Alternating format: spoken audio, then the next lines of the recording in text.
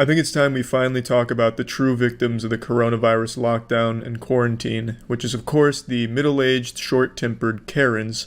These brave women have been trapped at home for the last month with no one to complain to except their anti-vax Facebook groups, no one to yell at besides their husbands, no managers that they can speak to. They have all of this rage bottled up inside of them, but nowhere public to melt down and let it all out in a nuclear explosion of screeching and screaming and threatening lawsuits. But the good news is, things are opening up again, which means the Karens now can go back out into society and make it a worse place. So please join me on this adventure. I'll be your host, I'll be like fucking David Attenborough here, and let's observe the Karens going back to their natural habitats after their hibernation.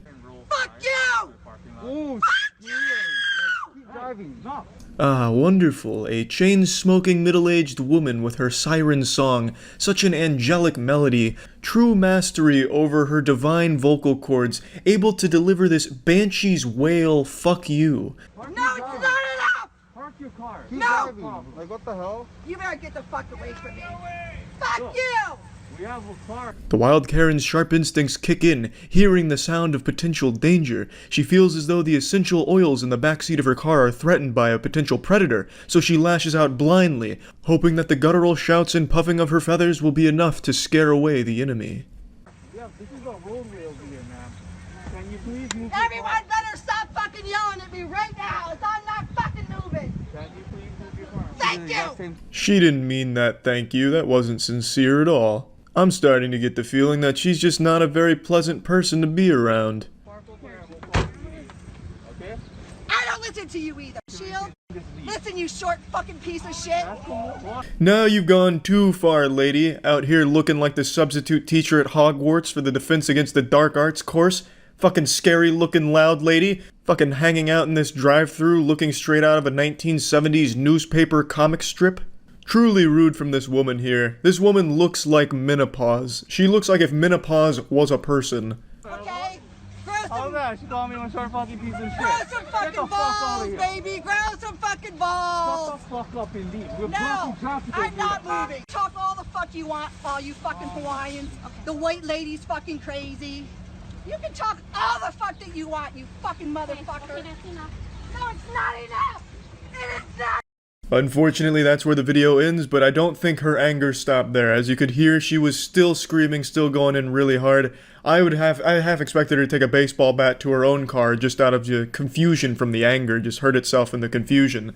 It is truly baffling how someone can get this upset and have so little shame to just do it in public like this, and I think that's what makes Karens so special. They don't have that level of shame or self-awareness, so they keep going out and embarrassing themselves. And since they've been locked up for a month, they have a month's worth of embarrassment to catch up on, so they're really kind of speedrunning that because there's been so many of these things going on. I'll show you a few of them. Let's keep going. People here that's enjoying themselves, okay? This is what we're gonna do. We're gonna do the last part. Now what are you doing? Now what are you doing? Hey, sweetheart, there's kids here. There's kids here. This one was actually one of the saddest ones and most embarrassing in my opinion. This is a Karen that's been heckling a group of street performers that are performing for these people that are just now leaving their house for the first time in a month, just to give them something else to think about and entertain them, and Karen said, well, I can't imagine anyone having fun. I'm pretty miserable. Everyone should be miserable. She's like Dr. Zalost from Courage the Cowardly Dog, very unhappy, so she's shooting her cannonballs of unhappiness at everyone around her. So she just plants herself here. She gives this very incredible Ginyu Force pose here with the double middle fingers. Really bold stuff. There's kids here. There's kids. Oh, you should have some respect, sweetheart. Please. Thank you. Could you please leave? Could you please leave? Please. She refuses to leave. This is a 4-part TikTok video. I didn't even know TikTok had anything other than just shitty lip singing and dancing, so this was kind of an interesting surprise. And I like to bring attention to this. I know I'm no major fashion icon myself, but I do have to say I don't understand her sock decision here with the different lengths. It's like Titus from Final Fantasy X with his pants. She has a sock that goes up to her knee and the other one's an ankle sock. So that right there tells me that she just desperately craves attention, so she's trying her best to be unique and not like the other girls with her fashion by having different lengths of socks, which is kind of sad, but it also fits in line with what she's doing here, making herself the center of attention for no reason and at the cost of everyone else's fun.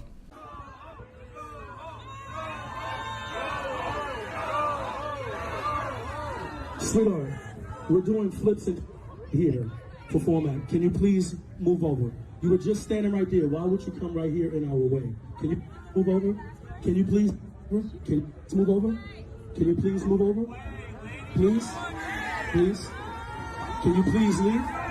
Can you please leave? Spoilers, she doesn't leave. She's made up her decision. She is going to ruin everyone else's day because her day and most of her days are apparently not very good. So she's taking it out on everyone around her. And this persists for a long time. I'm not going to show every part from this very pathetic saga here, but I am going to show a little bit. We'll go to part 2 now. No, you don't have to give her anything, no?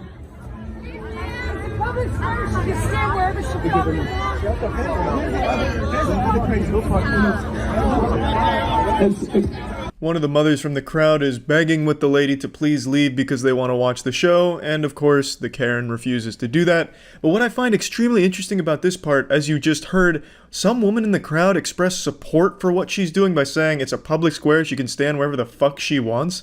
I think that is incredible. I will never understand how people can see behavior like what this woman is doing and be like, you know what? I agree with that. She should be allowed to ruin everyone else's day. It's a free country. If I want to ruin everyone else's day because I'm fucking miserable, I can do it. And fuck all of you. I like that the crowd stood up and said fuck off and told that lady to leave and she immediately left. I just have to wonder how. This is huge. Everyone, no matter what, will always have supporters. No matter how heinous and unlikable you are, there's always going to be people that will support you. I don't know if that's uplifting for some people to hear or not, but I think it's depressing. There should be objectively wrong ways of handling things, and this is one of those from this Karen standing here ruining the day, and yet still someone finds a way to support it. Crazy to me. We're gonna wake this place up. Follow me, fellas. Let's wake this place up. Everybody wants the Soul Brothers back. Follow me, fellas.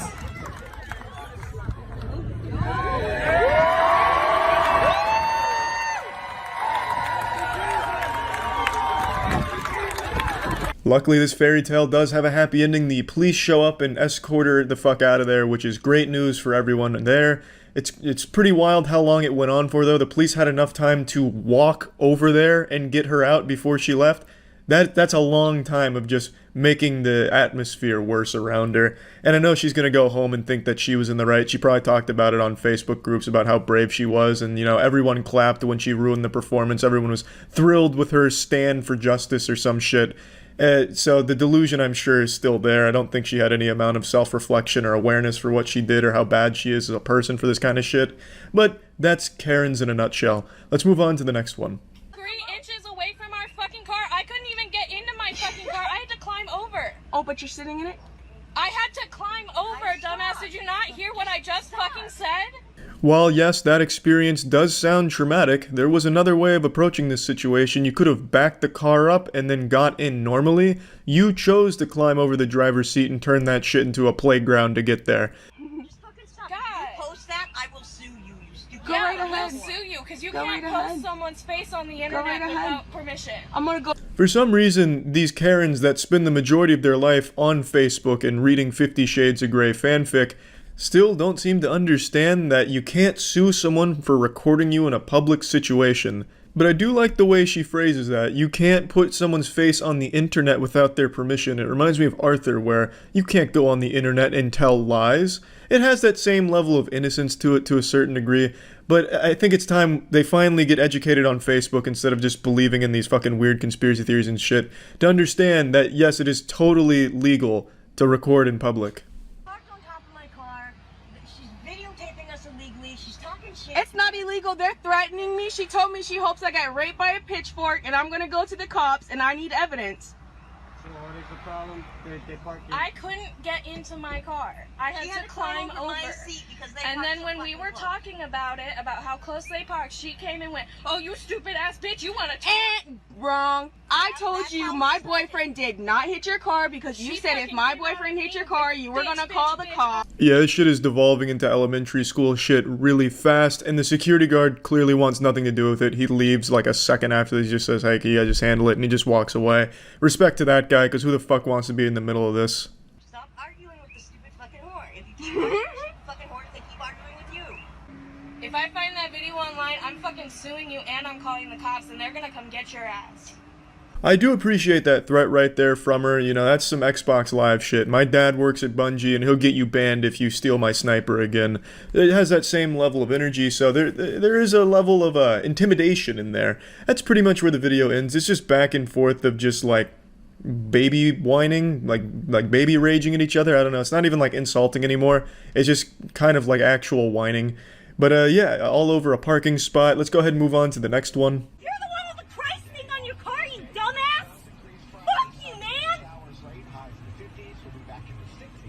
I think there's something about cars that really tap into the primal rage receptors of the Karens, because a lot of the Karen outbursts happen around vehicles, so it's kind of like this catalyst for explosion among the Karens. It's very interesting. It helps channel their aggression and really bring it to the highest level it can be. You impotent piece of shit! I hope your kids get cancer! What are you looking at? She's all over the place now, attacking the spectators. She sounds like Miss Piggy having a fit, throwing a weird little tantrum here. She's speaking as if she's writing this shit on Twitter from behind the computer monitor, but in real life you can't hide behind an anime profile pic, so now she's just got her face attached to this despicable shit.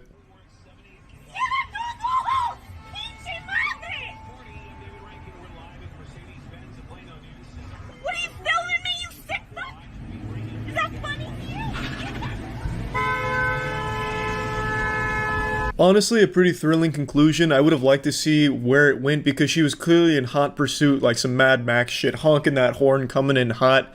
But unfortunately, there's no more to that video. But yeah, there's been a ton of Karen sightings and incidences over the last week or so. I just felt it wasn't necessary to show every single one. I think these kind of represent the general attitude of how it's been getting reacclimated to the, Karen meltdowns out in the world. Now that they've allowed to leave their homes, and they don't have to keep tapping into the wine cellar reserve. It's become a cherished human tradition to sit around a campfire telling scary stories while on a camping trip with your family. And yeah, maybe sometimes Uncle Sheldon will take it a bit too far with his graphic tale of some overloaded testosterone meat man named Raw Vandergore filleting a bear. But for years, these campfire horror stories have been dominated by retail workers. They have the most terrifying stories to tell. They'll put the fear of God in your whole family. They'll send your fucking family to bed sucking their thumbs, sending shivers down their asshole. But I thought it'd be fun today to look at a positive customer interaction in a retail setting, so I found this video here to demonstrate how lovely the experience can be. Laugh at me, goddammit, don't you laugh at me! Give my money back. Yes, you are! You can quit her. Me! And here we're immediately introduced to our three protagonists of this short film. Now, the one who's currently shouting is exactly what I picture in my head whenever I think of an evil librarian. She looks exactly like a mean, angry lunch lady from a Pixar film. Directly, it won't let us. Yeah, and it's already out of my account, and I can show you that you've already taken my money. So you need to give me my cash. And if I end up on YouTube, I will personally sue your ass. I'm just documenting it. In the camera woman's defense, I did not find this video on YouTube, so she should be spared from Ace Customer Anchor Arms legal wrath. I, however, am posting this on YouTube, so I guess I'm gonna have to start sleeping with one eye open. Also, just a side note, I fucking hate when people say they're personally gonna sue someone. No, you're not. You're not gonna represent yourself. You're not that fucking dumb. What are you gonna do? You're gonna stand up in court and say, "Oh, excuse me, Your Honor, I just didn't like the cut of their jib. Can I have their car now?" What do you mean I lost? No, what you're gonna do is you're gonna go home, you're gonna argue with your husband and threaten divorce for the 5th time that week in front of your children, then you're gonna flip to the back of the phone book to try and track down some slimy grease beaver, then you're gonna pay them $100 in an over-the-pants hand job to try and represent your ass for this stupid fucking case you're gonna try and drum up. You're not personally suing shit. That mucus goblin lawyer that you're gonna track down and pester is going to be the one doing all the work. So don't have the audacity to say that you're personally suing anyone. Get it back and give me my fucking the same thing with her bitch. I'm not laughing, ma'am. Yes, you are. You want me to show you on my phone that you are? Please. I don't even understand her thought process on this one. Do you want me to show you that you're laughing by recording it? What kind of fucking plan is that? That's not exactly bulletproof. You see, look at this. You're laughing in this video. Oh, well, color me purple. What do you know? I am. And I'm still laughing. Because you're a fucking idiot. And if the rationale was, I'm gonna record her laughing at me and post it on my Facebook, then why? No one's gonna understand the context. It's just gonna be you making a ruckus and someone laughing at you. Makes you look bad. That you are what? Laughing? If we end up on YouTube, I will sue you. I'm not putting it on YouTube. But I'm if it ends up on Oh, Facebook, it's going to end up. Facebook, It will not I go will to sue Facebook. you. All right. I mean, yeah, that makes sense. That plot development was pretty easy to predict from a mile away. Just taking one look at her, you could guess that she would be the kind of person to immediately threaten suing someone. So now our brave camera woman is coming under fire again. That's 2 potential lawsuits here. I mean, it's fucking raining lawsuits up in this one. They're just tossing lawsuits like they're baseballs at a dunk tank at a carnival. However, once again, the camera woman is safe because I did not find this video on Facebook either. They're 0 for 2 right now. If they were smart, they would have made a blanket statement. If this video ends up online, I'm suing your ass. Then I'd be fucked. I'd be up Schitt's Creek without my ass crack. I wouldn't legally be allowed to watch this video. It'd have to be ending up on the dark web for me to find it. If they made that statement and it still ended up online and I saw it, I'd have the fucking Special Ops Navy SEALs busting through my windows right now to arrest me. Obviously, I'm kidding. No matter what incoherent babble they could have mustered up to drivel out of their mouths here, nothing they could have said would have given them any legal ground to stand on to sue anyone at all in this situation. That is perfectly fine. Yeah, because you can't record if you don't want to be recorded. And let me tell you, my attorney, I love you. That's kind of a half-hearted attempt at threatening another lawsuit, so I'm still just going to count that one. So she's at 3 potential lawsuits here, which is a pretty impressive statistic given that it's only been like a minute. Also, just to clear up a common misconception, you are allowed to film in public, contrary to what assholes like these would tell you. It's 100% legal, even on private property like a retail store, unless it is openly and clearly defined and stated by the established retail place or whatever location you're at that you're not allowed to film. You're allowed to film. And this happened at a Sears. Sears would have everything shy of fucking cocaine and heroin on their shelves if it meant getting people in their store. I'm pretty goddamn sure they don't have a sign saying you can't film. Don't laugh at me. I'm not. I hope everyone does your fucking job. Okay. Y'all need to. Okay. And I'm calling Sears too. Okay. What? I don't care what you have. Find you another job. What's your point? What's your point? You need to shut your damn mouth and stay out of it. I You have best kids man. too. Yeah, you do have kids, and it seems that they're very well-adjusted adults judging by this video here. Shoutouts to the red-haired girl that's now filming this from her perspective. Surely that's going to look good on her Facebook. Hey, hashtag super strong woman standing up for herself at a Sears against the evil corporation. What the fuck are you thinking here? No one on your Facebook, no matter how close they are to you, is going to see this and take your side. You got your fucking pugilistic mother over there threatening to go over the counter and beat snot out of the employees here. And you have the woman next to you shouting up a storm too. Also, you're shouting in front of your kid while carrying another kid. You don't look good. No one is going to take your side, and I see this so much. The person who's in the wrong starts filming because they're so delusional that they think that they're in the right. It's disgusting. It's fucking sick. Should get you another job. A better job. Than being clerk at $10 an hour. You're screaming. It hurts my ear. I'm sorry. Did you get your money? Bye. You can quit Bye. recording me before I knock it out of your Bitch. fucking hand. Bye. Knock it out of her hand. Yikes, what a scary hollow threat on the way out. Honestly though, it's refreshing to see good parenting like this. What an example to set for your children. Hey, if you're unhappy with something, get as loud as you possibly can and start threatening the shit out of people. Throw a fucking embarrassing tantrum. It'll work. Unless of course it doesn't. But yeah, the point of me showing you this video is to show you it's not all bad when you work in retail. Sometimes you'll get enjoyable experiences like this with a family as pleasant as them. Actually, I don't even know if they're family. I don't know if they're even related. Maybe they were just 3 strangers feeding off each other's energy. I couldn't tell you. But again, the point is, the customer's always right. No, I'm just fucking yanked. It's been another high-octane, action-packed week of Karen activity, reaching an all-time high. If you're checking with the meteorologist, you'll know that there's at least been a 90% chance of a downpour of Karens on any given day this last week, so it's been pretty wild. Pandora's box has been fully opened, and now we're left with the wrath and the chaos of the Karens. I can't help but draw similarities between what's happening right now and what happened in my favorite movie, 1999's The Mummy, when Brendan Fraser and the crew accidentally revive a mummy, and then as a result of this there were plagues that were put upon the world. I feel like something might have happened in this day and age where someone opened a sarcophagus and the only plague that came with that was these Karens. We'll go ahead and start with the most popular Karen sighting this week. This one's actually pretty special and pretty scientifically important, I'd argue. This isn't just some generic Karen, this is actually the guardian spirit of blueberries Karen. She comes out when she feels blueberries are being threatened, and it's someone we've read about in fairy tales, but until now we've never had video evidence that this Karen even exists. This is like finding a video of Bigfoot.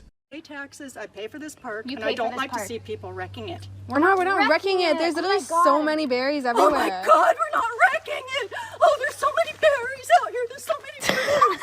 I cannot. Complete twits. You ever get so mad at someone that you just bust a fucking move? This Karen got so upset that she just couldn't help but hit the electric slide part 2 right then and there. I've said it before and it's absolutely true. Karens are just like children with temper tantrums and shit like that. Basically, a Karen is the result of a toddler being Freaky Friday'd into the body of a miserable middle school English teacher. We're twits. You're the one coming up to two young girls, getting Young mad girls, at them yeah, for you're picking acting like berries. 6 years old. 6 years old? Because we wanted to eat some berries. I'm saying, eat all the berries you want, just don't take the bush with you. I'm It's not the sorry, bush, is it's it literally affecting it's a you tiny personally? branch of berries. She's like King Ramses from that Courage the Cowardly Dog episode. Return the slab! Return the berries, or suffer my curse. But I'd be lying if I said I didn't want to see her break out those moves again where she's flailing her arms around acting like she's swatting away invisible bees that are swarming her. Why don't you mind your own business? Why don't you mind your own business? You know, that is the fucking rudest thing you've said to me. You decided Go to come back up where to you us. came from if you wanted to use language like that. Oh, why don't you go back to where you came from, you fucking colonizer? I like how that's where the line in the sand was. You've gone too far telling me to mind my own business. Are you kidding me? Mind my own business? Do you know who I am? I can't mind my own business because I'm fucking miserable and I need to get mad at every opportunity possible so I can yell at some kids, so I can boogie down with my fucking noodle arms, and I need to get mad. Mind my own business. Now I've gone way too fucking far and now I'm fucking upset. Imagine thinking it's rude when someone tells you, hey, just mind your own shit. Honestly, the rational response to that should be like, you know what? That's a really good point. This isn't affecting me personally. Why did I interject myself in this? I'm getting the fuck out. Where you come from? Where did you come from? I'm actually curious. Where did you U.S. U.S.? Oh, Yeah. so you're not so even you're from not here. Canadian either. Yeah, I am. Oh, so but we are Canadian too. I was born here. I was born here too. Okay. Were you born here? No? Okay, Oh. so this is actually like I was born here and you're not even born My here, and you're grandparents telling me to Doesn't go back matter, to you're where telling us to go your back to- grandparents weren't either. That's the thing. Were your grandparents born here? Look what she's smiling. Yeah, that angle didn't pan out too well for you there, did it? Not only did they get to eat those berries, but they got to slap you down right there on your own fucking stupid argument, so that was a bit rough for you. Is that what you want? I'm just telling you to get a mask on. I don't have a mask. I don't have a mask. This is fucking ridiculous. Are you fucking kidding me right now? You're not going to sell me this? It's going to take you to... I'm spreading more dirt standing here, for God's sakes. Yeah, this seems about par for the course. This looks about right for your average Miller Lite consumer here. I imagine there hasn't been a single case of Miller Lite that's been sold that hasn't had this kind of negative interaction with a customer. Buying a case of Miller Lite just says to your friends and family, hey, I make bad choices. Obviously, I'm exaggerating a little bit, but I've made it very clear in the past, Miller Lite is my least favorite beer. It just tastes like somebody plugged a catheter into my high school bully and is just milking the piss out of them and feeding it to me. It just tastes like I'm drinking hateful piss. I'm not paying for a fucking mask. I'm not paying for it. We have a right in America not to wear a fucking mask. Have you not watched the news? There's almost nothing more frustrating than listening to these stupid fucking troglodytes think that they're right when they're just outright wrong and refusing to accept that they're wrong. It is a business. A business can put whatever policies they want and refuse service to people that don't abide by those policies. That is their right. But then you have these fucking dumb homunculus walk around, my rights, my rights, my rights. I can jerk off in the store if I wanted to. It's my penis. God gave me this penis. You're not the boss of my penis. I could beat my fucking meat right here with no mask on, and you can't stop me. It's so fucking silly that no one seems to understand that a business can enforce whatever the fuck it wants to on the people that choose to shop there. It's the most ridiculous thing in the world. And I don't understand this huge hoopla about masks in the first place. Why don't you get upset about the fact that businesses require you to wear clothes to shop there? It takes a lot more effort to put on a shirt and pants than it does to put on a mask. Why don't you get upset about that? They're taking control of your body, saying what you need to wear to come into their business. That's infringing on your so-called rights that you're arguing about. Why is it only the mask you take an issue with? The mask is a lot less effort than putting on clothes in the morning. Why don't you just try and shop around naked and see how that pans out? We don't have to do this. It says on the paper right here, it's gonna pass. There, find it. I'm not going to touch it. I think it went over there. Pick it up. You spit on the first time. Don't do that. I think it's okay. Karen going with the classics here by spitting on the man, which is a crime. So now the only rights that you're entitled to, Karen, are your Miranda rights. That's assault. And during a pandemic, it's more than assault. You're just a giant piece of shit. They're playing. That's what the park is for. I never saw a car in here before. It's a Power Wheel It car, doesn't man. bother me. What bothers me is you have a little kid in here that doesn't have a driver's license. He's just a little kid and you're not with him. It's not a real car. This one's almost just a wholesome Karen encounter. She smells some people were having fun at the park, so she goes out of her way to just put the kibosh on that shit and shut it down. And then she takes notice, wait a minute, those are little kids in a truck? Is that a truck in the park? Hey, what the fuck is this? These are some unlicensed kids in a fucking cyber truck. Are you kidding me? You're a terrible parent. Where are their license? I'm gonna have them thrown in the slammer for this. This is a crime. This is a fucking crime. In my peaceful park, are you out of your fucking mind? Don't talk to me. Did I invite you into my conversation? Did I invite you into my conversation? Did I invite you into my conversation? Do you have any right to be speaking to me right now? Are you involved in this situation? Are you involved in it? I am. No, you're not. No, you're not. And don't talk to me. Do not talk to me. Take your bullshit mask off and act like a real person. And you are not the boss of me. Oh yeah, she did it. She just dropped the "you're not the boss of me" line. Every single Karen freakout is more and more evidence that as Karens age, they become more and more like children. It's like some Benjamin Button shit. I was half expecting this woman to throw a chocolate bar on the ground and start crying about how unfair the other lady was being. Didn't you say you were in a hurry? You either don't. You guys can all fucking wait. Don't talk to me. We are waiting with patience and kindness. No, you're all fucking talking to me when I told you not to. This is probably the most conversation this lady's gotten in the last 30 years. Her children grew up and started to ignore her. She doesn't get to see her grandchildren very often. They ignore her phone calls. And now, finally, some people are talking to her and she just doesn't even know how to respond. So she's just lashing out at everyone here because she just doesn't know how to converse with anyone anymore. She's out of practice and she's just kind of a big asshole. I don't care. What are you going to do about it? Look what you're doing to What this are you going to child. do about it? Look at this little What are girl. you going to do? What are you going to do about it? That's a terrible What are you going to do about it? Try to get Run your bitch ass mouth like the dumbass cunt that you are? Cool. Oh, I do say that was a bit too far. Wow. I always like when a Karen says, "What are you going to do about it?" and then get like fucking shocked when someone actually does something, like slap her. We've seen like 1,000 of those by now, but unfortunately in this case, the woman wasn't feeling like slapping her. Probably wouldn't even be worth like the extra effort to walk up there and then just take one on her cheek. But I always find that to be pretty remarkable because they're constantly egging it on and then play the victim when something does happen. And I have no doubt in my mind, if that lady did swing on her, this one that's making the big huff and puff would have totally abandoned all sense of toughness and just start crying about how she's the victim and calling the police about what just happened. That's assault! No, it's not. If you spit on her, that is assault! She's in my face touching me. Call the police. I'm cool with that. Not on her! She's touching me. Yes, it is. You spit on her! No. There's nothing more cowardly than spitting on somebody, and it's very common right now with Karens. That's really their go-to signature move. Their anime finisher is just the old loogie that they pop at someone that they're having a disagreement with. But yeah, these were the biggest Karen clips of this week, and another great week of Karen activity for sure. And I don't think there's any signs of the Karens starting to slow down or become self-aware for as long. We've entered another mass extinction event on the same level as the last ice age, although this time it has nothing to do with weather or really even the planet. It has to do with middle-aged women. The Karens are indeed going to be civilization's crumbling. At least that's what I firmly believe. These Karens show no signs of slowing down. Their activity only continues to grow and escalate, powered by Facebook, energy crystals and essential oils they rub on the rim of their asshole. These Karens seem unstoppable. Let's go ahead and take a peek at some new ones. Let's record now. Please leave the fucking store. Oh, really? Wow. Okay, that's harassment. I'm filing charges.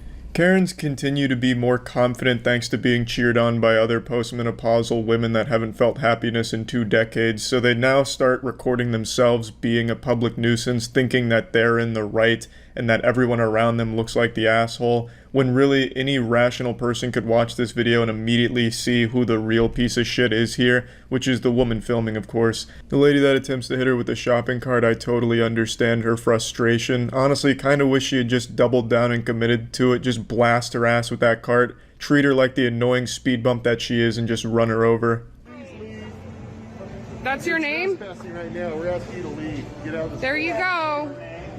Nice. That's okay. I'm actually not. So you guys, she just almost physically threatened me.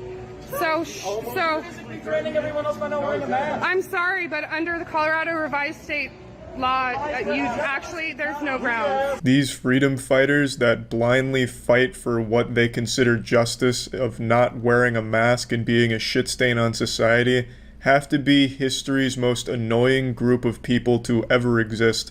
They are by all definitions an evolutionary disaster. Instead of advancing, these people are constantly going backwards, willingly, knowingly, devolving. These kind of people can't even accidentally almost get something right. I spent like an hour and a half going through the Colorado revised state laws and statutes to see if maybe this diarrhea driveling idiot had some kind of point that was almost accurate, but she's just outright wrong. Unsurprisingly, there is nothing in Colorado's revised laws and statutes that overturn a private business's right to kick out any customer that doesn't follow the business's policy. It is still the business's fucking right to kick out any customer that doesn't follow the fucking policy the business has put in place. Now, maybe I missed something. That's entirely possible. There was a lot of shit I had to go through, a lot of goofy fucking laws that I caught myself up on in Colorado.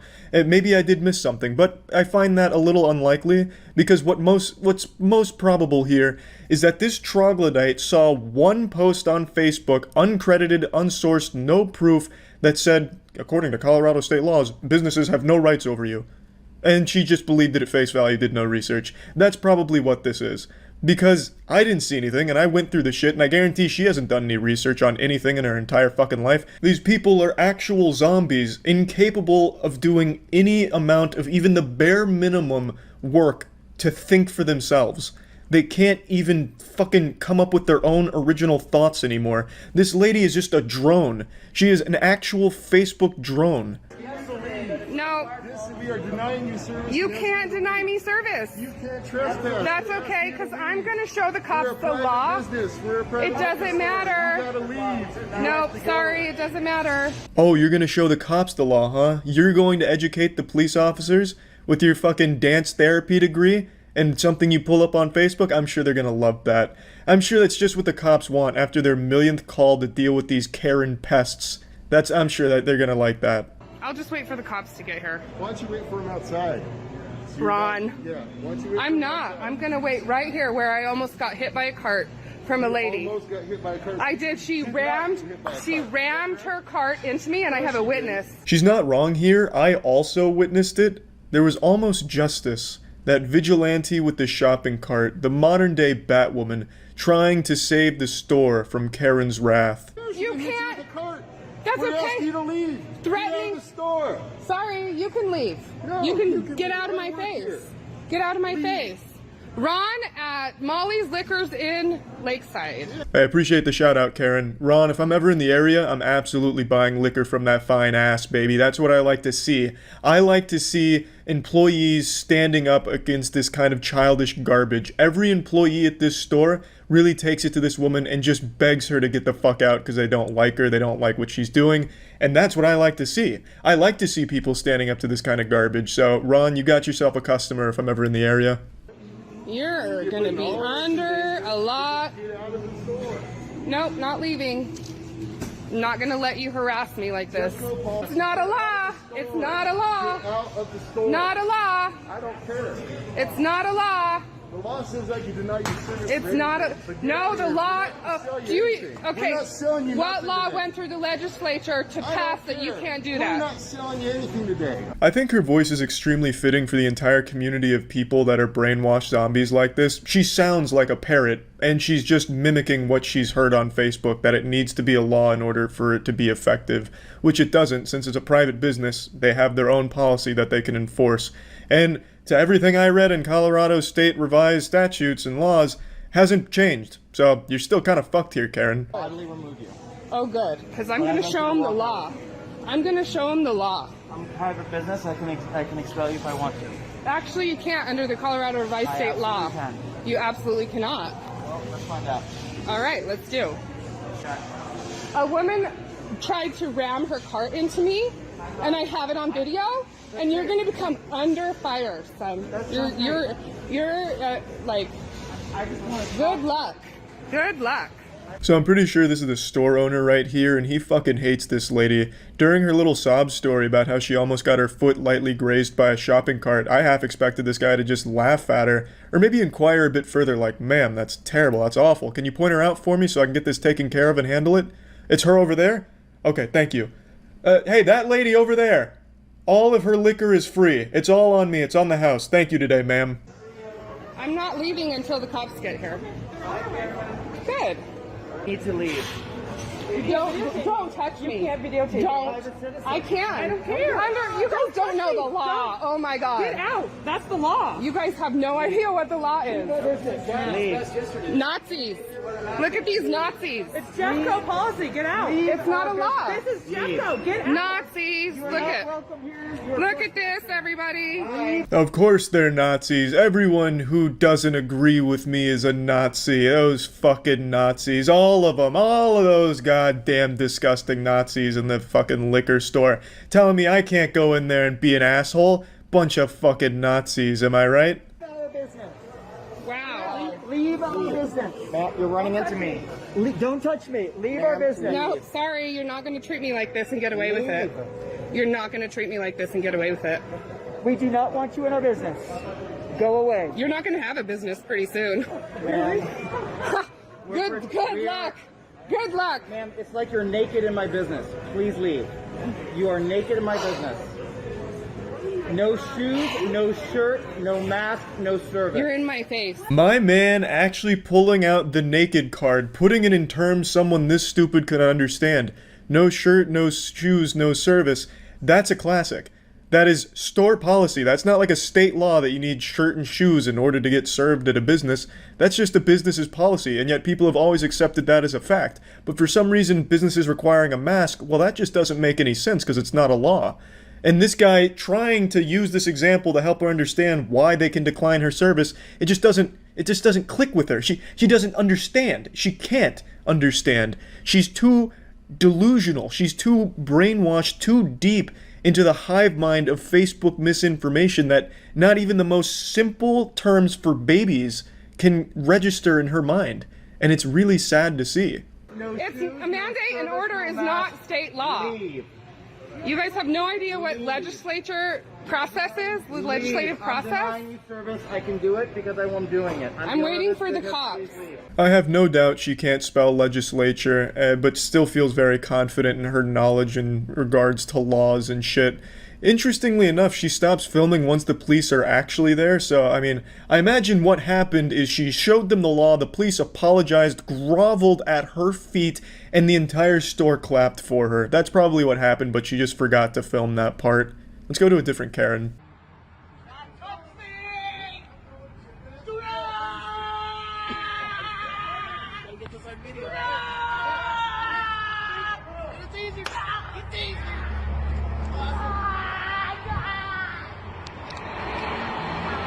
Yeah, this one's just a classic. This isn't even like a recent Karen Freakout. This is just one that I really like. This woman comes at him with the powers of the dark side, going for like a force choke, going for like force lightning on him. And the police officer's fucking terrified, like backing up, damn near pissing his pants, and then brings out his taser. This Karen's treating this officer like how people tell you to treat a bear during a bear attack, you know, screaming, going wild, getting loud, getting big. It's like that episode of Hey Arnold where he convinces his bully not to beat him up because he's insane. She tried that approach here, but it didn't quite work. I mean, it could have been worse, I guess, but at least she went down with a bang, I gotta say. Like, that's one hell of a way of going out. Like, if this was my relative, I'd be almost proud. Like, you know what? Yeah, you got arrested for public urination or whatever, but damn, you really went down swinging. I like what you did there. I think that's enough Karens for today, honestly. Only 2, I know, but there's like 20 or 30 Karen videos every single day that I just haven't watched yet, because watching so many Karen videos just honestly makes you feel like everybody's that stupid. And that's a fucking rough feeling, to feel like every middle-aged woman is dumb like these people, because I know they're not, but there's so many of these videos every single day that they're somehow making it seem like every middle-aged woman is a Karen all of a sudden, which is fucking shocking and sad. So, I mean, I'll definitely do more Karen shit. I played a lot of RuneScape as a kid, so I'm very well versed in scams, and it really shattered my trust in people and taught me early on that you can't always put your faith in strangers to tell the truth. Maybe they won't actually double your money. And I think that this led to me being better at identifying scams in real life, but it doesn't make me immune to them either. When I was a freshman in college, I fell for the oldest trick in the book, a timeless classic prank: fake being homeless with a sign and beg for money on the streets. A scam that has stood the test of time. It's people that just panhandle on the street pretending to be homeless and try and get money that way. It's actually very lucrative. Sometimes people that do this make anywhere from 60 to 100 grand a year off of this shit. It's fucking despicable. The reason I'm bringing this up is because on Reddit this week, a video went viral, and it's from 2017. It's an older video, but it's a video of a woman in Richmond who pretended to be homeless and was exposed for it. She even eventually got arrested, but I'll get to that towards the end of the video. But I wanted to go over this video because I think it's not only a very entertaining video with the way she responds to being confronted, but also a bit eye-opening as to the depths people will sink to get a quick buck. This scam in particular has always greased my ass. It infuriates me. People that just take advantage of others' willingness to help, their good nature, it's just so fucked up. But I'll quickly tell my story since I was a victim of this scam when I was younger. I don't know if I've ever told it, I'm sure I have at some point, but when I was a freshman in college for the first semester, I used to commute to university, and I always took the same route, just like a little NPC that never deviates from the schedule. I would always go down one road in particular that had a guy standing at the corner of one of its major intersections. This guy, he looked disheveled, he had a curly white beard, it looked like fucking jolly old Saint Nick, Santa Claus had fallen on rough times, and I'd always see him talking to people, and he was always smiling. He just seemed like a really nice guy, and he had a sign that had every fucking sad tale you could imagine. I'm a homeless veteran, my dog ran away, my wife divorced me and took the kids, I broke my leg in a bowling accident, and I have lung trouble from the time I spent as a coal miner. Any money you can spare is very much appreciated. God bless. It sounded like a fucking country song, and it was heartbreaking to read. So every day, Monday through Friday, I'd give him $20, sometimes $40 if I had a little extra, and I did that for about a month, or a month and a half maybe. But then I got hit with a shocking plot twist straight out of a Darman video. I swear to God, it would have been less painful to find out I was adopted. One time when I gave him money, the last day I gave him money, I really wish I could remember what he said verbatim, but he hit me with something to the effect of, really appreciate all that you've given me. My apartment over in this area isn't super cheap, so I appreciate it because rent's been going up.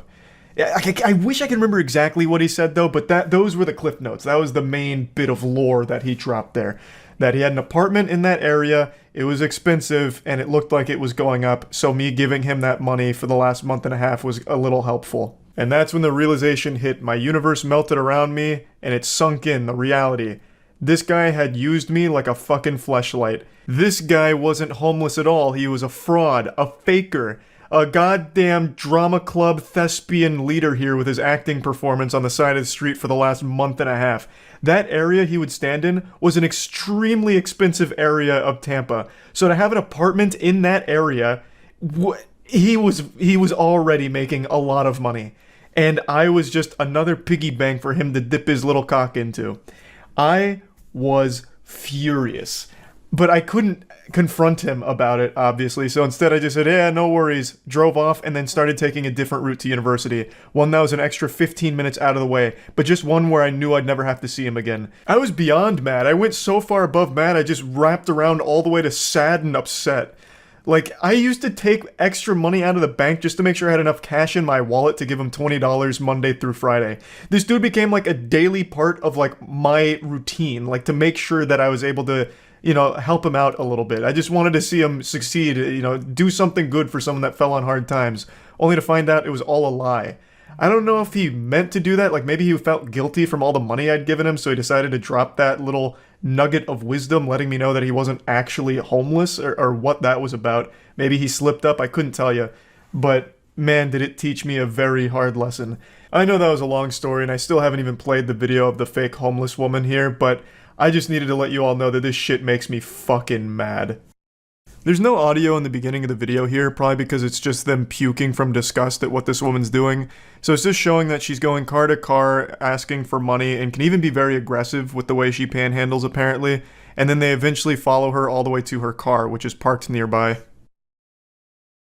So this woman was a known scammer. She's not actually homeless, she has a very modern car. This video is from 2017, so her 2014 vehicle here is a very modern, pretty expensive car. So obviously, she's not actually on hard times. She shouldn't be begging for money. I shouldn't need to explain that to anyone. I don't think there's anyone out there that'd be like, well, Charlie, it's a legitimate profession, taking advantage of people's willingness to help someone in need. You know, this is her job. This is her 9-to-5 work, begging for money under the false notion that she's homeless and needs it, when clearly she doesn't. So, just a whole lot of bullshit, just a slimy, pathetic worm here. And this is 2014, so I'm assuming by now she's moved on to doing OnlyFans, probably to moderate to no success there would be my guess, or she might be back on the streets scamming. There's no telling for sure, but she gets confronted here by these two men that are filming, and then her immediate response is to once again just try and play the victim, so she walks over to the local McDonald's to try and get them involved. I always love this immediate response. I'm calling the cops.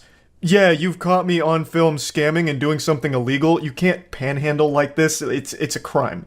But I'm gonna call the cops on you because you're making me uncomfortable with your video exposing me. In fact, you're hurting my feelings. The delusion is just always so fascinating to me. Like, what could she possibly think would have happened if the cops showed up? They were gonna take her side? Well, I mean, gentlemen, you are filming her in public. You're going to jail. It's a capital offense. Ma'am, please go back out there and keep scamming. Like, she had to have, at least for a brief second, had some neurons fire to tell her that it's a bad idea. Like, I'm breaking the law?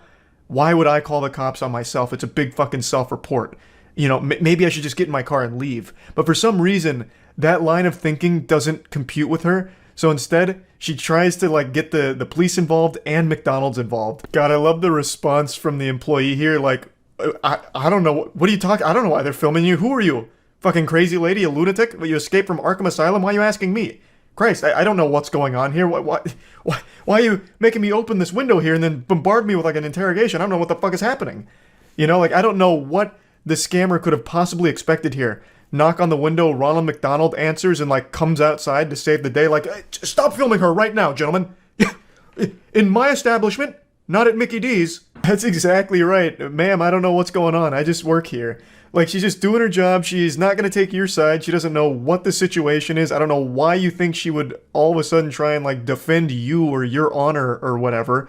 I don't know why you're asking her these questions anyway, like you're trying to report something to the principal of a middle school. It's just ridiculous. I feel so bad for the employee in this situation. That's got to be so uncomfortable. Just doing your job and then all of a sudden you get caught off guard by a completely unhinged, deranged goober. I'm gonna try and be a little armchair psychologist for a moment. Her continuously asking the employee, like, what is this guy saying? It must be her defense mechanism, like her cope of like, oh, no, I'm not doing anything wrong. Do you hear this? Do you hear these crazy people? Do you hear what they're saying? Me taking money from people? Like, what is that, huh? Do you know what they're saying? She just strikes me as someone that takes no responsibility for her own actions and views herself like an angel, a saint that never does anything wrong. She's perfect and morally beautiful. Nothing she's done is indefensible or bad. So when she's challenged on this belief of herself, she just completely crumbles and tries to, like, get other people in there like, no, tell me I'm good, tell me I'm right. You're begging for money. What do you want? You're begging money. Why you do? A bold strategy, but unfortunately a swing and a miss. Her sign says she's homeless. So her whole thing of, no, I'm here because of a disability, is immediately contradicted by her own fucking sign. Also, I will say, she has great fashion sense. She's wearing a shirt that says, I train while you sleep. So checkmate, nerds. While we're all snoozing and catching our embarrassing wet dreams, she's out there on that grind, the Sigma grind, scamming.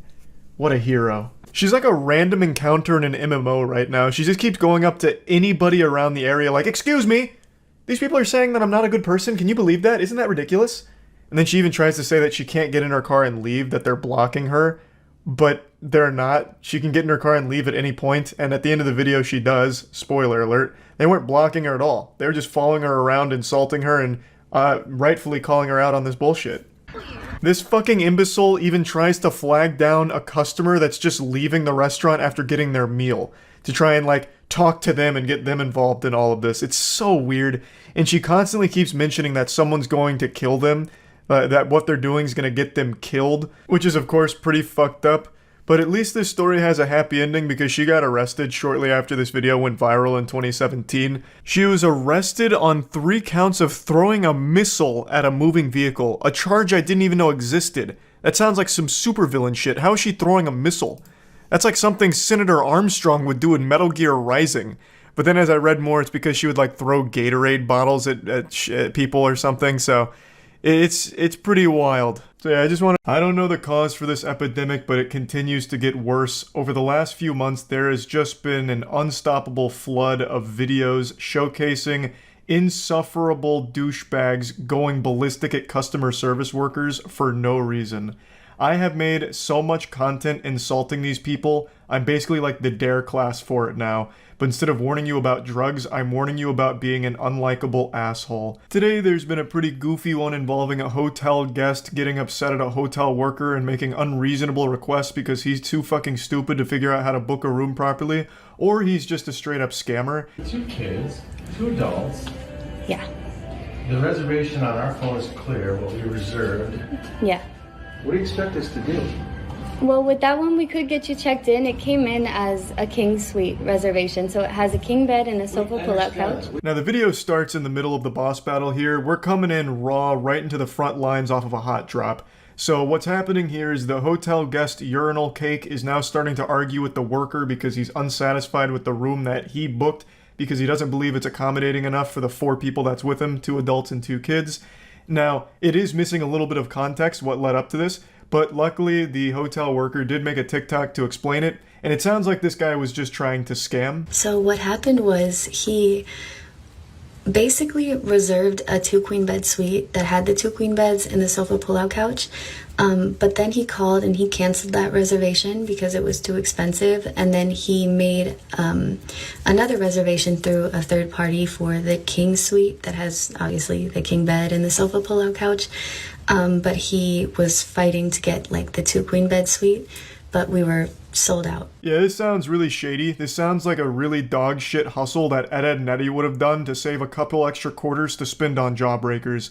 According to this story, he booked the larger suite with 2 queen beds and then canceled it, went to a third party to book the king suite, and then made this wonderful idea, this genius plan to throw a temper tantrum, kick his little feet, shake his fist, squeeze his nipples, and complain to the worker until they upgraded him to the queen suite, which he had just canceled. And it clearly didn't work because he must have forgot that hotels can sell rooms once they've been canceled. So the lady explained to him that every other room was booked, so he had no other alternatives, so he's just stuck there with his dick in his hand in that king suite that he purchased, or that he reserved. And he's not very happy about it. What do you expect us to do? We have 2 kids and us. We can't all sleep in a king bed. That's ridiculous. Yeah, I understand. It's the way that Booking.com sent us the reservation, so all that we have is that, and we're sold out for tonight. Okay, I get that. So what do you expect us to do? That's my question. What do you mean, what does she expect you to do? She expects you to go fuck yourself. Who cares? She's not your mom. It's not her responsibility to coddle you. She's given you the cold, hard truth, and you're refusing to accept it, and there's nothing she can do. There's no wiggle room to somehow just snap her fingers, and all of a sudden all of the hotel rooms are available for you to take your pick of. It's you figure it out. You caused this problem. This is a problem you created. Now you find the solution. You're the one that blew this whole operation here, ruined the family vacation, bah humbugged Christmas away with your terrible booking. You know, that's on you, buddy. Like, I don't understand why he's trying to put the onus on her to solve the problem he created. And again, this is assuming this wasn't a scam from the get-go, which to me it does sound like it. Like he's going through this sob story of, we have 2 kids. It's 2 adults and 2 kids, and it's cold outside. It's 70 degrees outside. Like, what do you want us to do? Go out there and freeze to death? Oh my god, we're gonna fucking starve if we don't get this double queen bedroom. No. It seems like he's just trying to drum up a sob story and try and get upgraded and pay the price of the king suite, which was a smaller one. And if the goal was to scam, I think he should have done a better job of acting and come up with a more sympathetic story. Just go whole hog with this one. Double down. Get the family involved. So, you know, get some props. You have your wife wheel in one of the kids on a stretcher, right? With an oxygen tank set up to it, maybe even like a heartbeat monitor or something. And you just like gently pat their head like, it's okay, Cliff. We'll find somewhere else to go tonight. God damn it, Martha, I made him a promise. We'll get him to that doctor's appointment. We just need somewhere to stay first. We'll find it. You know, then maybe with the sympathy and the tears start flowing, then maybe the hotel worker somehow clears up a room. But you just didn't commit hard enough. I do think this is a scam, by the way. I really do get that feeling. He continues to ignore the most crucial part of this statement. It's not just a king bed in that suite. It's a king bed plus a full pull-out couch, or a full pull-out bed from the couch. So that's already 2 beds. You can absolutely, comfortably have 4 people in a 2-bed situation. Now, I do understand that it's possible he's in a loveless marriage and him and his wife haven't shared a bed in the last, 10 years, but I think just for one night, they could set that aside, sleep next to each other in order for him to have an extra night to solve this problem. But for some reason, he keeps ignoring that statement about the pull-out couch. That's what I'm saying. Yes, so we could either check you into the room or we could cancel the reservation. That's the only 2 options. Sleep in our car? No, I'm not. Yeah, I mean, where else are we going to go? Are there any other Holiday Inn Express hotels you can check us into? I don't have the power to do that, but there are Holiday Inn Expresses in Bloomington. So you're not even going to help us. You're going to say, take the room as it is, or you're on your own. Yes. Yeah, that's exactly what she should do, and exactly all she can do in this situation. There is no further help she can offer because the whole place is fucking booked, and it's your fault that this has become a catastrophe. What I can do to help you guys is get you guys checked into the room that has the king bed and the sofa pull-out couch. But apart from that, we don't have any other rooms to check you guys into. If it's regarding what you guys reserved, you would have to call Booking.com so that they could assist you with something that happened on their end. But this is just the information that we've received from Booking.com.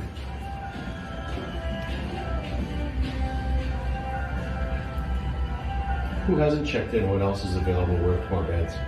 We don't have any other rooms available. Who hasn't checked in yet? Another brilliant plan from the chess master. So now he's wondering if he can just take a room from someone who hasn't currently checked in. I'm sure that's totally legal and won't lead to a huge problem for the hotel worker to do that. Man, this guy really does think he's the main character. I have no doubt he's gone through his entire life with people just absolutely giving him everything he's ever wanted on a silver platter. He just comes across as that kind of entitled douchebag. What an absolutely outrageous ask. Who hasn't checked in yet, and can I have their room? What do you mean, no? These rooms are reserved. I can't take them from somebody that's already reserved a room. You gave somebody our room, right? The way it was supposed to be reserved? No, because we held the room that we had the information for, which is the King Suite. That's what Booking.com sent over to us, so we kept that room for you guys. You can hear this guy's brain start to melt down as it sloshes against his skull here and hurting itself as it's trying to process everything. So he believes that they've given away the room that he rightfully earned after canceling it. I believe he's referring to the room with 2 queen beds. And so he's, for some reason, upset about that and trying to guilt trip them like, oh, but this is what we really wanted, even though he had canceled it. So just a big blunder here. How did you think 4 people would fit in that room? I mean, when you see it come in, don't you go, this doesn't make sense? No, because Booking.com sends us the information, so that's the reservation, and we hold it as it is. You didn't thoroughly investigate this man's family after he had reserved a room through Booking.com? You didn't go to his Facebook page and look at the height and weight of each member of his family in order to deduce whether or not they would comfortably fit into a king suite? Are you even doing your job? Unbelievable. I mean, now I see the guy has a point. Just what a fucking stupid asshole. Holy shit. And again, he keeps ignoring the most important part. It's not just one king bed in that room. There's also a full mattress on that sofa. It's a pull-out couch. So he can absolutely fit his whole family there. 4 people can stay in 2 beds. It's been done plenty of times before. I've also been in the situations like that where it's no problem at all. It's pretty easy. So you think 4 of us can sleep in that room? That's your suggestion? I'm not too sure how you guys were going to, do the setup in there. We just have the reservation as it was sent in to us.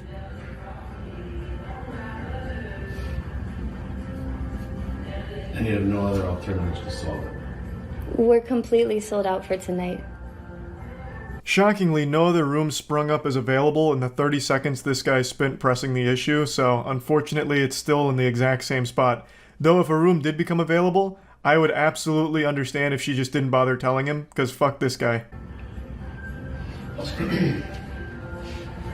I'm just stepping in, but you have a king bed and a pull-out bed, right? Yeah. You have 2 beds. And 4 kids. 2 kids and us. And it's none of your business either. What are you doing jumping into this? It's not, well, look, I mean, I don't think that it's none of your business. It's, Yeah, shut it. that's not really respectful. I think we can just go ahead and cancel your reservation. Then what are we going to do? I'm not too sure, but there are a lot of hotels in the area. Why don't you just sit tight for a second? I will. I'll be here till 11. I believe this cliffhanger is him attempting to intimidate her with a call to the police department. At least that's what I'm led to believe here. But who really knows, since season 2 of this hasn't rolled around yet. But I'd love to know what he'd call 911 about. Like, what's your emergency? Well, you see, at the nearby Holiday Inn Express, they're not letting me steal someone else's room. No. I booked the King Suite and canceled the previous one, but I should still get the previous one, am I right? No? Well, what do you mean? We'll cancel if there's no penalty. Yeah, we can cancel. If there's no penalty. Booking.com going to charge us? No, but you just got to give a call to booking.com and let them know that you want to cancel, and then there's no penalty. Okay, call booking.com. Do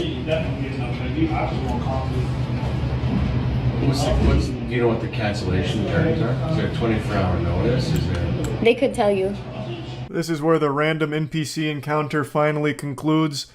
For some reason, he keeps asking her Booking.com's policies as if she's somehow an employee of Booking.com now, as opposed to this hotel.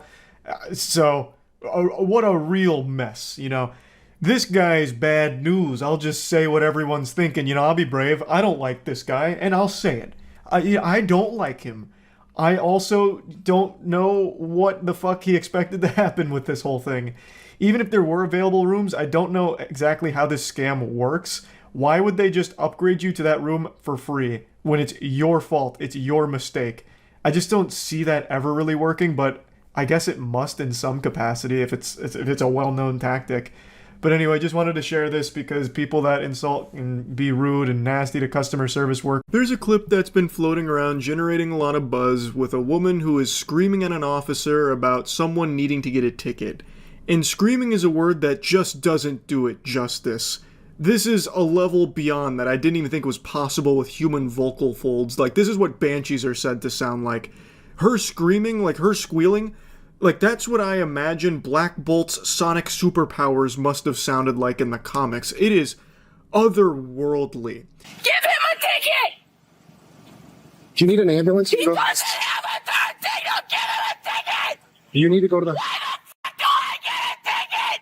He can do whatever he wants! Okay. Give him a ticket! And not a lot of people know the full context of it. It's more than just the clip. This actually goes on for like 25 minutes or more. It's probably closer to like an hour across multiple different locations of her keeping up that same anger the entire time. Like, I am shocked she didn't give herself like a fucking aneurysm during it. It is unreal. And a lot of people also don't know there's a sequel to this. So this happened, and then later on, she actually got arrested again for something else totally unrelated, and she still was this angry. She must just go around this mad all the time. Like that scene from Avengers, you know, where Bruce Banner's like, the secret is I'm always mad. Like, that must be how she lives her life. It's scary. But I'm not going to touch on the sequel yet. I want to give you the genesis of the angriest woman ever recorded here. It's like a cryptid sighting. So let's take it from the beginning and go through the entire first adventure. Hello? I'm on the phone with your police department right now. You can't pull me over when my car's off. Yeah, I can, because I got you speeding before you were stopped, so. When they get there, oh, no, I can call 911 if it's a fucking emergency. Do you know what the fuck that means? Yeah, this is a fucking emergency!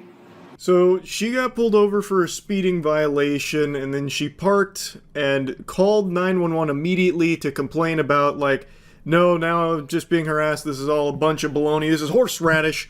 And she was calm for a little bit, and I'm using that word real loosey-goosey. It's just she wasn't absolutely at the top of her lungs hollering like she had just watched the home team win the Super Bowl. Like, she is more contained than you will ever see her on footage from this point forward.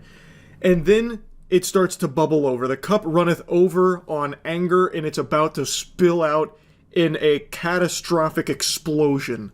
You're fucking shit-faced pig! Won't leave me the fuck alone!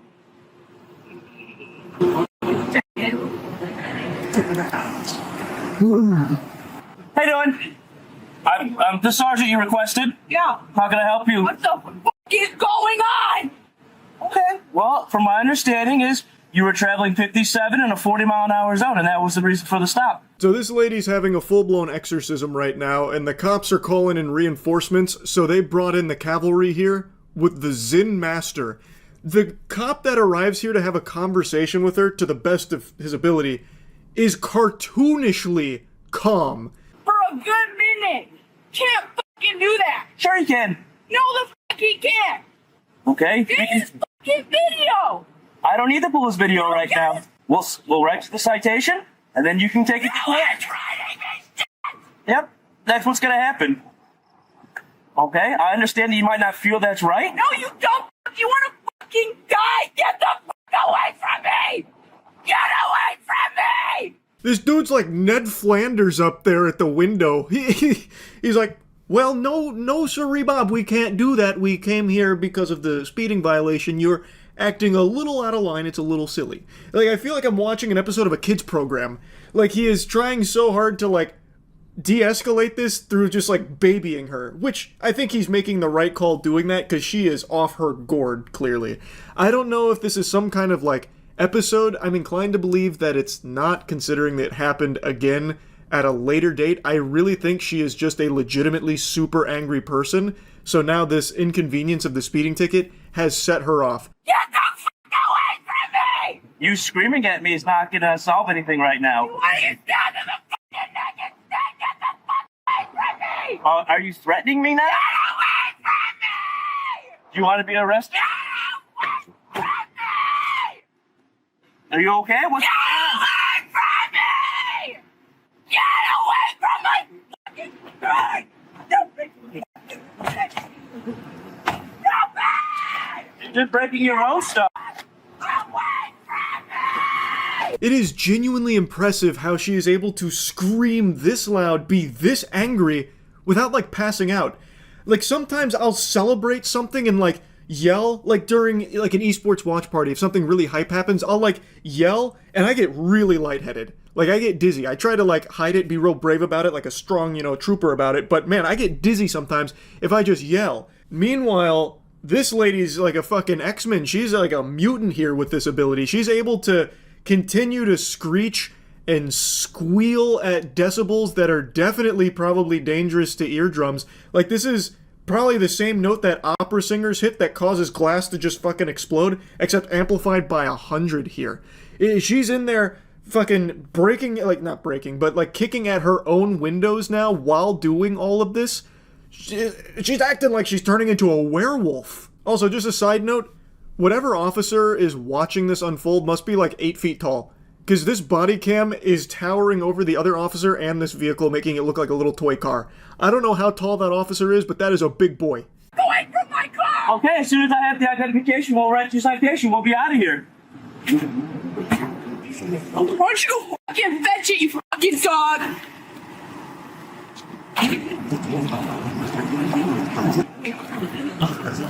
Take your citation for speed. Yeah, are you fucking dog? Can you get the fuck out, man?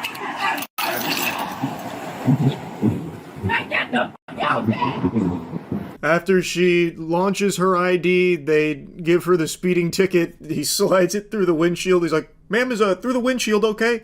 All right, I'm just going to drop it off here. All right, now have a pleasant rest of your evening." And then they peel out. And you'd think that's where it ends, right? No. She actually follows the officers back to the police headquarters, which is where the viral clip starts. And decided to follow him all the way to the police station.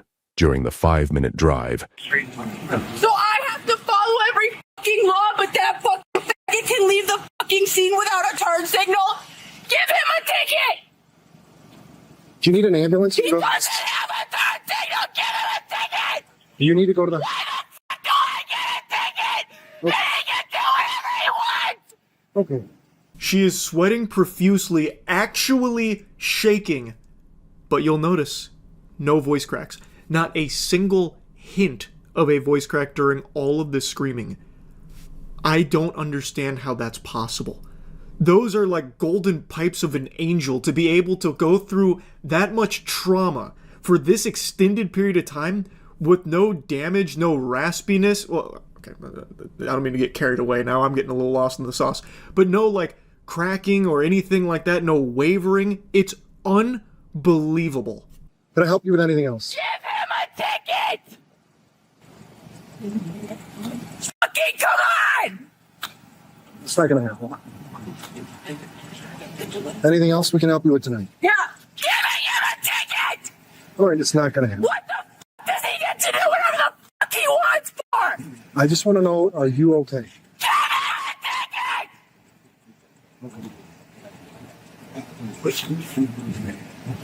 Fucking dumbass!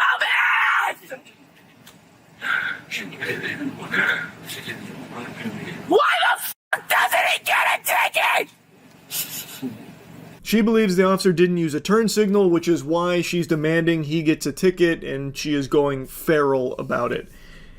And the officer, multiple times, is just, like, it seems like is actually concerned that something is wrong here. I think she's in no condition to be on the road like this whatsoever. I don't think she can even see the people in front of her because it's behind an entire wall of red. She is steaming. And I've made this reference a lot recently, but I really like to call upon this. It's like that episode of Courage the Cowardly Dog when Eustace puts that gel on his head and his fucking head explodes. Ma'am, I can help you talk to somebody. He didn't use his turn signal! Ma'am, can I please call you an ambulance? Do you have any thoughts of harming yourself? Who are you calling? Shut the fuck up! Okay. If you keep calling 911, you could. It's not. The 911 dispatch is getting more calls than a Pizza Hut right now, and they're all from this woman who continues to call them, screaming at them, yelling at them about all of this. And it's honestly kind of sad to watch. Like, yeah, she is clearly extremely angry, but you can see, like, she starts, like, sniffling, and, like, it seems like she's on the verge of tears. She's so upset. Like, it does seem like there is a real cause for concern about, like, well, what's going on here? But she's refusing any of the help. So, again, I have no clue beyond what I've seen in her arrests now, but I really do not think, if she is like this as often as it seems she is, that she should be driving frequently, because it's a danger to the people around her. So what the fuck are they being retarded for? No, they need to do what the fuck I say now! Jayla, you are in an emotional state. I can't talk with you. All of you stupid, fat, fucking white privileged motherfuckers! Keep costing me do whatever the fuck you want! I wish I was a cop so I could shoot all of you the fuck up and get a pat on the back for it! You stupid! Okay. Multiple times she's threatened to kill the officers, like earlier saying about stabbing one in the neck. Now she's saying she wished she could just shoot them, about, you know, how they're costing her money. And then she takes her glasses and throws them. Maybe broke the glasses, cost yourself money on that, kicking the windows. Also racking up a bill on your own out of control anger here. It's rough. Like, I'm not going to show too much more of this because it goes on like this for a long time, unfortunately. Like a very long time. You don't know how to use your fucking turn signal when you're fucking leaving, huh? When did I use my signal? When you were leaving, you didn't use it, and then you saw me following you. I'm sorry you think that way, but I did. Literally, you and your fucking butt buddy did it. Both of you fucking did it. I'm cutting around a lot of the lore here, but they eventually decided, like, we need to do something here. But they didn't want to, like, wrestle with her in the car, so the main character officer, the protagonist here of this boss battle, he tried to say, if you want to talk to that officer you're so mad about, he's over there on the sidewalk, go talk to him. So that way she'd get out of their car and then they could, like, I guess put her in cuffs and then call an ambulance. But she declined to get out of her car. Instead, she backed up and scooted in sideways so she could talk to him, yell at him through the window. So then they had to get more creative about how to get her out of the car because they didn't want to, like, hurt her, I think, or, like wrestle with her in the car. So then he said, do you want to file a complaint against this guy? And she's like, yeah. All right, well, the paperwork's inside. Honestly, a grandmaster chess maneuver on the board there with the scholar's mate. So they set that booby trap. She goes inside the police station, and then she is taken into custody. It's not pretty. It's rough to watch. Jayla, would you like to file a complaint? Yeah! Then you can head to the lobby and we have the paperwork for you. Yeah. Okay, hands behind you. Yeah, watch out, it's broken! Hands behind you. They do get an ambulance there, and while putting her on the stretcher to get her in the ambulance, she hawked a fat loogie. She spit a mean one on one of the officers. So it was a bit of a struggle there, but they eventually get her in the ambulance. She was charged with, apparently she was charged with assault battery on an officer, as well as disorderly conduct and false reports to 911. Apparently some of those charges were dropped, but she ended up spending like 140-something days in jail for all of this. But yeah, that's the whole first adventure here with what I believe I can confidently say is the angriest. The world is currently experiencing record levels of Karen activity, and scientists are still baffled as to why. I truly don't get why there's been so much Karen shit going on out there right now. Maybe it really is something with Wi-Fi. Maybe 5G is causing these middle-aged women to be more prone to meltdowns and just losing their shit in public. I couldn't tell you, but it is absolutely remarkable. So I'd like to show you what a max level Karen looks like, the final boss of Karens. This is like in Power Rangers when all the Zords come together and fuse to form the Megazord, but with all the Karens coming together, fusing into the Mega Metapause.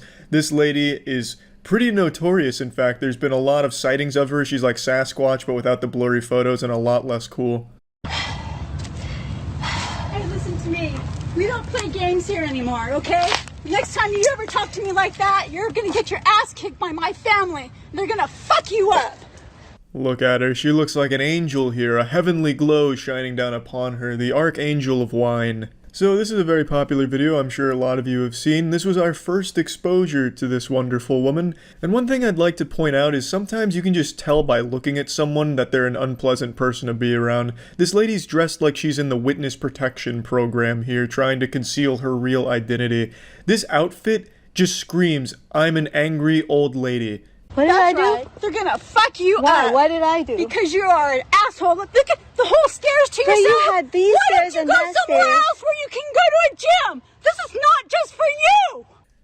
Her voice is an absolute assault on the ears. The screeching is so high-pitched it's like some kind of weapon that'd be used for crowd control. She sounds like if Miss Piggy inhaled a ton of helium and then got, like, tickled It's a truly ear-piercing screech. I don't know how anyone could stand to even be around that voice for long enough. She's like an X-Men, but like an evil X-Men, so like one of Magneto's crew. It's truly terrible to listen to. And apparently the issue is the girl was stretching on these stairs, and the old lady wanted to go down the stairs, which she still managed to do, but she didn't like the fact that she was stretching on the stairs. She just went down, so I guess... she wants the stairs entirely to herself. I don't know how the fuck she walks downstairs and why someone stretching on them would be such a hindrance unless she's walking down like this, trying to take up as much space as possible. I have no idea how she could possibly have found trouble getting down there just because she was stretching on them. Oh, you Get the fuck out of this world! Get the fuck out of this state! Go back to whatever fucking Asian country you belong in. Okay, you little racist. Fucking bitch! This is not your place! In a surprise to absolutely no one, she turns out to be racist, and if you look on her chest, it looks like she's got Tony Stark's arc reactor coming out of her chest, but what it actually is a gold medal. So congratulations to her for receiving the gold medal in racism presented by the Deep South Sister Kissing Committee. This is not your home! We do not want you here! You put that on Facebook, I hope you do, because every fucking person will beat the crap out of you from here on out. These are the people that use Facebook. Facebook is a fucking curse. I guarantee she thinks the only website on the internet is Facebook. It's just the only place she goes. It's where she gets all of her fucking garbage. It's truly a terrible place. But I don't even understand her delusional logic. Like, I hope you put this on Facebook because people beat the shit out of you. Why? I don't understand. She hasn't even, like, said a word. So her just filming her meltdown is somehow gonna get the filmer beat up? I think Meemaw's been hitting the sauce a little too hard. She's living in a fantasy world. I just can't understand the logic. Hey, look at this video of an old woman melting down. Let's beat up the person that filmed it. Like, even this lady's inbred family would probably be on the side of the girl filming this. Like, yeah, Grandma was looking like a real piece of shit on this one. Don't you ever say, oh Jesus, to me when I want to use the stairs, you little bitch! There's other stairs. You are a sick, fucking, ignorant teenager. Oh, thank you. Fucking what, middle-aged woman? Who wears black in California sun? Who the fuck wears black? Are you an idiot? You wear black in California sun? Seriously? Now, I'm no expert on the California sun, but I'm gonna wager a guess and say it's not too different from just the normal sun. I'm pretty sure, and take this with a grain of salt, wearing black in the sun is probably okay, but this isn't the end of this lady. This was only our first encounter, the first phase of the boss battle. In fact, this outrageous octogenarian walked away in this video to go to her car in a nearby parking lot where she was filmed again being loud, yelling, and racist. So she was really just on a spree this day. She was speedrunning racism. Great. Did you just make a racist comment? You know what? I am not a racist person. You just made a racist comment. You need to go home.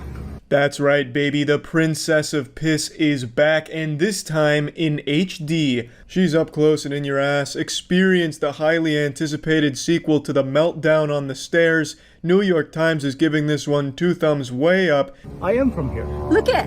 Go home. I am here from here. Go home. I don't care about your Facebook or your video. Oh, okay. You're making a racist comment right now? Do you know how many people can't stand you being here? Oh, great. You play games. We don't play games. Oh, what kind of game are you playing? I play games where you get fucked to death. That sounds like a very aggressive game. I consider myself an elite gamer, and not even I would play a game like that. Now, if you've been paying attention, you'll notice that she said this exact same thing to the girl, minus the getting fucked to death part. She left that part of the game out, but she did say to the girl on the stairs, "We don't play games." So game time for this lady is over, kaput. She has put the kibosh on game time. She doesn't like games anymore. She quit. You know, she said, Bethesda's taken my money one too many times for garbage products. I'm done playing games. Now, I'm fucking to death or something. It's hard to say, but she clearly liked games, but she doesn't like games anymore, so now she keeps bringing up games. Oh, okay. Well, great. Let me take your card. Let me put your number plate, too. You get away Great. from me. So this lady... You are going to go to real jail now. I cut out the part where he's showing her license plate, but she was saying she's gonna call the police on him now. I can't imagine what for, but this lady just hates Asian people. So I can't even imagine what this fucking police phone call she's planning is going to even consist of. Yes, ma'am, what seems to be the emergency? Yeah, this guy's Asian? What do you mean, go fuck myself? Well, great, you are. China man? I think you're You going. understand me, China man? You understand me, China man? Respect. Respect. Respect people. Respect. Lady. I can understand your language in China Respect. man. Lady. Respect. Then you move your car. You're There you way go. too close. Get away from me. There you go. You don't even know how to park the car. Yeah, I forgot.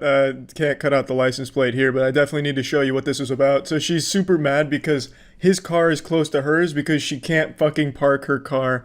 It's fucking terrible parking job. I don't know if she's drunk driving or just too old to be behind the wheel of a vehicle, but this shit is deplorable. And he's not even that close to her car at all. She just really wanted an excuse to be racist again. She hadn't had her fill from like an hour before this. It's crazy. It's hard to even imagine an old lady as unlikable as she is. Just a giant asshole. You don't know who even my know. family is? There you go. Do you know who my family is? Do you know who your family is? Go home to your family. Here she goes again, mentioning her family. She's speaking like an affluent teen in high school who's bragging about daddy's riches. She's treating it like it's some Game of Thrones shit where her family's gonna come out of nowhere riding on horseback to save her from nothing. I mean, she's not like in anything. She just creates her own problems and embarrasses herself. She's just a big piece of shit. This is from your government. Respect. Go home. Lady. Go home. Get This is educated from my and government. respect. This is from my government. Get Go home. educated You are and so respect. fucked. You're gonna get fucked. Your Get kids are gonna get fucked. respect. Yeah, I think Grandma's been reading too much 50 Shades of Grey. She just talks about everyone getting fucked, apparently. It's contaminated her. This is my Get country. educated and respect, lady. This is my Did you country, finish and college? This is from my government. Did you finish Go college? Home. Did you finish Put college? that on your Facebook. Did you? You know what? Did you? You are nothing. What did you say? You're nothing. I said, Exactly. what? You're nothing right there. What? Lady, get educated and respect. Little boyfriend. That's where the video ends, unfortunately. It seems like it continued, but he probably just got bored of listening to her, like, regress into baby form. Like, her intelligence was literally getting shit out of her body. Like, every pore was just losing intelligence. She just started forgetting how to speak. It just got rough. So I understand why he probably stopped recording, and unfortunately this is where the saga of this old woman comes to a close, but what an exciting one it was. A very impressive Karen meltdown and racist rant. It's fucking wild stuff. But we're not done yet. In fact, I got a little surprise for you. A bonus Karen coming in hot. Property? Hi, I'm asking you if this is your property. Why are you asking? Because it's private property. Because it's private property, sir. This is some shit straight out of a horror movie. This is a haunted Karen. If Karens were Pokemon, this would be a ghost type. This shit is truly terrifying. Just like the pan up to her weird, smiling, odd fucking... It was unnerving is the right word for this situation here. You're defacing private property, or is this your building? You're free to express your opinions, but not on people's property. Okay. Absolutely. Sure. Just respectfully. Sure. So we're just saying, absolutely, your signs and everything, and that's good. This is not the way to do it. Okay. It's private property. Every time the camera panned to that Redditor dude off to the side there and then back to the lady, I expected her to be a little bit closer to the camera, like right out of those mannequin scares where the mannequin moves when the character stops looking at it. That's what I was expecting, but unfortunately she's keeping her distance here and still just kind of frightening people from a little ways away. If I did live here and it was my property, this would be absolutely fine. And you don't know if I live here or if this is my property. We actually do know. That's why we're asking. Oh, really? Because you live here, right? You said so. Because we know the person who does live here. Oh, okay. So then I suggest you call him or call the police. Or because you're accusing me of a crime, correct? He's beginning to anger the Karen spirit here. I'll be honest, it's kind of boring after this point because it's just idle conversation here. It's not too great, and then they eventually walk away. I just thought this one was especially odd just considering the way it was filmed. It really does feel like it's one of those, Blair Witch type deals here, the way that it's executed. It's time once and for all to answer the question on everyone's mind over the last month. Who are the best Karens? We've had so many incredible postmenopausal women melting down in public recently in spectacular fashion, all captured on video, and they're all great. But who are the best? And that's what I'm here today to answer. I'm the only man on this planet qualified to accurately gauge these power levels and put them in their proper tiers, so let's just get right into it. Now starting us off, we have the horror movie Karen here, the ghost-type Pokemon. This is a haunted Karen, and I'll put clips of each of these Karens just to refresh your memory on who these characters are in the Karen lore and extended universe. Hi, I'm asking you if this is your property. Why are you asking? Because it's private property. Because it's private property, So, sir. are you We but not on people's property? Okay. Absolutely. Sure. Just respectfully. Sure. This is who I imagine greets you at the gates of hell. Like right before you cross the threshold over molten rock, she's like sitting behind the desk like some kind of angry librarian and welcoming you aboard. So now why have I given Scary Karen an A-tier rating? It's actually a very tame freakout, if you can even call it that. She just kind of acts like a moderately annoyed spirit that was awakened because this man spray painted on the property that she was haunting. So why is it worthy of an A? Well, it's because I think she's fucking terrifying. Next up, we have breakdancing Betty, Guardian of Blueberries. I don't like to see people wrecking it. We're not wrecking it. There's literally so many berries everywhere. Oh my god, we're not wrecking it! Oh, there's so many berries out here! There's so many berries! Now, I can of course respect the energy here. In fact, I love it. I love her energy here. That dance she does where it looks like she's playing Beat Saber or swatting away mosquitoes, it's fantastic. But after that, it's all downhill and it just devolves into just some fucking boring dialogue. It's like she expended her entire day's worth of energy hitting that like wacky inflatable arm flailing tube man dance she did there out of nowhere. It's like she was waiting for the right moment to unleash that, her trump card, and when it didn't scare away the berry predators, she was defenseless and just resorted to just some shitty conversation, so I had to give it a B. The dollar store cereal goblin. I could only find this one frame that captures her face where she's peeking over the cereal here during her explosion. And this is it's a pretty high octane one, but I'll explain why I had to give it a B. Didn't you say you were in a hurry? You either don't. You guys can all fucking wait. Don't talk to me. We are waiting with patience and kindness. No, you're all fucking talking to me when I told you not to. Run your bitch ass mouth like the dumbass cunt that you are. Cool. She's in my face touching me. Call the police. I'm cool with that. Not on her. She's touching me. Yes, it is. You spit on her. This is just a textbook Karen freakout. If she was a Mortal Kombat fighting game character, she would be a pretty well-balanced and well-rounded character. She's got some great up-close and personal attacks with her screeching and screaming, and she even has some projectile-based attacks as well, such as spitting. So she does have a lot of tools at her disposal, and she's not shy about using them.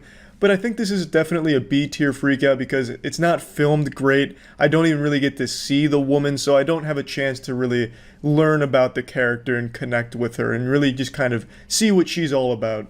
I said you're the same kind of people that walk the juice right into the gas tank. Oh, good. Thank you. Instagram? Do you have Facebook? I'm all over the place. I'm a musician and a very popular one. By the way, I've got 13 degrees in psychology. I'm a member of Mensa, and I have a master's in political science. Mensa Mensa. My IQ is 100. Yes. So I'm putting the Jimmy Neutron Super Genius 13 Degrees of Psychology Karen at a B tier. While I am very impressed with her resume with over 13 degrees in psychology, a master's in hemorrhoids and whatever else, musician, all of this, the jack of all trades, master of all, I just feel like the actual Karen freakout was just a little underwhelming. She, as a specimen to study, I think is pretty interesting as far as Karens go, but as for the actual content of the fucking public freakout and meltdown, just a little on the lackluster side. No, I'm not, motherfucker. You fucking accuser. Get the fuck out of here, you fucking accuser. You motherfucking accuser. Accuser of the fucking brethren, you motherfucker. Yes, ma'am. I don't give a shit.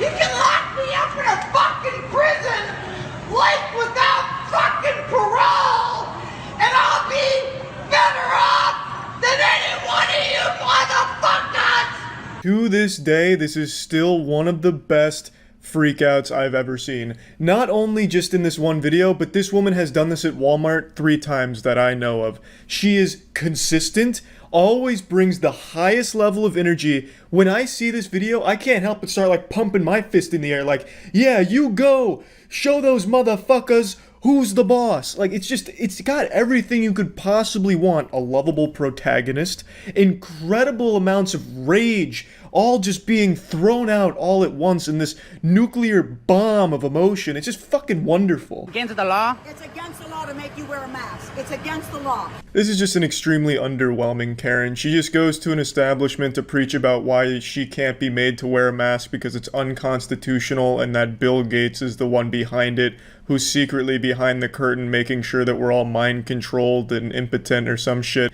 It's just lazy. She doesn't even seem very passionate about it. She's not even screaming. She doesn't even do any like spaghetti arm kind of dances or anything. Like it's just underwhelming. So definitely a D tier Karen. Fuck you! Fuck you! No, it's not enough! Park your car. No! Driving. Like, what the hell? You better get the fuck away from me. Fuck you! We have a car. This absolutely deserves an A rating. I probably don't even need to defend this one. The only reason it's not an S is because she doesn't get physical, nor does it last a super long time. It's only about a minute worth of her screeching, and it's just great. She strikes some big poses, big fuck yous, not only at the cameraman, but at the security guard and some mysterious man behind her. She's just tossing fuck yous out like candy on Halloween right now. And she's doing it in an ear-piercing manner. She's got great control over her vocal cords, from very guttural lows to the very screamo highs of fuck yous. Just very impressive. Okay? This is what we're gonna do. We're gonna do the last part. Now what are you doing? Now what are you doing? Hey, sweetheart, there's kids here. Of course, this miserable maiden, this woman tried to break up a street performance because she didn't like all the noise going on in her neck of the woods. So she goes up there, gives everyone the finger, and refuses to leave for like 10-15 minutes till the cops have to forcibly remove her from the premises. This is a B-tier freakout for sure. She was able to completely shut down the performance for like 15 minutes, which is pretty impressive, and then got arrested. So there's a happy ending. 3 inches away from our fucking car. I couldn't even get into my fucking car. I had to climb over. Oh, but you're sitting in it? I had to climb over, dumbass. Did you not hear what I just fucking said? Yeah, this one's just low energy, low stakes. Like, the biggest conflict here in this plot line was this woman had to climb over the driver's seat to get to the passenger seat, which is a minor nuisance and a bit of a headache, yeah. But then it has like 3 minutes of this back and forth dialogue that just sounds like two shitty video game NPCs having an argument. It's just not very good. You're the one with the Christ thing on your car, you dumbass! Fuck you, man! What are you looking at? What are you filming me, you sick fuck? Is that funny to you? This one's definitely not bad. This lady's attacking the car in front of her, to the side of her. She's putting her ass on everybody's face. And then she notices the camera. And then shit just pops off. Engages in a high-speed pursuit, and it's pretty solid. My daughter. Do not. The street. I'll fucking kill you. Okay.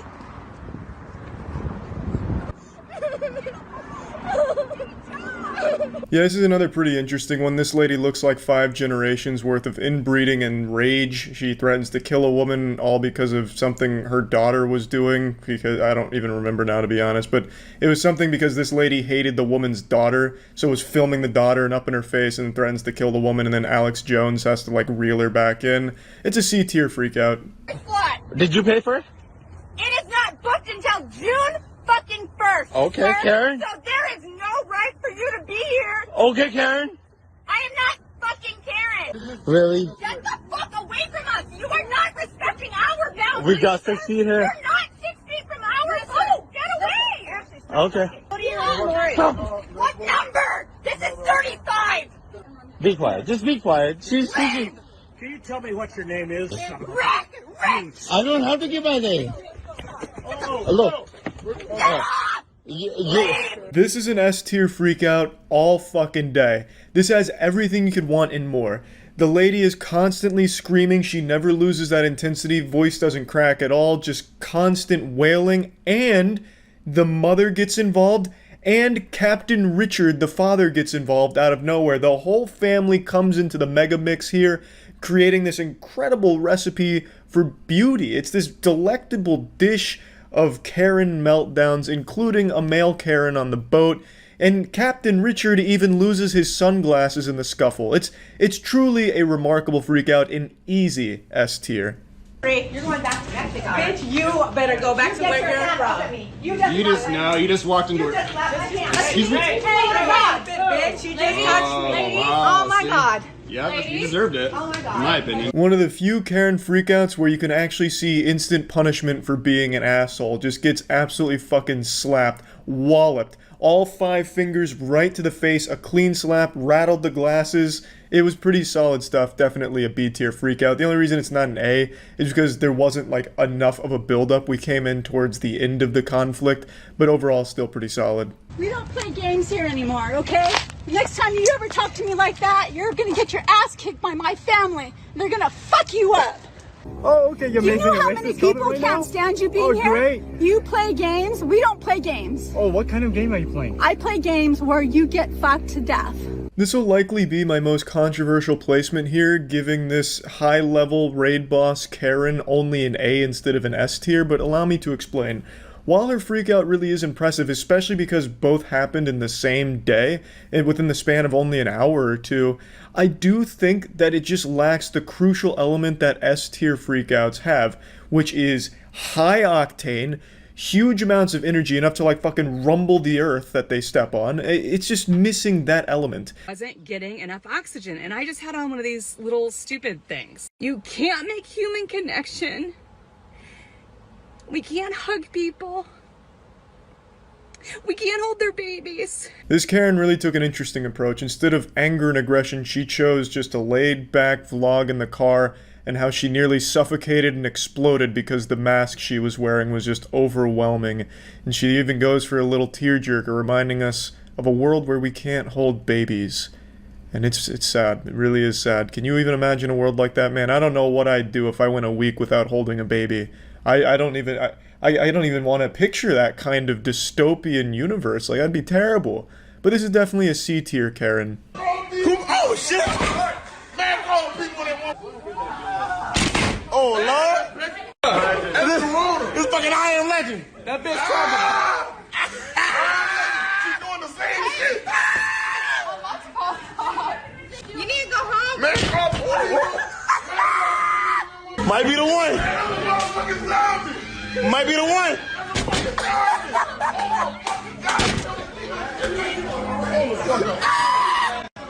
Absolutely, without a shadow of a doubt, unanimously, tens from every judge, this is 100% an S tier Karen to finish it off right here. Truly remarkable stuff. Actually looks like it's straight out of I Am Legend, going for like fucking shoulder barges through the door, even like a rhino head charge at the door, pulling out all the stops, needing to get into that building, and trying everything she can. At the end, she gets arrested. This just has everything. Truly the best Karen freakout of at least the last month. Maybe not of all time, because I still think maybe the Walmart Karen's a little better, and especially more consistent. She does that at least once every 6 months. So unless this lady's doing this once a week or once every 3 months, I still think the Walmart Karen's got her beat. But for at least the last month or so of this Karen breakout, this is probably my favorite one. So anyway, this is the conclusive tier list here. This is all 100% accurate. Karens have become such an incredible nuisance to society that an actual law has been passed addressing some of the shit Karens do, and it's actually just called Karen. It's about people that are making racially charged fake police phone calls. It's pretty fucking wild just how insane this surge in Karen activity has been. This is something on like a biblical scale, something that you'd read about in like a history textbook of some kind of plague that swept across the world at some point, and we're living through it right now. And I think all of us just think every Karen is a big dumb fucking idiot with this incredible mistrust of anything scientifically accurate or anything that comes from a position of authority. Like if scientists came out tomorrow and said, hey, just want to remind everyone the air is safe to breathe and good for you, these Karens and Facebook anti-vax moms would then start questioning whether or not it's safe to breathe air. Like, oh fuck, they must have poisoned the air. Oh my god, I knew it all along. Oxygen is the devil. Wake up, you sheep, this is the truth. We need to start trying to live underwater. And then they'd all like drown themselves in their own fucking bathtub or something to escape the evil oxygen that the government has, put out into the world or some shit. It's just been absolutely wild stuff. But I actually came across an extremely intelligent Karen, a self-proclaimed genius musician Karen, and I think it'd be fun to take a look at what a smart Karen might look like. But before we do that, I'd like to share with you a very rare male Karen. 6 feet away from you. You're harassing me. I'm not harassing you. You are infecting us. You're coming close to me. You're coming close to me. Back off! Threaten me again!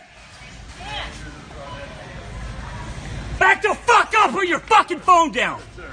This delightful dickhead right here is Daniel, and he was an insurance salesman until this video came out, and he got fired in around 8 or 9 hours after this video went viral. Daniel fucking speed ran unemployment. A very impressive 80% route there executed by Daniel. You can say a lot of shit about Daniel, but you absolutely cannot call into question his ability to strike a mean power stance. I love that shit. It looks like he's a member of the Ginyu Force, getting ready to get in position to strike up their pose.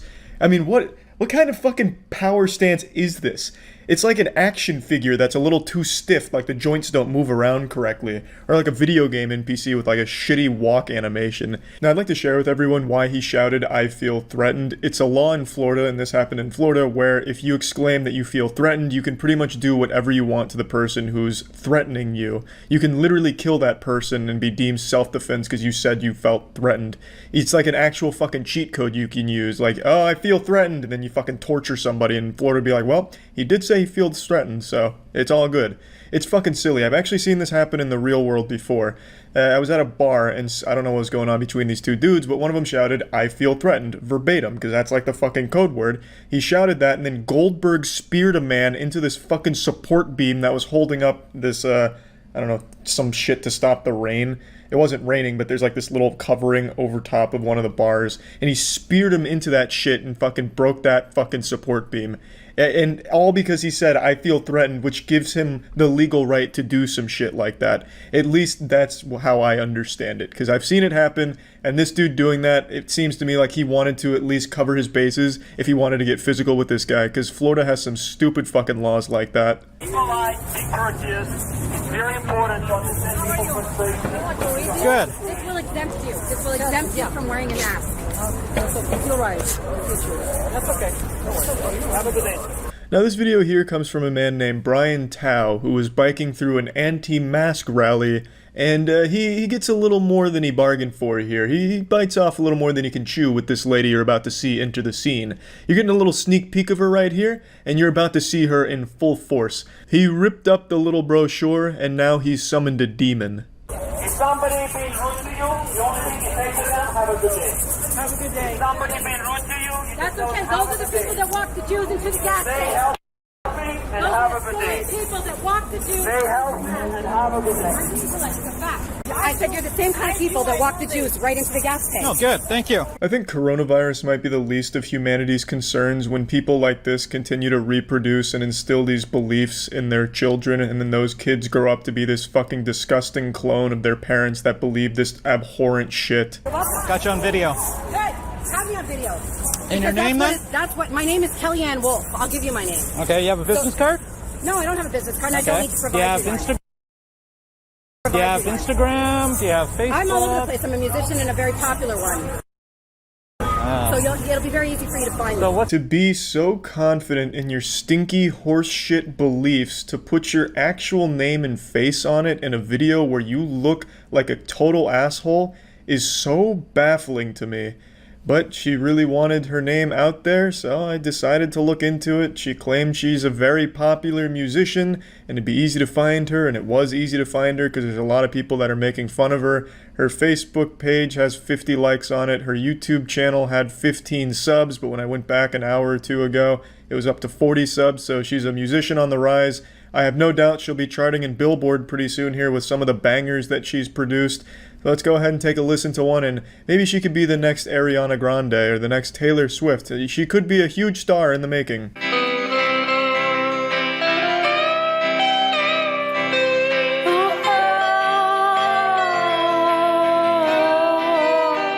He said he loved me. Oh, said he'd stay.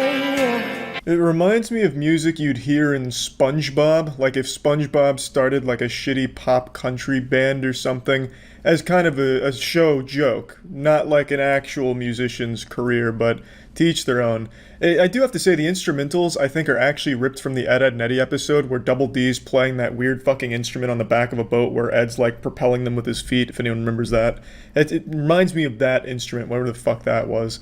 It's a weird genre, but who knows, perhaps this is the next big genre to pop off. This could be like the new dubstep. for the country community. Couldn't tell you. You are anybody who is going to commit to this kind of civil obedience is the same kind of people that believe their government when they walk the Jews into the gas tank. That's what I said. So you can quote me. Good. I will never not be amazed at the people that are claiming this civil obedience is some kind of disease and we're all just puppets of the government, when every single one of them practices the same civil obedience, but it doesn't apply to them. This lady is, by definition, conforming to what the government says she has to do, which is wearing clothes in public. Whether or not it's a choice she makes on her own doesn't matter. The government is telling her to do it and she's complying. But for some reason, asking people to wear a mask during a fucking pandemic is a little too far for these goddamn idiots that think putting something over your mouth instantly kills you, suffocates you, smothers you. It's just unbelievable to me how dumb people are these days. People only have an issue when something is new. If it's something that's been around since they were young, they don't care, even though it's the exact same fucking thing. You have to wear clothes in public. They don't get upset about that. I don't see a lot of these anti-maskers going around naked delivering their message about why you shouldn't listen to the government. Why is that? Why is it only the mask that you take an issue with when it's encouraged to wear one for the safety of everybody else?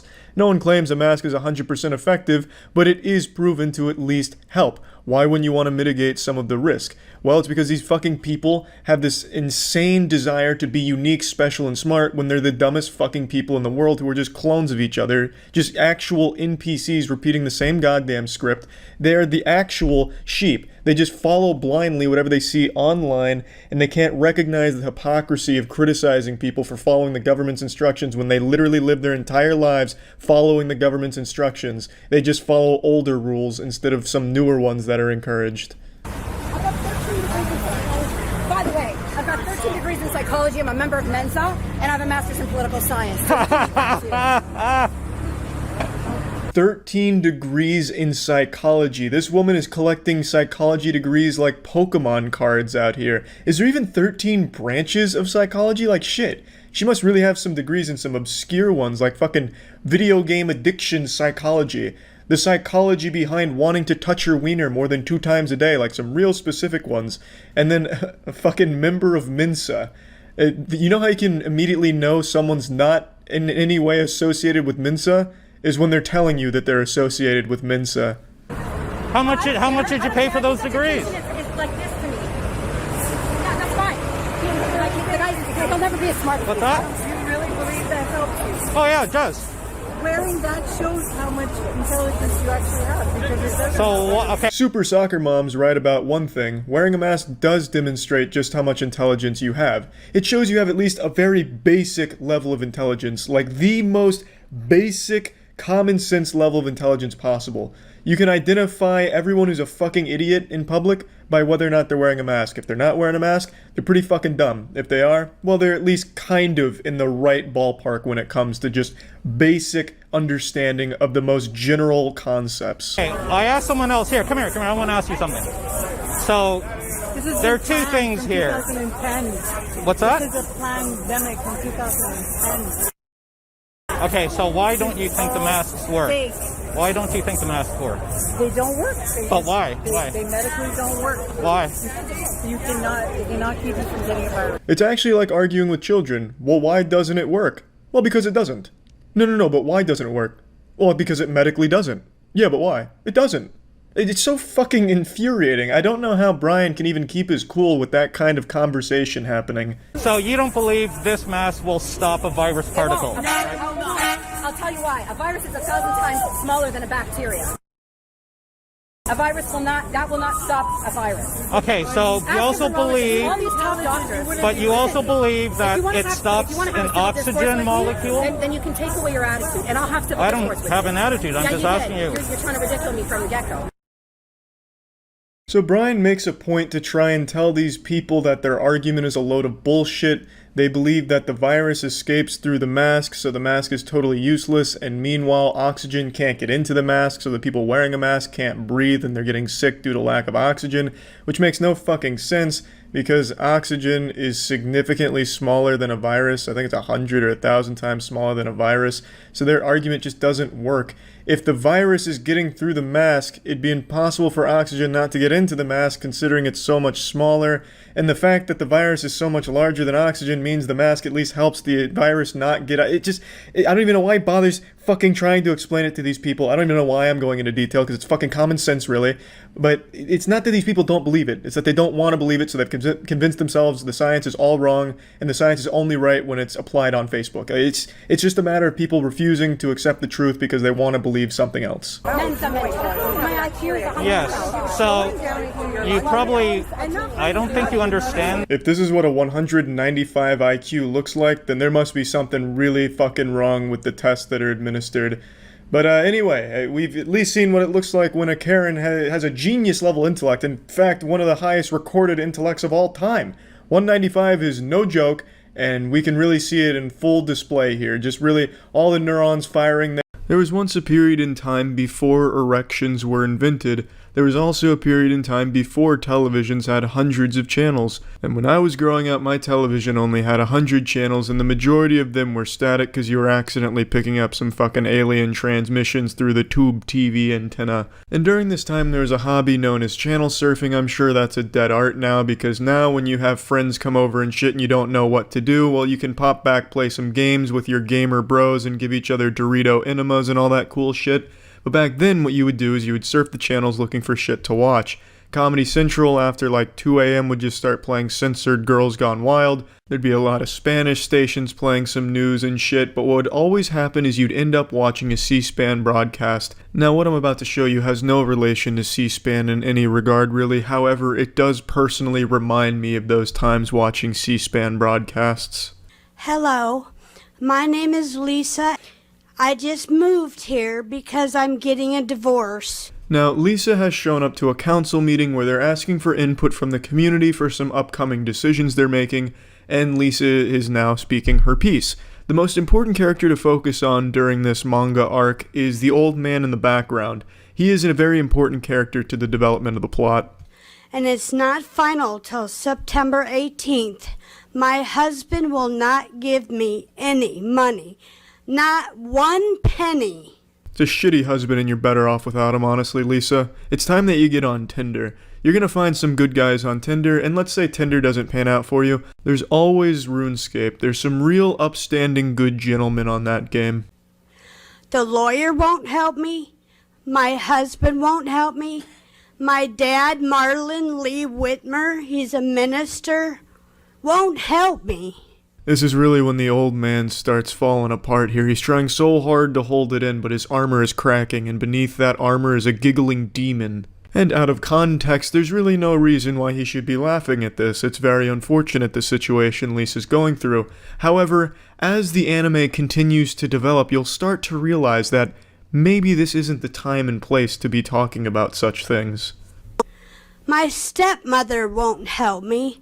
My mother passed away 7 years ago, and my dad and Annie Hockhausen, they wrote at Vera French that they both are my parents.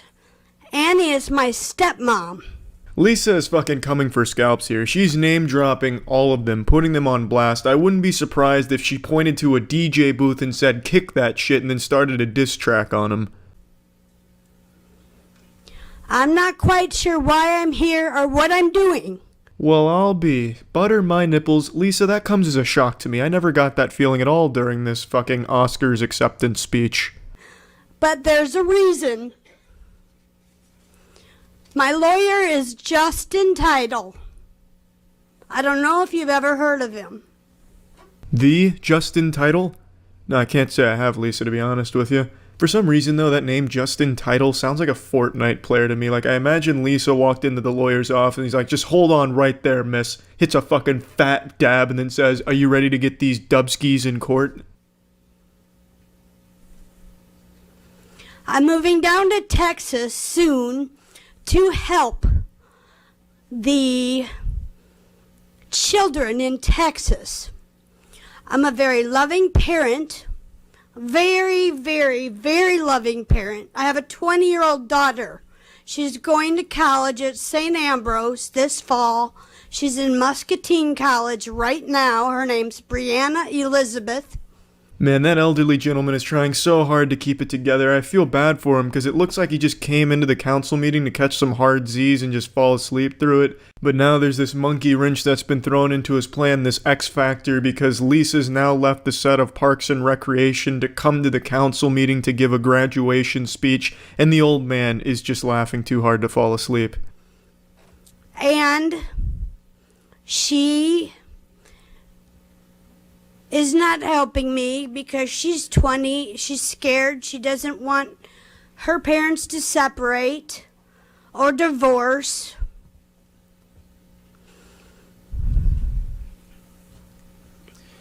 Ma'am, we're discussing the rezoning for the Portillos. Do you have any comments on that? For what? What a fucking fantastic season finale there. The writers really outdid themselves with that plot twist. Who saw it coming? Now all of the clues throughout the season make sense. Why the old man was laughing as hard as he was, despite Lisa's story not being all that comedic, makes sense because she was delivering this DiGiorno's personal pan life story in front of a council that was aiming to discuss a Portillo's rezoning. It had no place there. It's absurd. You can't help but giggle about that. It'd be like me going on America's Got Talent and reading excerpts from The Outsider's book. Or rather, it'd be like me dropping trousers, soft dick out, and pissing into a trash can, then calling my dentist to schedule an appointment for my dentist to come take out that trash. That's not what the dentist signed up for. That's not his job. That's not what he was looking for. And neither was this council. They just wanted Portillo's input, but instead, they got Lisa's entire story. We're discussing the rezoning on 53rd for... Well, I live on 63rd. Again, we're here to hear comments about the rezoning. Well, I don't like Facebook, and I don't like the internet because I can't find a job. The library blocked my password.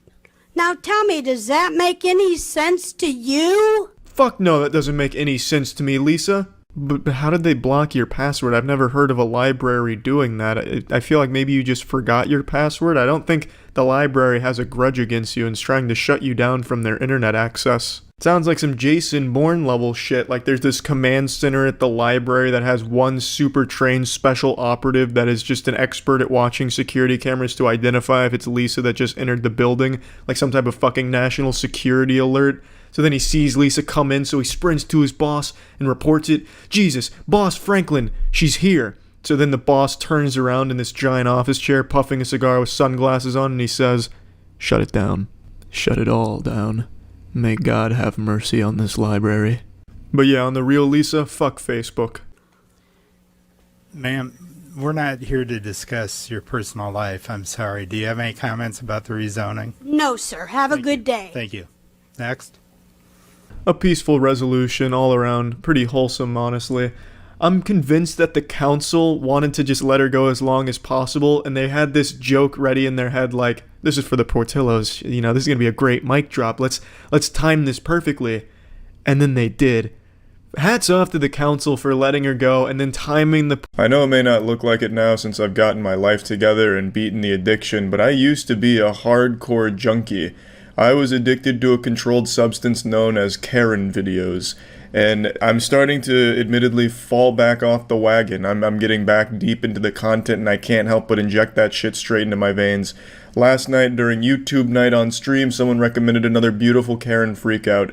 YouTube night, for those of you that don't know, is on my Twitch streams, twitch.tv/moistcritical. Every couple of days we watch some goofy, fucking wacky videos, just enjoying it together, eating popcorn, eating pussy, and it's just a good old time. If you're not there watching my Twitch streams, you've already fucked up in life, so just make sure to be there for the next one. It's a sacred night when it comes to watching YouTube. But anyway, this is the one we found last night, and then this morning when I woke up, I was greeted by a brand new Karen Freakout on Twitter, like literally the first thing I saw when I woke up. Which tells me it's probably a sign from the universe that it's not a bad addiction to want more Karen content. In fact, it's probably healthy, and it seems like fate is encouraging it. So, I'm watching a lot more Karen content again, and god damn it, I've missed it. It's kind of quiet. Open the door so I can hear it better. Give me the fucking Wi-Fi before you get arrested and your mom. Because I... Call her bluff. She can't get in without the Wi-Fi password. She'll never pass the retina scanners. I need the Wi-Fi. Well, is this sign language? It's been a long time since I took a sign language course. Doggy, dead. Oh, thank you. You're not gonna fuck with me, dude. Because when you're outside by yourself one day, you're gonna be Please resub Teddy. Those eyebrows desperately want to become one unit, but she is just not letting them. okay. So what are you gonna do? Just embrace the unibrow, goddammit. Make them whole again. Is this... I feel like I'm being pranked. Is this CGI? Like a cutscene or something? She looks animated. Pills to get your fucking nose done, and it's still Like one of those Pixar villains. Your mom, she lost a case in eviction class in court. So guess what, bitch? Oh, I see what it is. It's having the Godzilla effect. Her mouth doesn't match the words. Just give me the Wi-Fi, or you don't have Wi-Fi. Bit desynced. Ways around that. Keep thinking about it. What do you love more? Your dog or your Wi-Fi? Wi-Fi. Take the dog. Pussy. Wow, you had to think about that? You harpy. I would have said my dog. Not your fault your mom's a bitch in court in the first place. Not your fault. My mom was the same way to me. Hence why I'm a cunt now. Oh, well, I mean, at least there's a little level of self-awareness. Talk shit or have a nasty attitude. This is like a therapy session. I don't care about your mom. No. But you're being a little bitch. What do you expect for me to fucking do? True. You want to have like a little bitch? It is your fault, after all. Chaos in my life? Give her the Wi-Fi password, damn it. Guess what it is? You know you're getting charged with a felony for falsely reporting over CPS cases, right? For what? False... What was that? Charged with a felony for falsely imprisoning over U.S. airspace? What did she say? Falsely reporting over CPS cases, right? What? You know you're getting charged with a felony for falsely reporting over CPS cases, right? What is that, like a curse or something? Was that even English? Was that a spell? I live here. You forgot that I live here? Mm-hmm. Hey now, who's there? Oh, just you again. You pranked me. You have a bitch sister-in-law? But when you killed yourself, I was asking you, right, you little cunt? She killed herself? What? Right, you little ungrateful little bitch? Damn, this is taking all kinds of twists. What is it? She's speared or something? I told you that they have to call Optimum. I have a psychology class. Unlike you, I go to school every fucking day. What? Okay. This has been 8 months. Surely she's made a statement, a press release? I think in cases like these, like if a video goes viral like this, they should just arrest this woman just to talk to her. Just charge her with like a public nuisance or something, just so that we could have her like on record, documented. Kind of like a rare animal. You know, like tag their ears, so that way you know when you've seen them before. Pretty solid, not the most eventful, you know, not the most action-packed, but there's also nothing wrong with a more passive encounter with a Karen. I just really enjoy them in all shapes and sizes. I think they're all beautiful. And then today I saw this one, which is just another wonderful adventure. This happened at the glorious hotspot of Burger King. Probably the first time 2 people have been at Burger King since 2001. Every Burger King I've seen in the last couple decades has been completely abandoned, with maybe only a couple workers' cars nearby and no customers. But maybe that's just my area. Maybe Burger King really is like the cool spot where everyone goes after school or something somewhere else in the world, but it's just not here. So seeing like any kind of confrontation at Burger King was shocking to me. Get out of the goddamn way. This lady right here. She cut me off to get to the takeout to the Are you drunk? Burger King. Because you can't even get your words together. And almost hit me when I was trying to get in. I almost hit you. And cut in front of me. And I don't usually get upset, but this is... Y'all, look how close I am. This is almost hitting them. This is almost hitting them. I am not the one to play with. A Karen and her cell phone, the most dangerous combination since bleach and ammonia. A Karen with her cell phone is like King Arthur with his Excalibur. Truly an unstoppable force of annoyance and pettiness. So, again, to break it down, she's mad because She didn't get her Whopper in the timely fashion she wanted to because they were behind this car, and they didn't like that. So the car that they're blocking, well, they're not blocking it at the moment. They were blocking the car, and then they got out of the car in order to call the police. And it's all because they thought they deserved to be able to cut in line, because they really wanted that fucking Whopper, I guess. So old fucking Eustace and Muriel come drifting around the corner, and the lady filming doesn't let them cut, so they block the car, hold up the line, and then eventually get out of the car to call the police on them. I can also tell the 911 conversation's not going as smoothly as she thought. The Karen probably thought she'd call 911 and say, I need help at Burger King, and they would have sent the fucking SWAT unit out there to give her fucking Whopper. But it's clearly not happening that way, so she's starting to really reach, like, she almost hit me, even though the car is, like, fucking 50 miles away from her. Unless this Karen has some kind of, like, crazy disjointed hitbox like Super Smash Bros. Melee, she was in no danger of being hit here. But she's trying everything just to get a police officer out there. This is a Karen and a Ken. A Karen and a Ken. Yes, please. Come on, cops. Come on down here, please. I'll be honest, I feel bad for her husband here. You can tell that he's so fucking embarrassed. He can't even look this lady in the eyes. He can't take his eyes off of the pavement here, just looking down. This is absolutely not the first time his wife has embarrassed him like this. He reminds me of, like, a sad puppy who has shit owners but is still loyal to them just because they have a good heart. I actually do feel bad for this guy. I don't think he even says a single word throughout this whole interaction here, at least not while the camera's rolling. I think the police is here. Yeah, he's here. You see how petty this is? I can move now. You see how petty this is? The world's most unlucky police officer arrives in order to get the full breakdown of the situation and the synopsis here. Pretty much what I just told you is what gets explained, and then the lady filming just pulls through the drive-thru and gets her food. So a happy ending. I like to imagine that the Karen got arrested just for taking up valuable time of a 911 dispatcher. But anyway, I just wanted to share this one just because I find it very enjoyable to see this happen at Burger King. This is probably the best marketing they've had in years. Burger King's known for the worst marketing ever, like that time they made a tweet on like National Women's Day saying women belong in the kitchen as a way of garnering shock and hate to promote their program that helps pay for scholarships for women or something.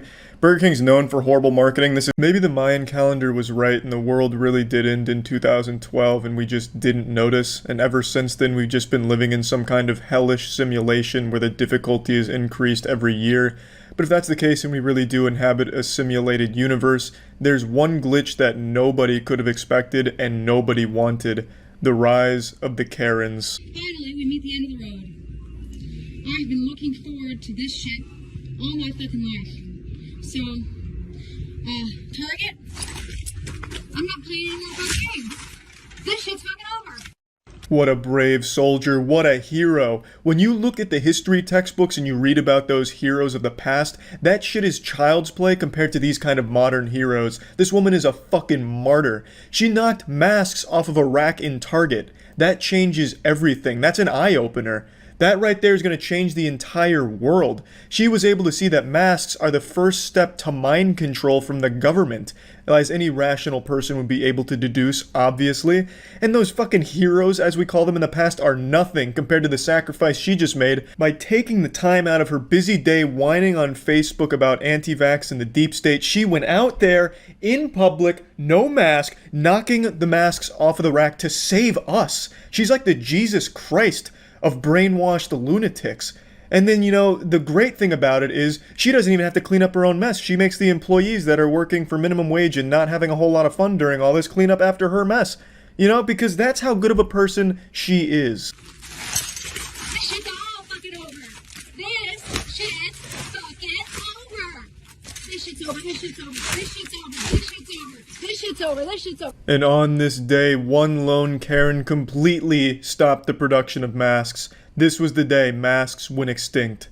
When the Target higher-ups saw this video, they knew they had no chance. When they saw what they were up against right here, they folded. They knew it was over for them. This shit's over. This shit's over. This shit's over. Yay! This shit's over. Woo! Yay! So this shit, get all this shit off my car. I don't want to do that shit. I don't want to do that shit. Get that shit out of here. Fuck. Fuck this shit. Fuck this shit. No, I'm not doing it. I'm not doing it. Well, far be it from me to question the methods of the master here, but you could have just ignored the rack. I don't think they were shoving it down your throat. There wasn't like some kind of assassin chasing you down with 2 masks in his hands ready to just fucking take you with it. You could have just walked by the mask rack without making this big scene. But you had to make a point. And the point you made was that you are such a fucking asshole that the whole world is now against you. Even people that hate masks are now embarrassed. I was reading from a couple of anti-mask groups that I spy on. They were disgusted by this and thought it was the most embarrassing shit in the world for their cause. Let me put that in perspective for you. This lady is so insufferably fucking dumb that the people that think wearing a mask will instantly suffocate them and prevent them from getting into heaven considered wearing a mask just so that way they wouldn't be associated with this woman. That is crazy. I'm not doing it. No, I'm not doing it. We don't want any of this anymore. This is over. No, no. Do you? Why? Why? You let everybody else do it. You let everybody else do it. Why I can't do it? Because I'm a blonde white woman? Fucking wearing a fucking $40,000 fucking Rolex? I don't have the fucking right to fuck shit up? I'm fucking... This lady set a world record speed run for most unlikable piece of shit in shortest amount of time. She somehow found a way to brag about her wealth with a $40,000 Rolex comment, as well as mentioning being a blonde white woman for whatever fucking reason while having her baby temper tantrum, screaming, wah, wah, you let everyone else do this, why can't I? Even though I don't think that's Target's policy or anything like, hey, welcome to Target, come on in and fuck shit up. That's Walmart. I don't think I'll ever understand the thoughts that go through the head of someone like this, if any thoughts at all even go through there, but it makes me believe that we need an Arkham Asylum. Like, straight out of Gotham, right out of the Batman universe, we need an Arkham Asylum for the criminally insane like this. I still am just baffled by the $40,000 watch comment. Like, what the fuck does that even mean? Because she's wearing a $40K watch, she can do whatever she wants? Hey, what do you mean I can't steal these cars? Do you see my watch? It's $40,000. I'm taking the cars. What? No, what the fuck are you talking about? Abusing my kid is not illegal for me. Look at my Rolex. It's worth 40 grand. They drained the swamp. They did everything that Donald Trump was elected to do. You can read about it on Twitter. You can read about it in the news. All of the deep state politicians, all of that stuff has happened. So apparently the police tracked her down after a little pissing and shitting session there at the Target, and they got a lot more than they bargained for out of this encounter here. I can promise you that much. They did not sign up to the force expecting some shit like this. This is some Doomsday Protocol shit. They would have been less confused if they went to a fucking alien's UFO to issue a noise complaint than talking to this woman. She immediately brings up the deep state, which you knew was coming. You can tell just by this woman's voice that she's addicted to conspiracy theories. She sounds like she loves conspiracy theories. It's like once you get addicted to this kind of bullshit belief, it changes your body on a cellular level. Like it rearranges your vocal cords to sound like Gilbert Gottfried. It's done. Okay. So I was hired to be the QAnon spokesperson. Coming here today? I cannot. It's a secret. What do you mean? Like I can't give you any classified information. You don't have clearance. You don't have clearance. Okay. You don't. You're a spokesperson, yeah, correct? For the White House. Yeah.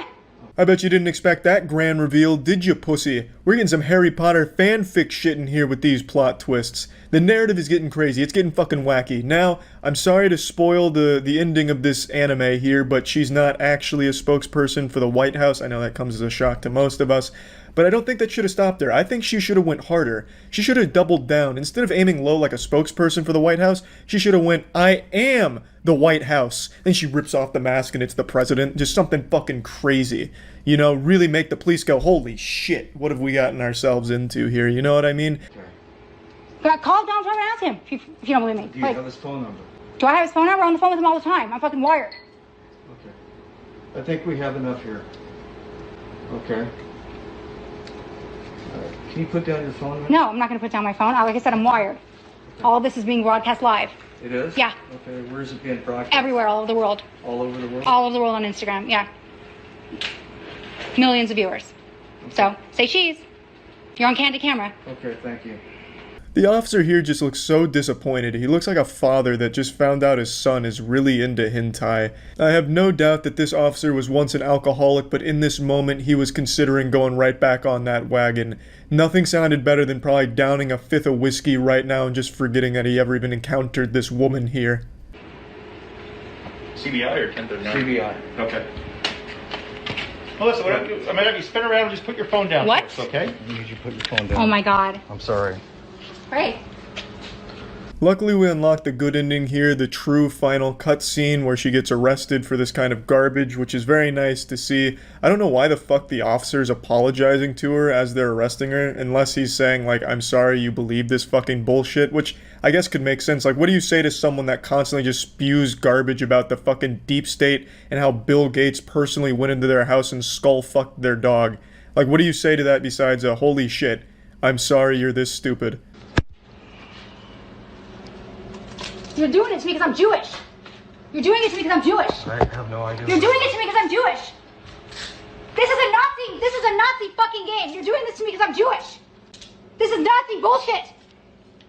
And thus concludes another riveting adventure with another incredible Karen, another exhilarating journey that we've taken with a wonderful woman here. And this appears to be the new norm, so I imagine in like another 3 or so months, a video like this won't even have anyone bat an eye at it. It'll just be, oh, that's standard behavior, pretty normal stuff. We're looking more and more like we're going the Mad Max route here. Soon we'll have Karens grabbing chrome and fucking spraying their face with chrome and then crashing their Prius into a Walmart because they... What's going on, team? It's Coach Charlie back in the helm again, unshowered, unsupervised, unchained, and unhappy with how fucking stupid people continue to be in public. But it's been a little while since we've gone over some good public freakout, so let's go ahead and splurge a little bit here and have a nice little group hug in the shower. Take your mask off! Yeah, take it off! Fucking idiot. I don't even need to tell you that this happened in Florida. You can actually just smell the Florida through the video. This is an anti-mask demonstration as they have a little Macy's Thanksgiving Day parade through the Target telling people to take their mask off. It's led by people that I'm sure can't even spell anti-mask, and they are really just feeling themselves, really thinking that they're heroes out here, and they're just so proud of themselves. He just made out with his sister in the bathroom. Now they've got their kids and they're running through Target making this statement here. And it reminds me of those old commercials from the 90s, like for Girl Scout cookies, where it's just a bunch of people singing some type of like rebellious song in public, like anything you can do, I can do better. Take off your mask! Take it off! Take it off! We're not stopping you! Yeah, we got someone! Take it off! Take it off! I don't know about you guys, but if I was at that Target, I would have taken my mask and my shirt off and started double fisting, twirling them over my head. They just looked like they were having a great fucking time here, like some spring break and shit. And you know, gee whiz, I would have liked to join in on this party here. It looks like a little Oregon Trail crew going on their expedition right here. Honestly, everyone at this Target should feel blessed that they even got to be around these heroes. I'm so tired of firefighters getting called heroes and taking credit when people like this exist. These are the real heroes, not afraid to march right into Mordor, the heart of masks, Target, and take a stand. How noble. I bet if you looked up every single adult in this little Facebook group demonstration party, you would find that all of the adults have some type of criminal record, some kind of history. I'm going to go out on a limb. I'm going to say probably sex offenders. I've seen that a lot from a lot of these anti-mask groups, so I'm just going off historical data here. Guys, I don't have much battery left on my phone, but I need somebody to know that HEB will not let me check out right now because This one right here seems like some shit right out of the Blair Witch Project or the ending to Cloverfield. It's like some found footage type shit here. She's talking at the camera, pretending to cry. I don't have a lot of time. If you're watching this, then I'm already dead. I've been trapped in the supermarket due to my refusal to wear a mask because I'm quite the asshole. complained to a manager that Yeah, that sounds about right. That's about par for the course. some customer was harassing me about not wearing a mask, and I have anxiety and PTSD, and they're berating me about not wearing one even though I told them I have a medical exemption. The manager's name is Val. Well, Manager Val, if you're watching this, great work. Thank you for your service. I always appreciate people that stand their ground and decline service to stubborn assholes that refuse to wear a mask. I've never heard of anxiety being a medical exemption from wearing a mask, and if she's so riddled with anxiety and PTSD, she should not be shopping in the store in the first place. She should just do curbside or have it delivered or something. But people like this like to make a scene. She's very clearly into theatrics. She must have grown up, you know, doing drama and stuff, and now she's flexing her golden pipes here, showing that she knows how to fake cry on demand, probably trying to land an acting role in a CW show. It's a great demo reel for an actress, I suppose, but in public, man, it's fucking embarrassing and truly shameless. And I'm gonna be going corporate later on.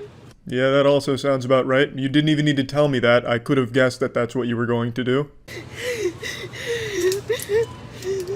I just need food for my family, and they will not. They've turned off the light here, and they won't service me. The lady who walked away.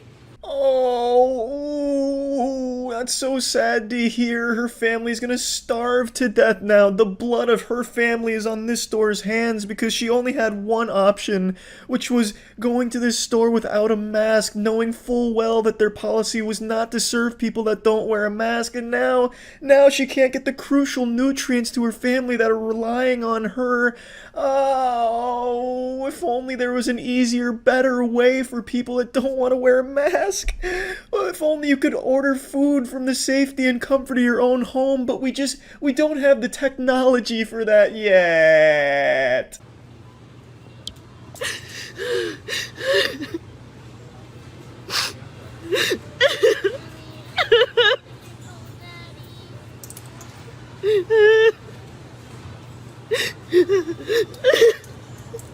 And I'm here with my... There's like no compassion left in this world. No compassion left in the world? What do you expect? People to pat you on the back for being an asshole that refuses to wear a mask? People to walk around giving you a rim job because of your bravery and your protest for not wearing a mask? Like, what the fuck do you mean?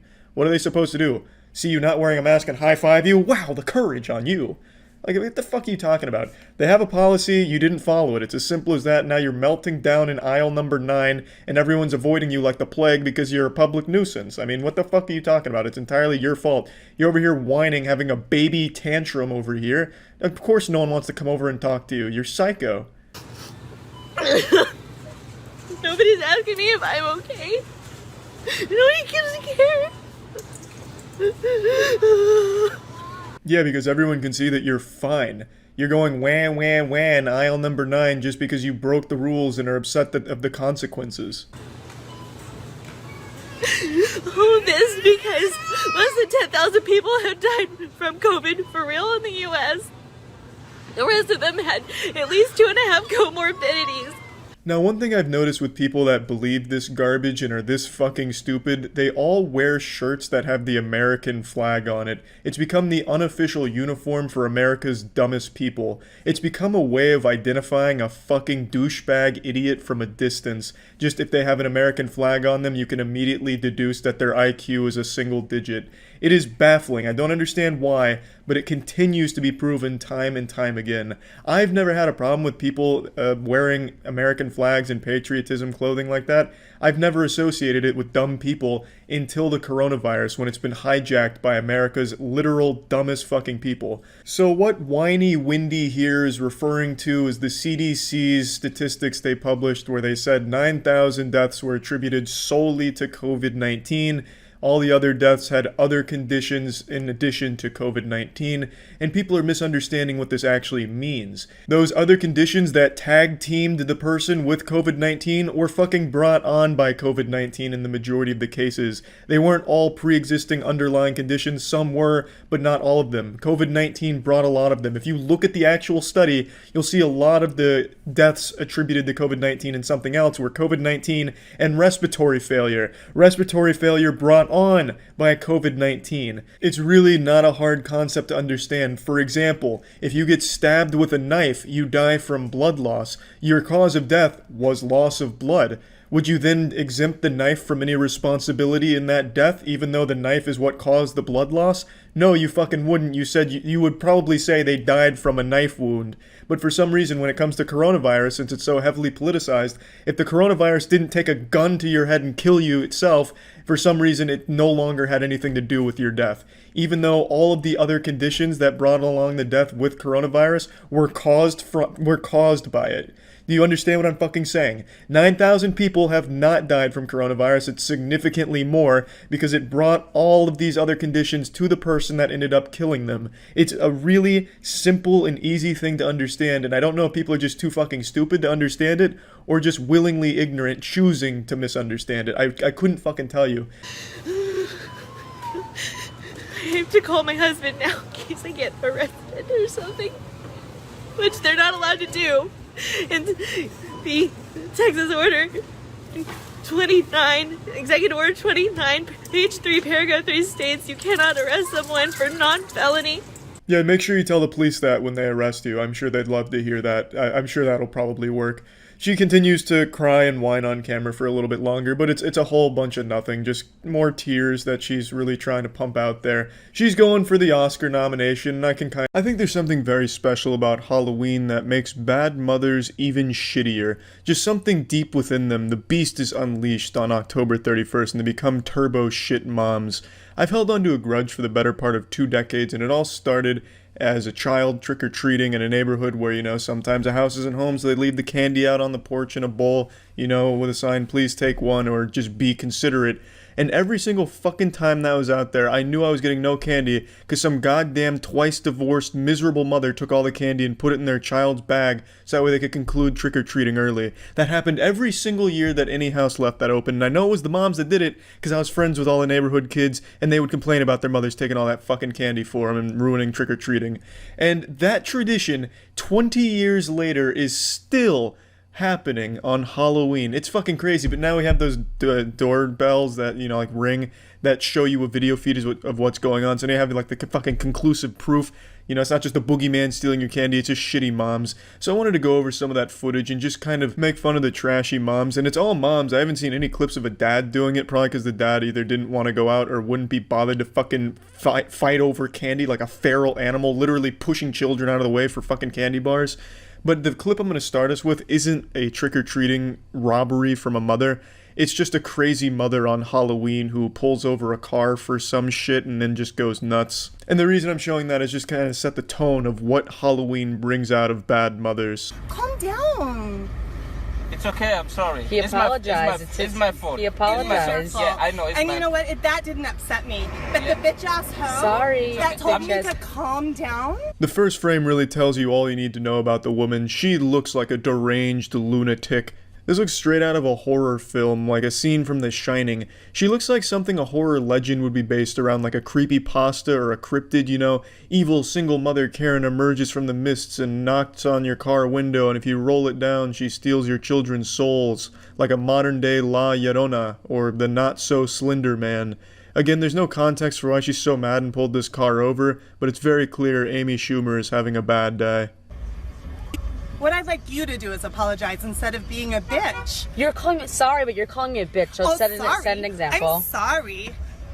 My kids can't hear me calling you a bitch. Your window's open. They can't hear me because they're listening to Kids Bop. This could actually serve as a really good advertisement for Kids Bop. Kids Bop is so good you won't hear your mother being a piece of shit to total strangers right next to the car. It really doesn't matter what the situation was that caused this. Even if she was totally justified in being mad, she lost any chance of anyone being on her side, and now she's the biggest asshole here for making this car pull over and escalating it to this level in front of her children. And the main complaint she has is that the woman was telling her to calm down, which sounds totally reasonable. Hey, let's calm it down here, don't whip your tits out and try and start a fight or spit on us right in front of your fucking kids right there. That sounds totally reasonable to me, and especially when they were apologetic in the beginning of the video, they could have just let it be, but she keeps it up and she just comes out the biggest asshole. Now let's move on to some Halloween candy robberies from some great upstanding mothers. Here, open it up. Open it. Open it, Chris. Open it.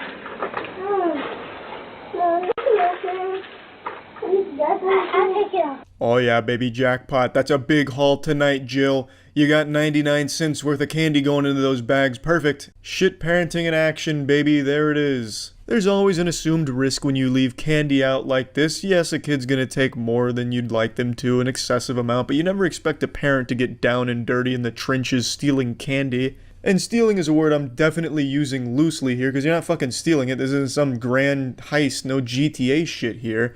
It's just you're taking candy from everyone else in the neighborhood, so when they go to that house, they'll be disappointed there's no candy left, and you're making your children's trick-or-treating experience far shorter just because you want to get this shit over with faster. I think that's the main reason adults do this. I don't think they're just that hungry for candy or that willing to just exploit people at every turn. I think it's just, I don't want to be trick-or-treating with my kid. Let me fill up their bags as quick as possible so we say it's time to go home. Which sucks.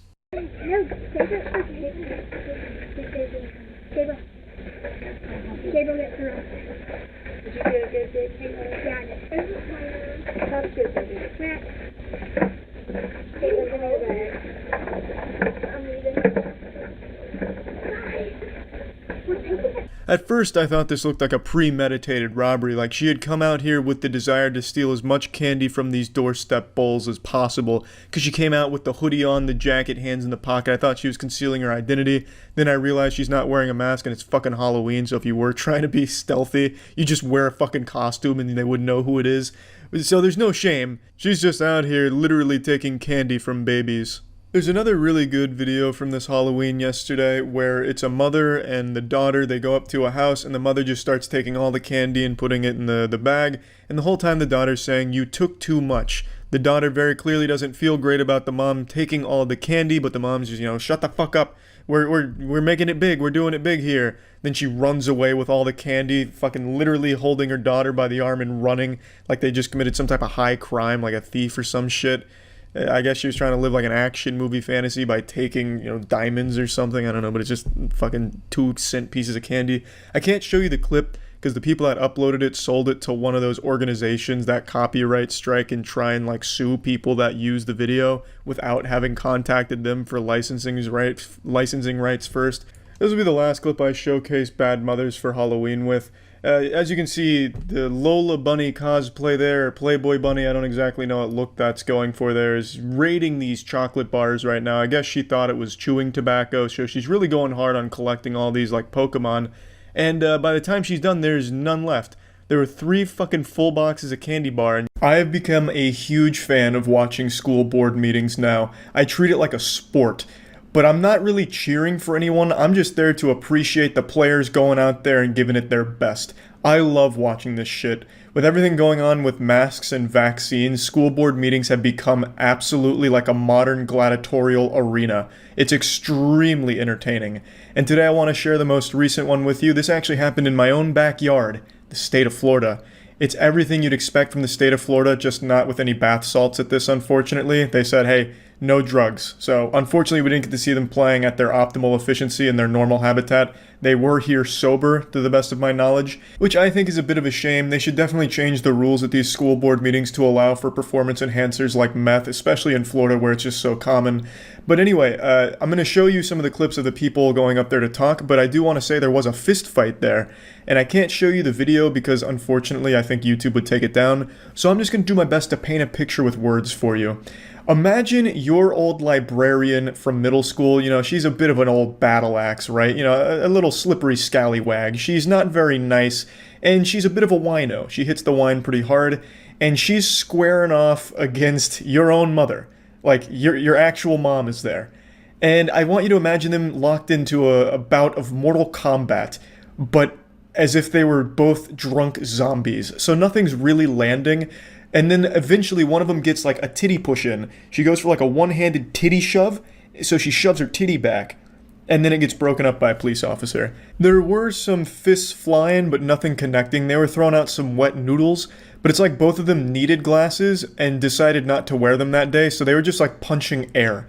It wasn't really even close to the target. It's like they were trying to punch ghosts around their target, or like fighting their spirit. So none of the punches landed except for the booby thrust, and then it gets broken up. But there was one person that really stood out to me in the fight. She wasn't directly participating, but it's this woman right here, wearing a full American flag dress. So we had a real patriot in attendance that day. Fucking female Duke Nukem over here just loves America, and she's there just trying to show her support for helping kids get sick. I am sorry the quality is a little low on that screenshot. It looks like a picture of Sasquatch. I'm sorry about that. That's the best quality I could find of her attire. But anyway, let me get into showing you the actual school board meeting clips. I'm going to tell you that your time is up. The people of the state and this district are rising up, and you have awakened a sleeping beast. That's right, baby. The beast is up and angry, ready to tear scalp from skull at the upcoming WrestleMania. I bet when she wrote that, she thought it sounded really cool and intimidating, but all I get is like 1990s Attitude Era WWE promotionals in my head. Maybe the reason why we have people in the hospitals all this mask wearing. Did we ever think of that? Did we ever think of that? Oh, wow. Now, there is a thinker. Oh, man, yeah. I don't know if we ever stopped to consider that. Maybe it is the masks that are making everyone sick. Wow. She's really blowing the case wide open. She has, like, the actual thought processes of a child. You know, is she then going to start lobbying that we remove cracks from pavement because if you step on a crack, you break your mama's back? Putting a mask on those children is robbing them of their education. You are robbing these kids of their developmental rights in terms of education. Are you educators? Don't you know that? She is making a good point. Everyone knows that your brain turns off when your mouth is covered. Every time you go to eat something and your mouth gets full, like you just go fucking full brain dead for a split second. Everyone knows that. So she's at least making sense here. You simply cannot learn while wearing a mask, obviously. I mean, how are you expected to do mathematics if there's a mask over your face, right? Like it's simple, it's elementary, really. I wonder if anyone ever told this lady that doctors and surgeons typically wear a mask when performing important operations. But that's probably a lie. I mean, the government probably made that up. I mean, you usually go under when you have like really important surgery, so you're asleep. They're probably not wearing a mask, and you're just being lied to. Since you haven't seen it with your own eyes, they're probably not actually wearing a mask. And if they were, they'd be drooling over themselves because their brain would be off. Like you can't do anything when you have a mask on, obviously, as she's saying. So yeah, no, that's probably a lie. They're probably when they're doing surgery, they're probably wearing like a leather jacket with like a cigar in their mouth or something, so that way they can really focus. Mrs. Claus here really is onto something. Like, you just can't learn if you're wearing a mask, and that's a really good argument, I think. Like, there's a lot of merit to that statement, if you're the dumbest fucking person on earth. I want to talk about the real pandemic, child sex trafficking. By putting masks on these kids' face, you can't identify any of them. What? Excuse me? Buddy, it's a school board meeting. For a second there, I thought he was going to start, like, complaining as, like a child sex trafficker himself. You know, it's like, I can never tell what their age is anymore, god damn it, and it's making my profession as a human trafficker much more difficult, god damn it, so this needs to go. They don't care about your children. As a matter of fact, they hate them. They hate your kids. They hate my kids. They hate your kids. They hate my kids. Get it? Yeah. Fucking busting out some stinky rhymes there for a second. She was about to go into a full-blown freestyle for him. I'm pretty sure everyone that showed up here to demand that masks be ripped off of kids' faces are the ones that actually hate their own kids. I don't think they even view them as their own children. I think they just view them as like political tools or something to enforce their own beliefs and agenda. So I think they're really kind of the ones that hate the kids. But that goes against the song she was about to bust out there, the little nursery rhyme she was working up. But like there's just, I'm sure even like a 9-year-old can recognize like there's nothing to be lost by having a mask over your face. It's not like it's harmful. It's not like ruining your life. So what's the point? Even if you don't think it works, it's no different than just having a dress code at school. Like, if you go to a school and they say, hey, you can't have assless chaps, it's not like you're going to make a big hoopla about that. Like, no, I should be able to have my asshole exposed to the world, right? Like, it doesn't matter. If it's just part of the dress code, who cares, right? But to these people, it's more than just that. This is the only thing they have now. This is their whole personality, is just being against the mask and the vaccine. It's a stupid hill to literally die on. We've already seen, like 10 different radio hosts that kept preaching no mask, no vaccine, just literally die from it, and then talk about how much they regretted it. So, I mean, it's a cycle that seems to want to continue. And I feel bad for the kids because it's their parents that are trying to hurt them just because they have a stupid belief. They're literally going to Gangnam Style on the corpse of their own kid for it. And I don't think they're gonna care either. But I just wanted to say that because I think she's really the one that hates her own kids, and she's just kind of projecting that on the school board that she's whining and complaining to. 99.9 live through this flu, especially the kids, and the data proves that too. Science and laws shouldn't be changing so fast. Has Nuremberg taught us nothing of medical tyranny in the past? This guy's face really says it all. She brought up Nuremberg. Good lord. Like, some of these people are just too far gone. to be honest. Like, there's just nothing you can do. They just desperately need something to cling to that they feel makes them unique or makes them feel smart, and this is what they've chosen. And I don't think many of these families ever really admit when they're wrong. I do remember not long ago, there was a family who 2 different members of the family died, and they ran 2 GoFundMe campaigns and still kept saying no mask, no vaccine, even in their own fucking GoFundMe campaigns, as they were lobbying for money for funeral services for the 2 members that died from it. So it's just one of those things, man. I don't know what you do about it except just sit back and laugh at them anymore. Like, there's just nothing you can do. They refuse to believe, like, the most basic understanding of anything, and it sucks, but it's a pretty fucking lit school board meeting, right? Like, the content from the school board meeting's pretty fucking A tier. Of course, I feel super bad for the kids because they didn't choose to have stupid parents. It's just really unlucky. And yeah, there's a war going on right now. A war you won't read about online, the media won't cover. Only I'm brave enough to report on it and bring it straight to your ass. I'm talking about the grisly conflict between Karens and the rest of the world.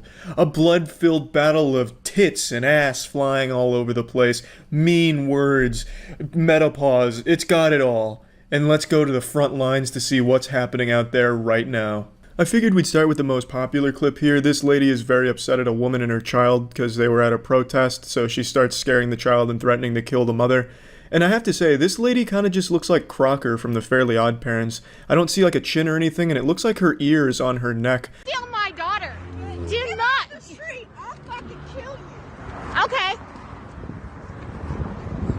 Unfortunately, we're missing the introduction here. We don't have the beginning of the film, we're only coming in on the climax, which is a shame, but it is what it is. We can see Alex Jones here is trying to wrangle his wife back inside. Even he knows that she's getting out of control, threatening to kill this woman, and she's also filming it herself. I would love to see her point of view, but I don't know enough anti-vax Facebook forums to find where she posted this. But I'm sure it's a great video, no doubt. And that's always, again, like I've said before, the craziest thing to me, how someone that is so in the wrong like her, where she's threatening to murder a woman, can film it and think that she's in the right, and just so delusional that she thinks people are going to pat her on the back for the brave video. Do you see what you did to a child? Good job.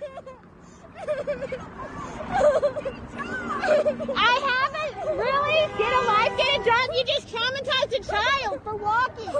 I have to say, the husband is playing some incredible defense right now. He is boxing her out like he's in the fucking NBA right now. This man is a fucking brick wall, and she is not finding her way around him. So hats off to this dude for the incredible performance in getting his wife inside. It was like a really tedious escort mission, it seemed like, but he was able to pull it off, and the video just ends with the child crying more, which is really sad, especially because the kid says she's scared since her mom was just threatened to be killed by that sorcerer of salt. But that's Karen's in a nutshell, traumatizing kids and making the world a worse place. Okay. Be quiet, be quiet. Are you 35? Look. Have you paid for this slot? Did you pay for it? It is not booked until June fucking 1st. Okay, sir. Karen. So there is no right for you to be here. Okay, Karen.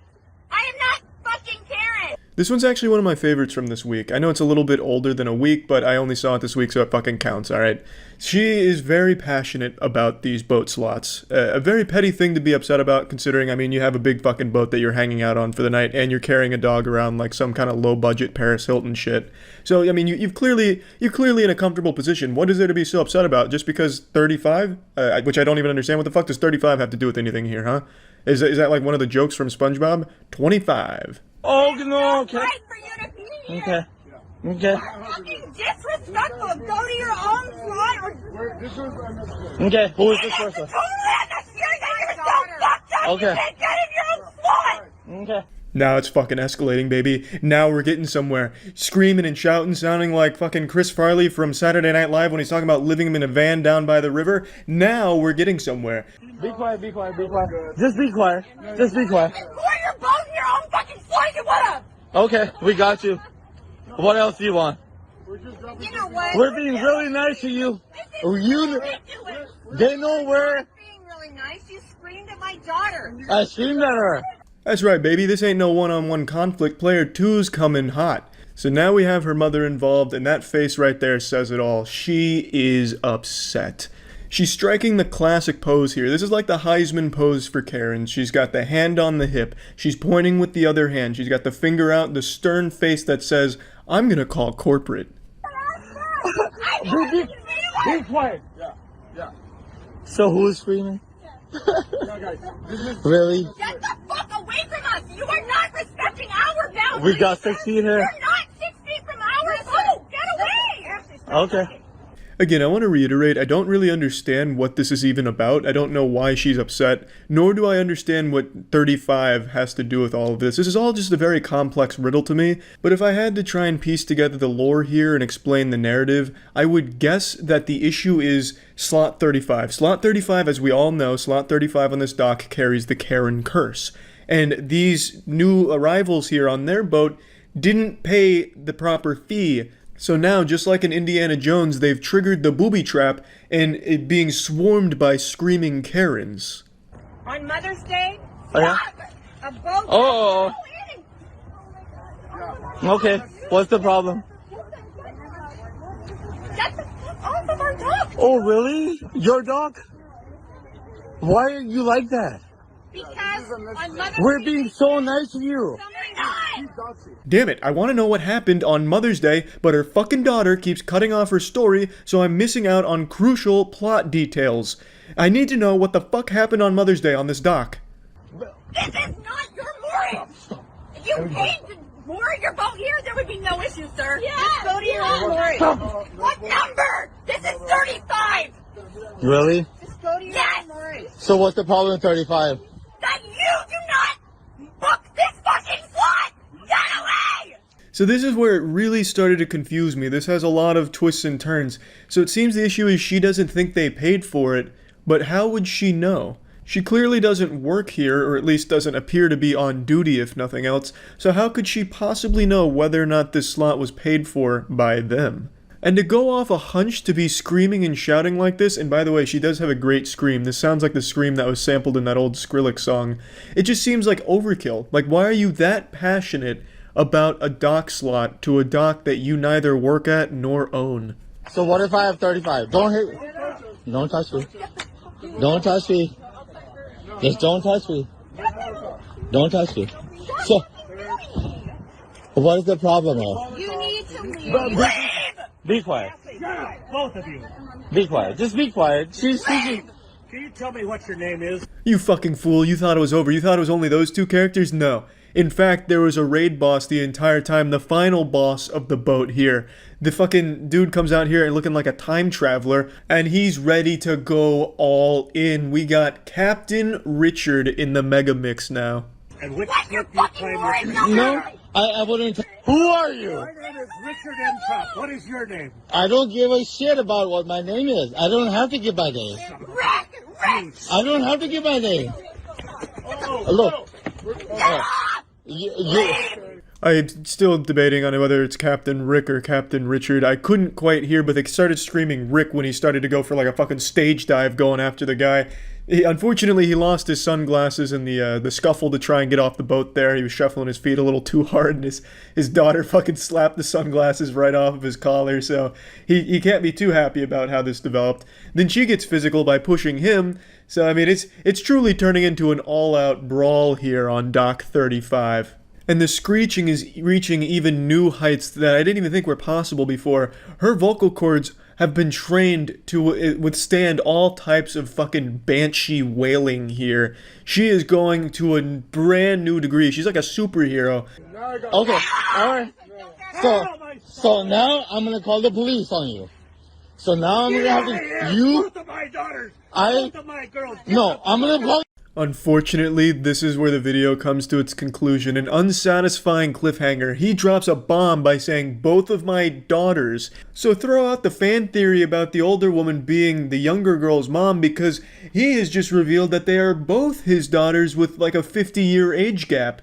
That is crazy. And it's so upsetting that I can't see the end of the video because the guy, he stopped recording to call the police, I imagine, but which makes sense, but it really is a shame that it's not documented more. You need to leave. You need to leave. We're not serving you. Hold on, guys. Okay. Excuse me, but you did say that she needs to go back to her country. What is that? Native American. This is another pretty confusing one because the Karen here obviously doesn't work at this market here or isn't associated with it, yet she's trying to say who they're allowed to serve. It's not like she's in uniform or anything. I highly doubt this is the dress code for the market. A fucking zebra dress while smuggling beach balls in their ass. That probably wouldn't be encouraged. Excuse me, this is what this whole world... White people are not from this country. Don't serve her. Yeah, you do not serve her. Don't serve her racist ass. You don't tell... No. Continue serving, continue serving. You need to leave. You're not a part of this. You need to leave. You're not a part of this. No. No, you do not come in here and use the F word and swear and call me a B-I-T-C-H. It's pretty cute how she spells out bitch instead of saying it out loud like it's Voldemort's name, but then she goes and calls the girl a bitch, but I don't know, it's all over the place. She doesn't want to say bitch to this guy, but she'll call the other girl a bitch to her face. It's weird. It's a weird tactic that she's got going here, and it doesn't work out well for her. I never even said that I said she is, and you're not a part of it. that word. So you get out of here. I know. I said she is, and that's why she's leaving. Okay. So you will leave too. No. It's always pretty crazy to me how Karens think that they're the law. Like when they say someone's leaving, they've got to fucking leave. Even though Karens are probably the least intimidating people in the world, people just laugh at you. Where were you born, bitch? I was born in America, bitch. Where are your ancestors from? They're not from this country. You're going back to Mexico. Bitch, you better go back to where you're from. You just walked into her. Excuse me. Hey, bitch, you just touched me. Oh my God. Yeah, you deserved it, in my opinion. So this is a mistake I haven't seen very many Karens make. She actually went after someone that wasn't defenseless. You see, typically when a Karen's having a public meltdown episode, she's channeling all that energy at a worker or someone that cannot fight back or else they'd lose their job or something like that. Whereas here, she's going after just another customer. Like, there's no reason why she can't just get her shit slapped, which is what happened. She pushed the girl, and since she wasn't gonna be fired for slapping her, slapped the shit out of her. She deserved it. The Karen started it. She just simply forgot the main rule when it comes to Karening. It's 5:45 a.m. I couldn't sleep, and I figured a lullaby was in order, and what's more relaxing than listening to the screeching and screaming of some wild Karens. Just wonderful voices. The 30 years worth of chain smoking and air duster huffing has left them with these divine pipes that are just a true joy to behold, really soothing on the ears. It's like listening to an angel get hit by a dump truck over and over again. You don't need a mask. This is an American Disability Act because I am hard of hearing. The universe is infinitely expanding every second of every day, and I think the reason why it keeps expanding is because it wants to get as far away from this fucking planet as possible because it's embarrassed by people like this. She says she can't wear a mask due to being hard of hearing. How the fuck does that make any sense? How does being hard of hearing make it so you can't wear a mask? That's like me saying I can't wear a seatbelt because I get hemorrhoids from time to time. And I have a right Robert? to speak my mind, and I have a right to see your lips because you do not, under any circumstances, violate. Y'all should call the police. Either serve me, I paid you, give me my pizza, and we'll go. Now, if that's not a motivational speech that'll have you throwing your fists in the air, then I don't know what is. Her speech right there is up there with the greats, like the JFK choose to go to the moon speech. This is one that history will remember. It sounds like a middle schooler giving a class presentation on a topic they didn't research, so they're just up there winging it. This is a violation of my pizza. Please? You need to back the fuck away from me, lady. You know what? What, Karen? What, Karen? I don't give a fuck because I have a right to my pizza. Oh yeah, that's right. I almost forgot about this one in the Constitution. One of the most powerful amendments. Thou shalt not be declined a slice of pizza.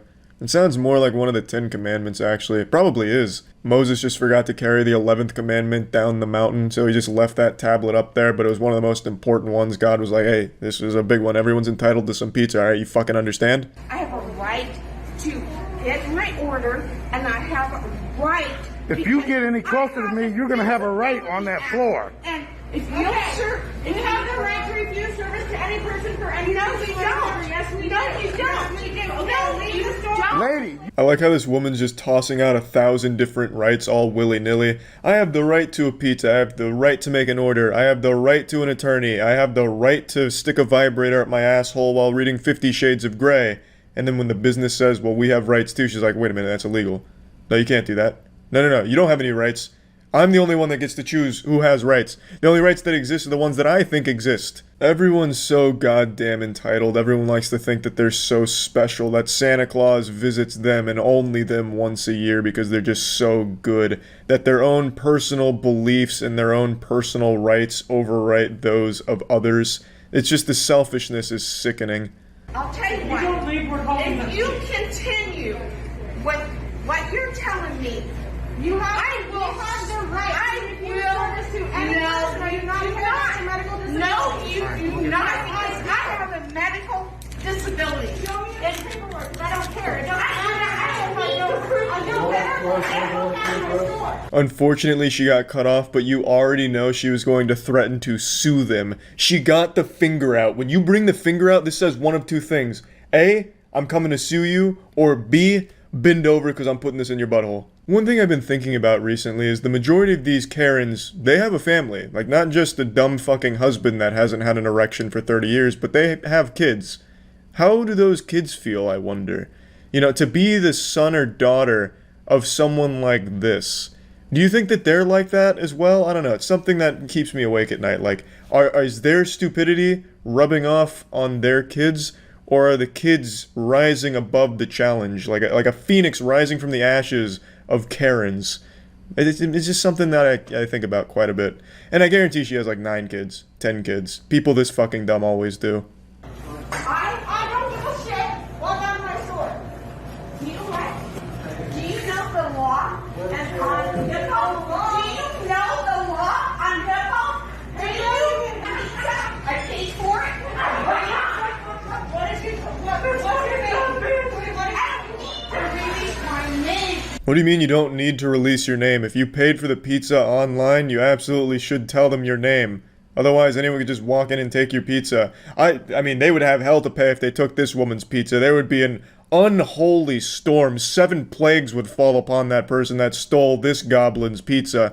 But let's not even go down that fantasy, because that just wouldn't happen. People would know better. They'd know it's her pizza. They'd fucking feel that spiritual pressure, like, on the pizza.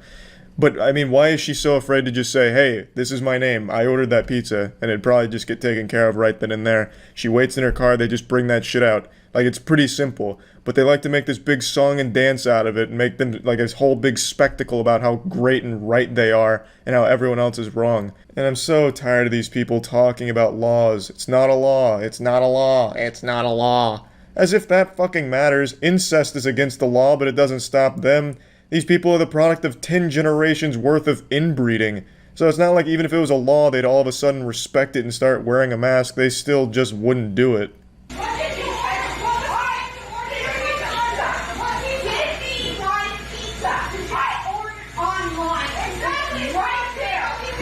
You see how people are. Here you got another Karen. This guy's absolutely right. Here we have another Karen.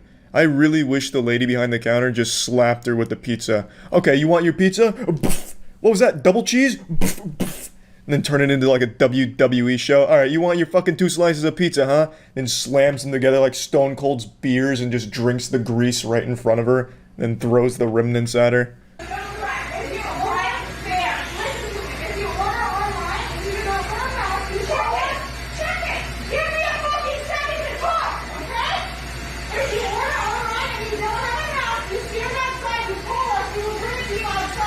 That sounds reasonable. If you don't have a mask and you order pizza online, wait in your car and we'll bring it to you.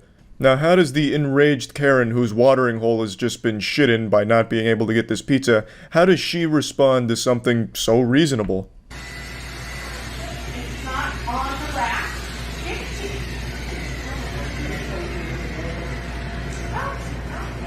What's the name? He said.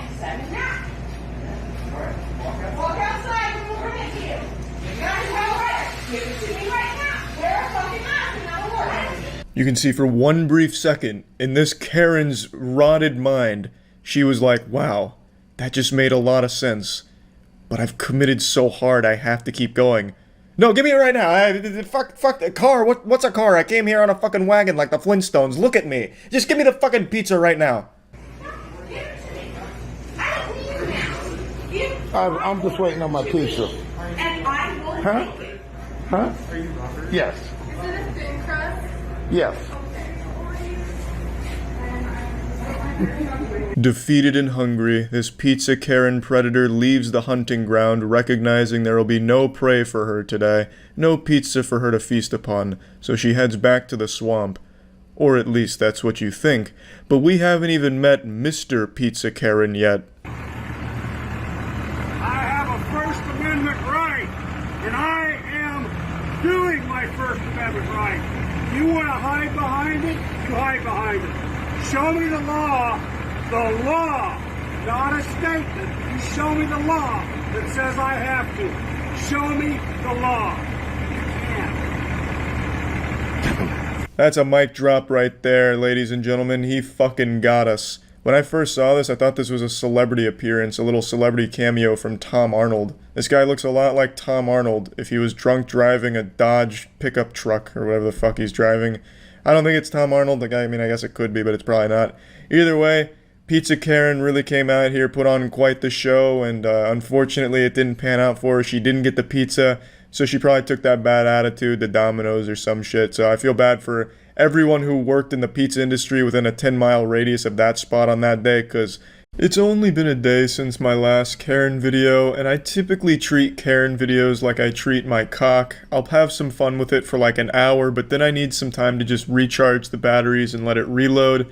But with this Karen epidemic that we're seeing right now, it's hard to even have any downtime with all of these exciting Karen stories and videos surfacing daily, almost hourly at this point. I'm just not even able to experience a refractory period or a cool down in between Karen binging sessions, because just within the last 24 hours I've been flooded with at least like 50 more videos of incredible Karen sightings, and what am I gonna do? Just not laugh at some Karens? Like, that's not an option. This is like taking your friend with a gambling addiction to a restaurant inside of a casino. You're helping to enable my addiction in this case. And I love it. Let's hop in. Oh, Lord! This fucking I Am Legend! That bitch She's doing the same shit! I think they made a great comparison here to I Am Legend. It does look like a director's cut scene from I Am Legend before they had the visual effects in there. Although I'd almost argue it's more similar to The Grudge when the lady's crawling down the stairs and then finally reaches the bottom. You can probably guess what this situation was about. She wasn't wearing a mask and they didn't let her in the business, and for some reason the natural response to this for most Karens is to just break down and have this kind of lunatic behavior where she's licking the fucking glass right there on the door and slamming into it like a zombie. I actually feel like maybe Corona is mutating, and it's starting to only affect middle-aged post-menopausal women, and it's starting to transmogrify them into these mindless ghouls that just act off pure wrong instincts and lack of shame.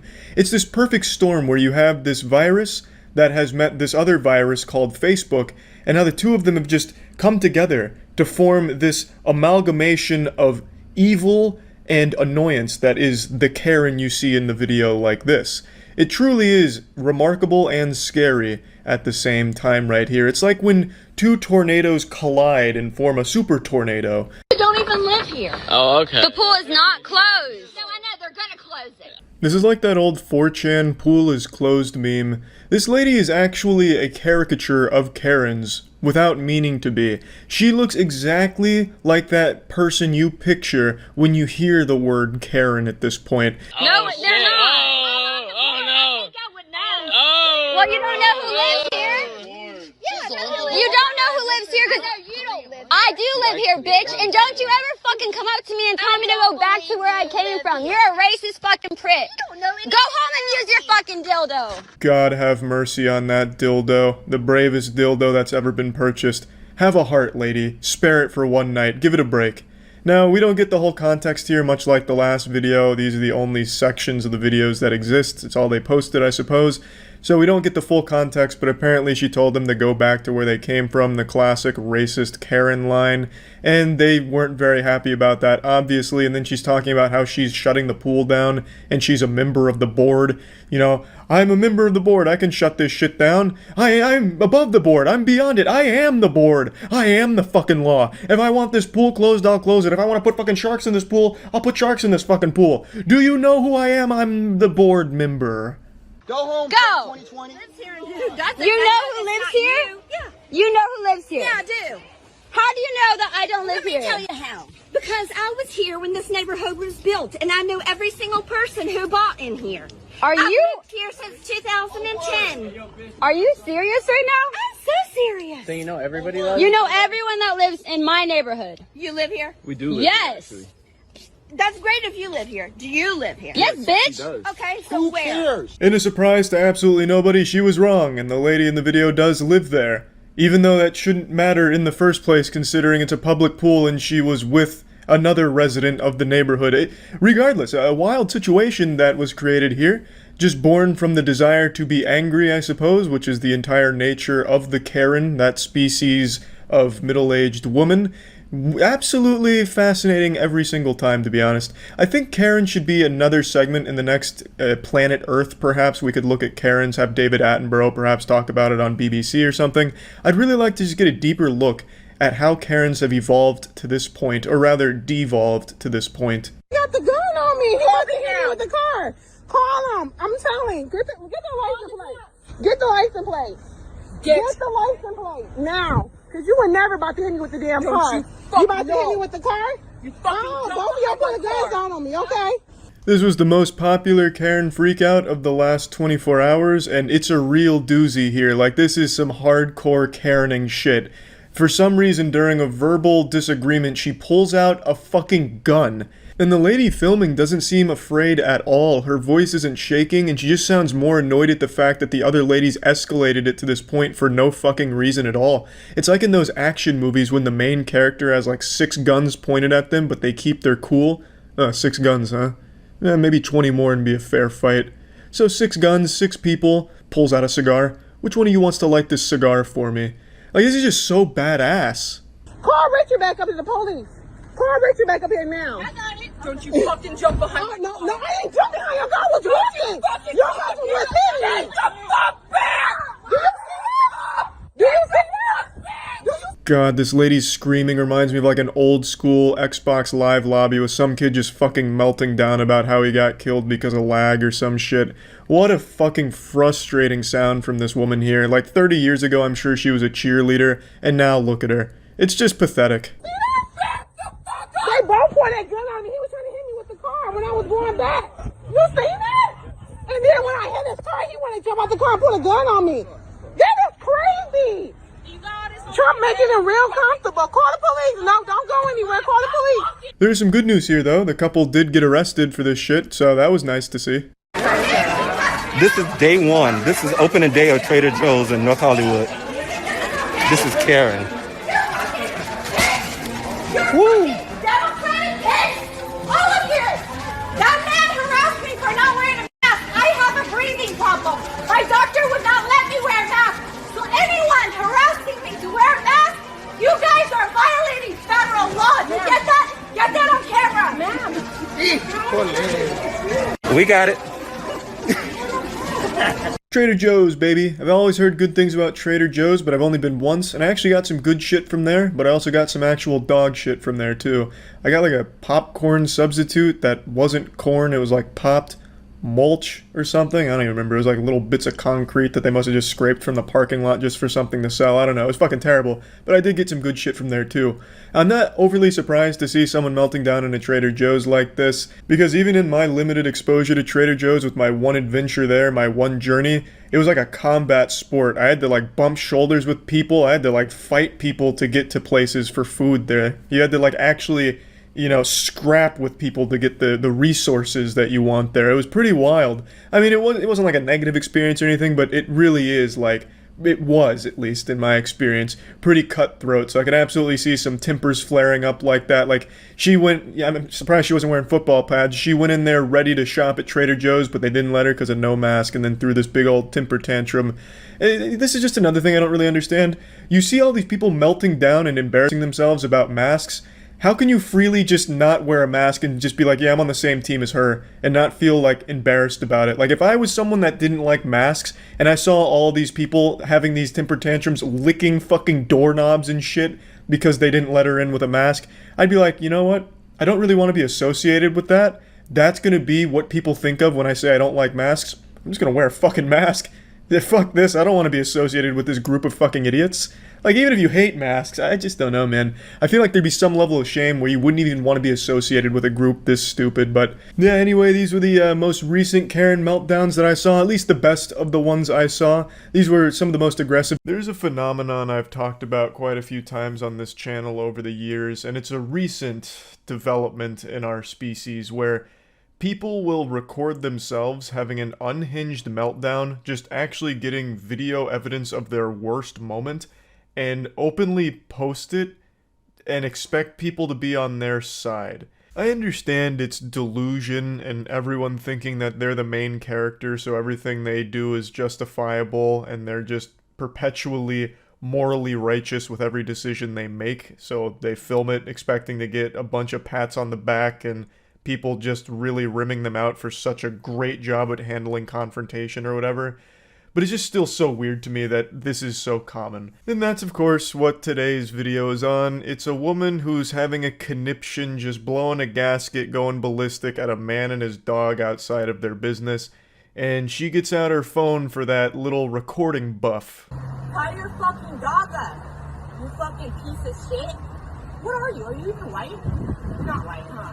What about you fucking you fucking dumb shit, like you just called me. Zoinks, Scoob. This one fell apart real quick. She only got one sentence out before immediately devolving into some racism. Dropping a "go back to your country" line. That's a 10-yard penalty right off the rip. I mean, that's a technical foul. Like, my god. And she's recording herself doing this. Supposedly to post on Facebook or somewhere, or maybe she's streaming it on Rumble, like God only knows. She is filming this moment herself for the Cringe compilation, proudly, and then still going through with all of the stupid shit she's saying and is about to do. Now, the man is also filming her. This is another very common interaction in this day and age where one person's filming, so then to counterbalance it, the other person starts filming. It's kind of like in Dragon Ball Z when they have like the beam battle, the beam struggle, so like a Kamehameha wave mixing with like a Gallic gun or some shit, and it's like going back and forth. That's what it's like in modern day with confrontation, where two people start filming each other and it's this war of attrition for who's gonna break first or have a cancelable moment. It's just a tug of war. Everything is filmed all of the time. So all of these arguments usually don't even take place face to face anymore, even though it's in the real world. They'll immediately bring out their phone and argue with the phone that's looking at the person. So that's always kind of goofy. Now, in the words of the great Shrek, he said, "Public freakouts are like an onion. They have many layers." And that couldn't be more true for this video, because the lady here, I actually think, has a real reason to be upset. She's just going about the whole situation in the worst possible way. She's mad because the man and his dog are outside and the dog is not on a leash. And I think that's a very real complaint. I really think it's extremely irresponsible and shitty dog ownership to have your dog be unleashed in public. That's not only dangerous for the dog, where it could just run away, get hit by a car or something, but it's dangerous for everyone around you if your dog, you know, maybe goes after another dog, goes after a person, and the dog in this video is a pit bull. So that amplifies the danger of it even more so. Go tie your fucking dog up now, you piece of shit. Bring your dog inside. Tie him up. You cannot do that. You can't keep him out here. You're entertaining.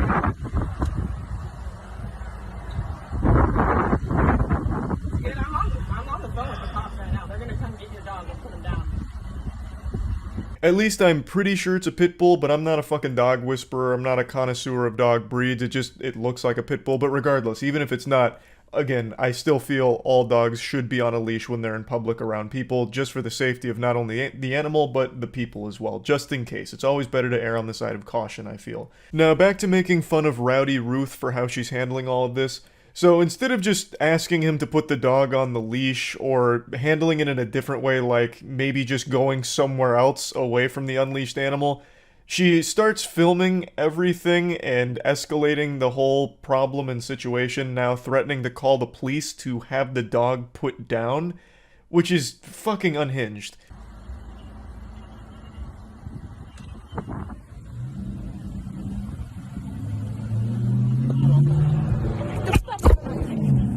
Don't fucking touch me! Piece of shit! Another thing that it seems to be increasingly common is someone saying, "Don't touch me," as they're initiating all of the contact. She's coming at him like a linebacker about to sack the quarterback here. She charges at the guy, and then he like turns and looks at her, and I'm assuming kind of like moves her hand away or something is what it looks like, when she was the one that actually started the physical component of this whole hoopla. I've seen this kind of shit so many times in videos like this, where an argument gets to this point and the person's going wacko mode, like they're going goblin. So they're like, "Don't touch me," as they're like charging at the person, or like, "Stop filming me," as they're doing everything they can to be in the video. Like there was nothing physical happening here until she started it, and then gets mad at him for like defending himself's not even the right word, because he didn't even do that. I think all he did was just like move her hand away. If that. Like, I'm only assuming based on the way she responded to everything.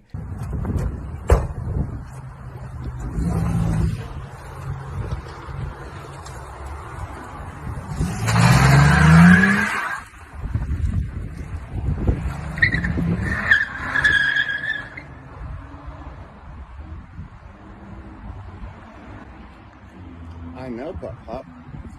She was crazy. Now we've reached the climax here. The lady peels out like she just got her 5th star in Grand Theft Auto and nearly hits the guy filming, and then just floors it. Just absolutely zooms out as quickly as she can and takes off into the sunset. This was probably the most exciting moment of her entire life. And now that video is somewhere in a Facebook book club group, and they're really cheering her on for her bravery and the way she handled everything here.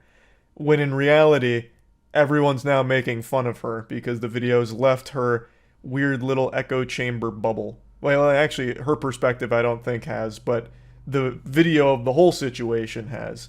There's nothing particularly special about this video. These are a dime a dozen. There's millions of these uploaded every day. So what made me want to talk about this one in particular? Well, because it showcased 3 different things, all of which I find interesting talking points. The first being this increasing frequency of people filming their own worst moments, or filming their own, like, crimes now for social media clout. Just this parasite that seems to be infecting the brain of so many who are more than willing to film the absolute most embarrassing moments of their lives and upload it. I don't know if she did or not, though, to be fair. I suppose it's very possible she had, like, a moment of self-reflection, a come-to-Jesus moment, some clarity, where she realized, holy shit, this is awful, and then deleted it on the spot. But, you know, the damage was done because he was filming it, so we still saw everything that happened. But anyway, that's just the first thing that I always find interesting about these situations, is the person who's very clearly the most unhinged is the one filming it themselves, thinking that they're right.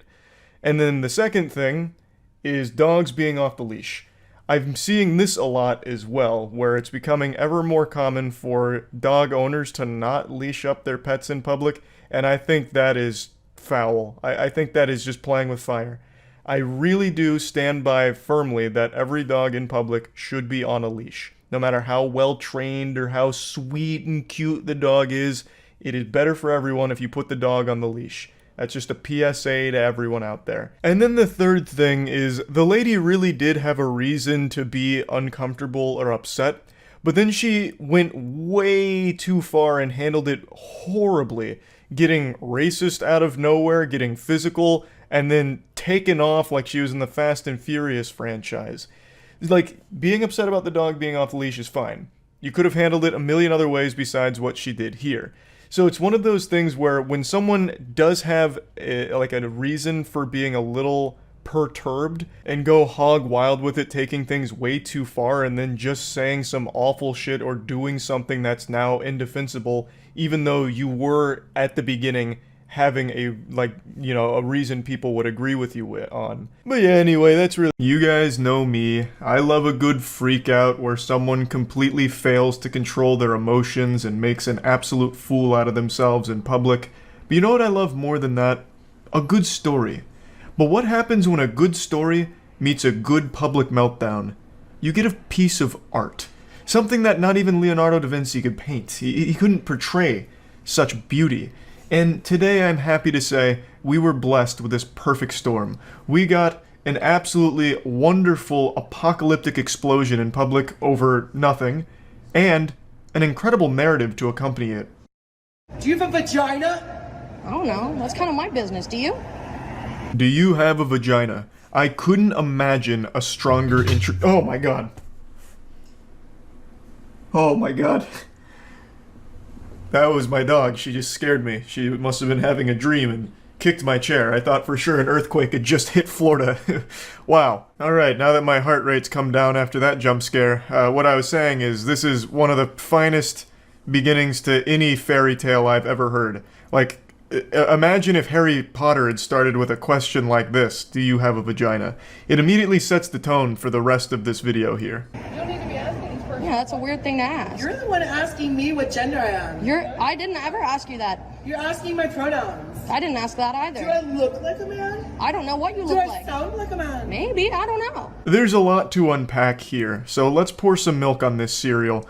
The lady on the street is accusing the person filming of asking her pronouns or something, which apparently never happened. The context for what led up to this is this lady who's on the street right now causing a bit of a ruckus. She was eating at this restaurant and then claimed that the restaurant served her cat meat instead of chicken. So naturally she was outraged. I don't know what the restaurant was, but the only place I could imagine serving you cat meat is Burger King, and it would probably be better than their normal menu. So she's upset, thinking that she didn't get the chicken she had rightfully paid for, and she's making a big hoopla about it. Apparently she had threatened to go get assault rifles, which I imagine is implying she'll come shoot up the place. She was also apparently throwing things at the window of the restaurant, which is when this person started filming this freakout. And that's where we're coming in here into the story. So we're already in like Act 2 of this play, but now you know what led up to this moment. I also forgot to mention that shortly before recording, she was allegedly throwing around slurs as well. Now I'd like to focus a bit on when she says, "Do I sound like a man?" Because she does something very interesting here, and I don't know if you caught it. I'll play it again. Do I look like a man? I don't know what you look like. Do I sound like a man? Maybe, I don't know. When she says, "Do I sound like a man?" she does it in a goofy accent that sounds like a Scottish professor. I don't know why. I guess some wires got crossed in her brain or something, or perhaps she really believes that every man sounds like a distinguished Scottish gentleman, but it is such a beautiful, like, flair to her sentence that I couldn't help but point it out. Do I stand like a man? What does a man stand like? Oh, then I guess no. This is my favorite part. Do I stand like a man? And then she strikes this ballet recital pose. She gets into like this wide stance. It looks like she's about to go into an improper deadlift. These kind of reminds me of like when kangaroos flex. You know, where they throw their arms out and you see like all their bicep veins and shit like that? It's the same pose. Yeah, don't mind me. Just a dude posting up. Just standing like a man. Because that's how all men stand. I've never seen a human being stand that way, let alone just some guy.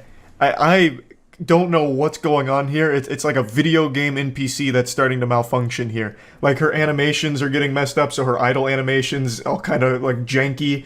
It's just a wild ride. And I've seen a few people talk about it, and they've said that this may have been like mental illness or something, and it's impossible to know for sure. But I've seen a lot of freakouts. I wouldn't necessarily call myself an expert, but I'm not far off from my degree either in analyzing meltdowns, I'd speculate. So I'll go ahead and pass my professional opinion here. I think that this is probably substance-induced. I've seen a lot of these kind of things, and they all have one thing in common. Typically, some sort of substance leads to an outburst like this. So that's my little armchair analysis here. But again, I don't know for sure. And if it is mental illness related, hopefully she gets the help she needs. But threatening to bring assault rifles to shoot up the place is not acceptable under any circumstance, nor is throwing rocks at the place and throwing around a lot of slurs. Yeah, record me. Are you recording? You sneaky bitch. Are you fucking recording me right now? I'm holding my phone. Okay, good. Call 911. They're already on the way. Perfect. Can't wait to talk to the officer. Ah! Stop! Oh, stop! Stop! Fuck you! Fuck you guys!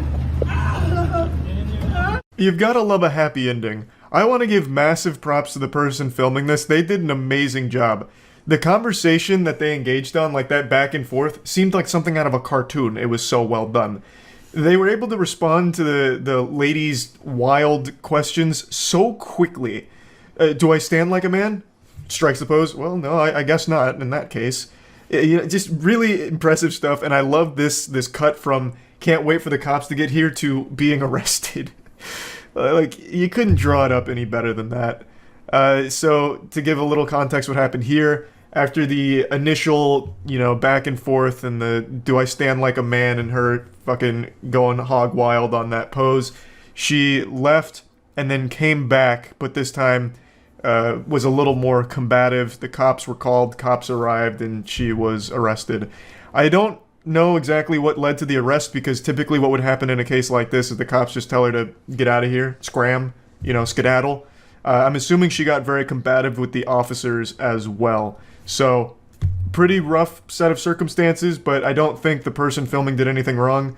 Threatening to shoot up the restaurant and throwing rocks at it, that's definitely grounds to at least, getting the authorities there to say, hey, no, please leave. At the very least. Now, this is where the story wraps up. There's still a few plot holes here that I don't have the answer to. Whether or not the restaurant was actually serving cat meat remains to be seen. I'm sure there will be a thorough investigation after she files her claim on it. I would venture a guess saying that probably not. I think it'd be a lot harder to get cat meat than it would be just to get chicken in the first place. Like, you can find chicken everywhere now. You can fucking find chicken in a dumpster outside. I could throw a rock right now and probably hit a giant chicken breast. It's just so readily available. Whereas cat meat, it seems a little bit harder to source. So, I wasn't there. I didn't taste it. And even if I did, I don't know if I'd be able to identify the taste of cat over chicken. My palate's not that fine-tuned. So we don't know for sure whether or not it was cat or chicken. I'm going to go ahead and throw my hat in here and say it was probably chicken. Thus, I don't think there was any reason for this giant meltdown in the first place. There's so few instances of a justified public freakout where I'm actually rooting for the person going ballistic. Most of the time it's just a minor inconvenience that gets blown way out of proportion by somebody. But the ones where I do root for the person going wild are the ones where it's like in court and the person who murdered a family member or did something heinous to a family member gets beat up by that family, or somebody like goes after them and gets a few rogue punches in before the cops separate them. I'm always pumping my fist saying, you know what, great. But aside from those extreme cases, it's never worth embarrassing yourself like this in public at all. Anyway, I just wanted to share this one with you because I found it. It's often said the most painful experience a human being can endure is childbirth. But that's so disgustingly wrong. The most painful experience humans can endure is school board meetings. The amount of absolute lunacy there is off the charts. Listening to the crazy people at school board meetings is like sticking your head into a wood chipper, except the wood chipper's at least a lot faster at killing you. Listening to these people is a slow, agonizing death. It's never been about your health. It's never been about your health. It's about control and compliance. And let me tell you something. Go home tonight and take one of these spoons and put it on your vaccination spot. Guess what? It's going to stick to you. Well, if you say so, I'll try this little Bill Nye experiment. Son of a bitch, come on. God, I wish it would stick to me. I'd love to be like Magneto, but unfortunately, this is a false prophet. She's shitting and spitting lies. This magnetism conspiracy has been popping off recently, and I think it's a really entertaining one. I can't even be mad about it. People genuinely think getting a vaccine is going to turn you into some kind of metal-bending monster from the Avatar universe or something. It's so fucking goofy. Like, this is magic tricks that you do for children at a birthday party, like where you put a toothpick on your thumb and tape it down, so that way when you put your thumb back, it looks like it disappeared, and you convince them it's gone forever, and you blow their mind. Like, this is like the same shit you do there, like, son, come here, I have something to show you, and keep this a secret. I'm a superhero, look. I'm Magnet Man. Spoons stick to me. These people actually have the brains of children. It's so fucking wild. And for some reason, almost all of them are parents. Usually when you think of someone stupid, you picture like the stereotypical eating glue, doing something reckless like playing chicken with a train. But now, over the last year or so, when I think of something stupid and someone really fucking dumb, I picture a parent. Like, someone that looks like this lady. This lady is dressed like she's trying to disguise herself as an alligator. Like she's trying to go undercover in a zoo exhibit to infiltrate the alligators. Get in a corner, get into some silence and some meditation. Hopefully some of you believe in God. And pray and check in with yourself or whoever you answer to and ask, is this something normal? To have metal stick to you? Lady, anything can stick to you if you're sweaty and greasy enough, which I'm sure you know all about. I also don't know why she's bringing God into this. He must be so embarrassed when people like this throw his name around. Is this human? No. And guess what else? You take a black light flashlight and shine it on your veins, and you're now going to glow in the black light. Because guess what? You're no longer human. You're 2.0s, and we are afraid of you. Everything she's saying sounds fucking awesome. She's a great advertisement for the vaccine. You apparently get to be magnetized and glow in the dark. She calls you a 2.0, so you're an upgraded version of humans. Like, goddamn, if I was anti-vax and I heard her speech, I would be the first one in line to get vaccinated right now. I would be voting for her for class president, because these fucking wild promises sound incredible. You shouldn't be afraid of us because you're shedding your spike proteins. And this is the reason why people are in the hospital. It's not the unvaccinated, it's the vaccinated. These people often say that they do tons of research on their own, but I find that very hard to believe because there's no chance this lady can spell vaccination. So there's only one way she's getting this information. Through Facebook, baby. If ever there was a time to get religious, it's now. And pray to God that he will just wipe Facebook off the face of this planet. It's the only chance we have left. It's the vaccinated, and guess what? The truth is coming out, everything is bubbling up, and you guys are disposable, and whoever you're puppeting, whoever you're parroting, they don't care about you.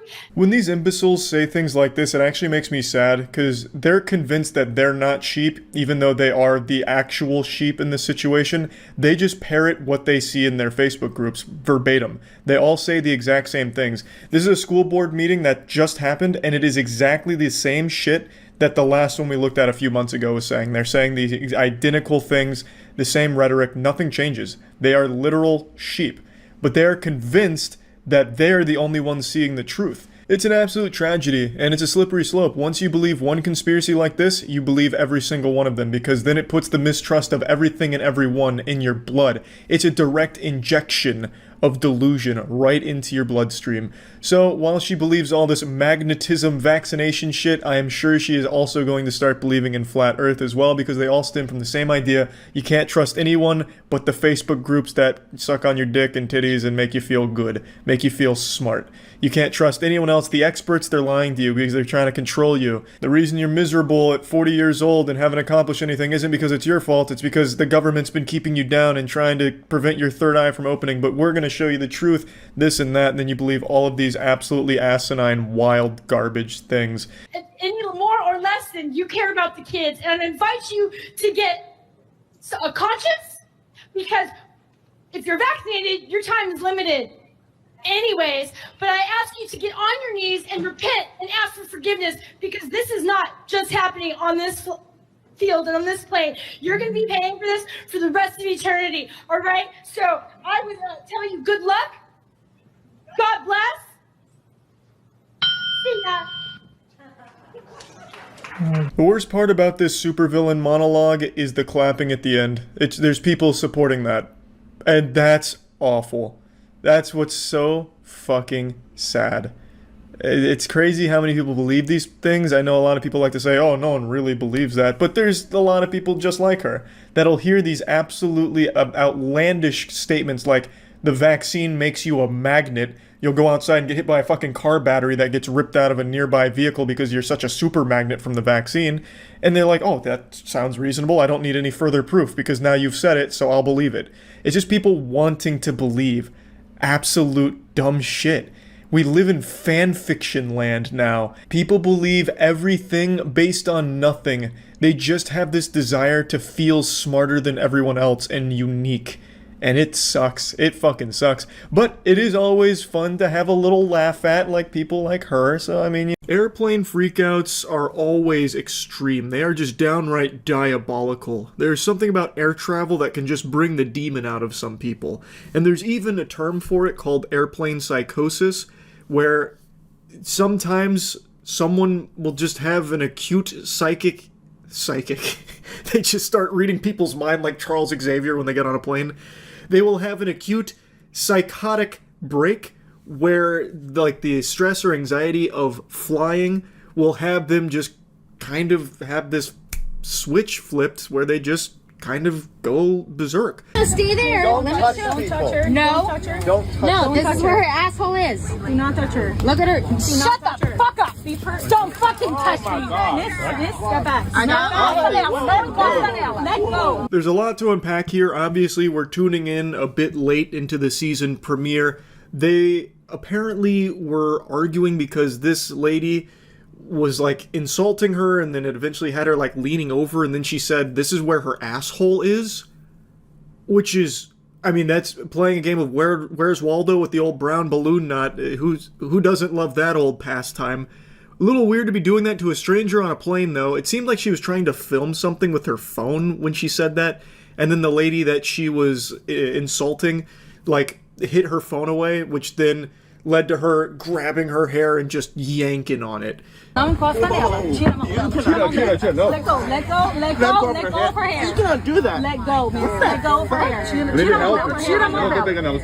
I'm not. Andre, I'm not even touching your hair, bitch. Andre, we need the police right now. You need to let go We right need now. those 911. So I'm a little torn on if this is actual airplane psychosis or if she's on something here, because she's not even in the same dimension. She's now saying she's not even touching her hair, even though she has a fistful of those fucking follicles right now. She is yanking on that hair like she's trying to climb rope with it like Rapunzel. Yet she's saying she's not. Maybe she is lucid and just, I don't know, just spitting a bunch of barnacles out there. But as this progresses, you're going to see that she is just in wacko mode right now, going full-blown, uncaged, unhinged, insano style. You need to let go. 911, bro. You need to let go right now. Miss, let go of her hair right now. Yeah, I'm sorry. I didn't want to sit next to a fucking fat lady. Let go of her. You need to let go of her hair right now. Let go of her hair. You guys are already past the point of no return. You're already past the point of no return. Let go of her hair, miss. Y'all see me. You know what's going on. Now, it's hard to figure out exactly what started all of this. You kind of have to piece together the little breadcrumbs of lore like it's the Dark Souls narrative. But we have alternate angles here to try and piece together the mystery of what started all of this. And judging from this other angle, it seems like nothing started this. She is actually off her gourd. And the lady that she just keeps calling fat over and over again didn't do anything at all to provoke this. She just happened to be nearby in this woman's aggro range and was the recipient of her wrath. This is worth $250 to you? Look at this. Look at this. $250? I'm sorry. There's like, I'm like not touching this girl's ass. I'm sorry, I don't care. Are you okay? We need to get the police down here right away. She just struck off Susan. So the no flight list is about to add another person. That's crazy. Oh my God. Anyone can see this. Fuck it. This was the prologue here before she grabbed the woman's hair. She's just yapping about $250 about something. It's incomprehensible gobbledygook. But anyway, let's go back to people trying to like restrain her and stop her from yanking on this woman's hair. This is retarded. Yeah, put me on the ground. Put me on the ground. Alright. Look at this fat lady. Look at this fat ass bitch. She can't even, look, you can't even see her stomach. It's horrible. Look at her outfit. Look at this fat ass bitch. Hilarious. You can't even show your mouth because you're embarrassed. You can't even see it because you're embarrassed. Shut the fuck up. Who is Alana? Sorry, I can't hear you. I can't hear you, ugly ass fucking dude who's never gonna lay it again. She actually looks possessed. She looks like the horror movie poster to a film about an exorcism. She looks like she's trying to do an Amy Lee cosplay from Evanescence, but she got too hard into Fint on the way. She's just leaning over, insulting these two people who have done nothing wrong from what I can tell from the two videos here that showcase this event and everything kind of leading up to it. She's just over here insulting them while getting restrained, and spoiler alert, she's about to make it physical. She doesn't just stop at just insulting them and all that. She then starts like actually attacking the woman. Okay, I'm sorry, black guy. My boyfriend's black, so shut the fuck up. My boyfriend's fucking a black guy. My boyfriend's a black. My boyfriend's black. My boyfriend's a fucking black guy. I really thought she was about to put on a Burger King crown. I thought the old Burger King plain guy was about to find his Burger Queen here. You're joking. Oh my god. We're not doing all that. We're not doing. Shut the fuck up. Shut the fuck up. I am in awe at the restraint of that woman who's getting spit on to not, like, pop that lady in the nose. Not to just lay down the meanest fucking haymaker on that woman. That's assault. It is textbook assault. She is hawking loogies on this woman, spitting like an alpaca here. I cannot believe that she had the restraint to not hit her. I really don't know how she was able to do that. She must be some kind of saint or something, like the Zen master, able to like fight that urge to just blast her in the fucking face. That was an actual Vinland Saga Season 2 moment. I have no enemies. I actually cannot believe it. And it only gets worse though. Like, she doesn't stop at just spitting. As I said, she gets like really physical. Ugly ass bitch, you're so fucking ugly. You guys, I need you you never got laid in your life. Your boyfriend's dick is like 2 inches big. That's embarrassing. I'm so sorry about your boyfriend. That's horrible. That's horrible. I can't breathe, I can't breathe, I can't breathe, I can't breathe. I can't breathe. I can't breathe. I can't breathe. So she blue screens there for a moment, claiming she can't breathe and like pretends to faint so that way she can get to the ground, which frees her from everyone's grasp. But don't be fooled, it's all just a ruse. What she's doing is she's entering low power mode so she can charge her ult more effectively. You're about to see it unleashed. Okay. Let me go, I can't breathe. I can't breathe. Shut the fuck up, I can't breathe. Fuck you! Fuck you! Fuck you! Fuck you! Fuck you! Fuck you! Nobody's fucking touching me! Fuck you! You're not letting me go, motherfucker! You're corny as fuck! Nobody's letting me go! I can get out.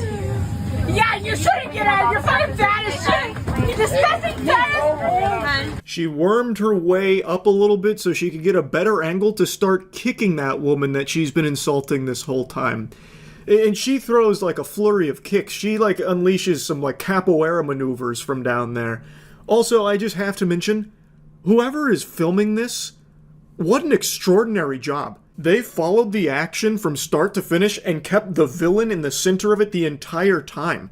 There was like not a single moment that they didn't have like the perfect angle to capture this, and there was no shaky cam. I don't know if they were using a gimbal, like they had a fucking Ronin with them to film this, but it was unbelievable work. It was so smooth. You don't see movies with camera work this smooth sometimes. So really impressive job from whoever filmed this. Fuck you! Fuck you! Fat ass pig! Fuck you! You're so beautiful! You're stunning! Shut the fuck up! Can anybody do something, please? Get the fuck up! Hold on, grab her leg. No. I need to Yeah, okay, baby. You know, baby, to close her life. I'm gonna sit around on this way. Alright. Okay, I'm sorry. My boyfriend is black. You need to shut the fuck up. No, you don't need to. No, my boyfriend's black. You need to shut the fuck up and respect him. The woman who was getting kicked finally finds a way of getting out of there and like escaping, like evacuating this area with the fucking menace on the loose here. And I don't know what happened at the end there, but she just keeps repeating that her boyfriend is black, and then it sounds like she's starting to cry, and then immediately she snaps back into fucking demon time after repeating that for like the 4th time, and then starts just kicking and screaming again. Alright,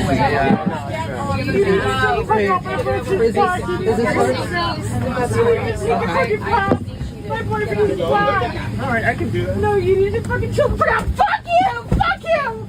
Leave me the fuck alone! The way she snaps back and forth from like being on the verge of tears to then going right back into kicking everyone and screaming, it feels like a psychotic episode here. I think it's probably airplane psychosis, maybe coupled with like alcohol, like maybe she's fucking sloshed, I don't know, but this seems like a case of airplane psychosis, which is a very real thing and a very confusing phenomenon. Now, the video ends shortly after here with her still doing that while handcuffed on the floor, but alternate angle, someone captured footage of how they got her off the plane, and it's like something out of Silence of the Lambs.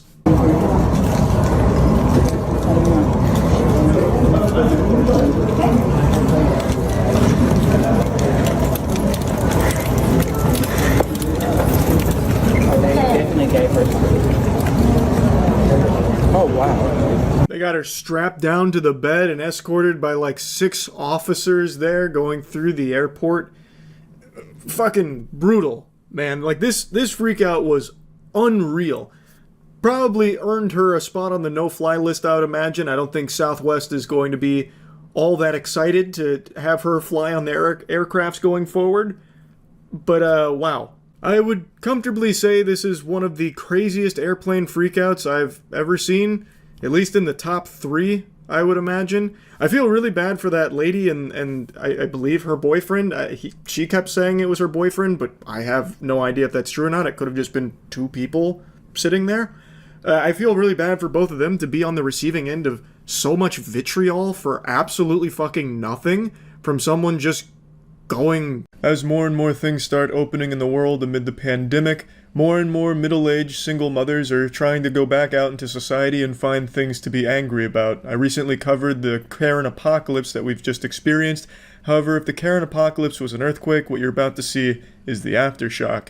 One thing I find interesting is since most people have been inside for a long time now, a lot of people are starting to get a vitamin D deficiency from what I've read. But I'd argue it's almost more dangerous to go outside due to an overdose of vitamin K. Karen. Society right now, the outside world that I've now become a stranger to, is experiencing dangerous levels of exposure to vitamin K. It's like walking into fucking Chernobyl if instead of radiation it was just pure negative Karen shit. So let me just show you the recent Karen Armageddon we're now experiencing. 45 minutes of having it on. It's the first time I've worn one. I am disoriented. I'm a little mad, if you can't tell that already. Oh, don't worry, you weren't keeping that a secret from me. I had a sneaking suspicion. Between that stereotypical where's your manager haircut, it's time to go to corporate and take a shit, also the facial expression that just kind of conveys I'm always mad even when things are great, I was just able to immediately sniff out you were a bit upset about something. Like I'm frustrated, but I don't feel good physically. Like I can tell you right now, I wasn't getting enough oxygen and I just had on one of these little stupid things. Yeah, I see what she means. I can hardly breathe in this shit. I'm about to fucking pass out on you, just suffocating myself here. I like how my beard hair kind of sticks out here. It's like little innocent pubes popping out of someone's whitey tighties.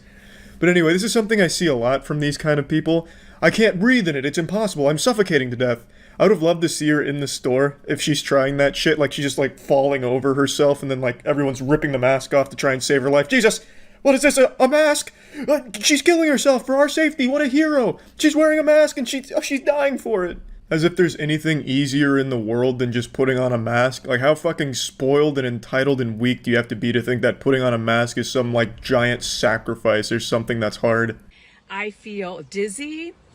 My hands are kind of tingly My heart is beating fast, so some of it's an emotional reaction, but some of it's a physical reaction. Now, I'm no doctor, so please take this diagnosis with a grain of salt, but I think what you're experiencing is hyper-screeching withdrawals. The symptoms seem about in line with that. You see, for 2 months, you haven't been able to go out in public and yell and scream at retail workers, so your body's just been a little bit confused, and now that you're out in public again, it's getting tingles, it's getting anxious, it's just its way of responding. I understand the virus is real.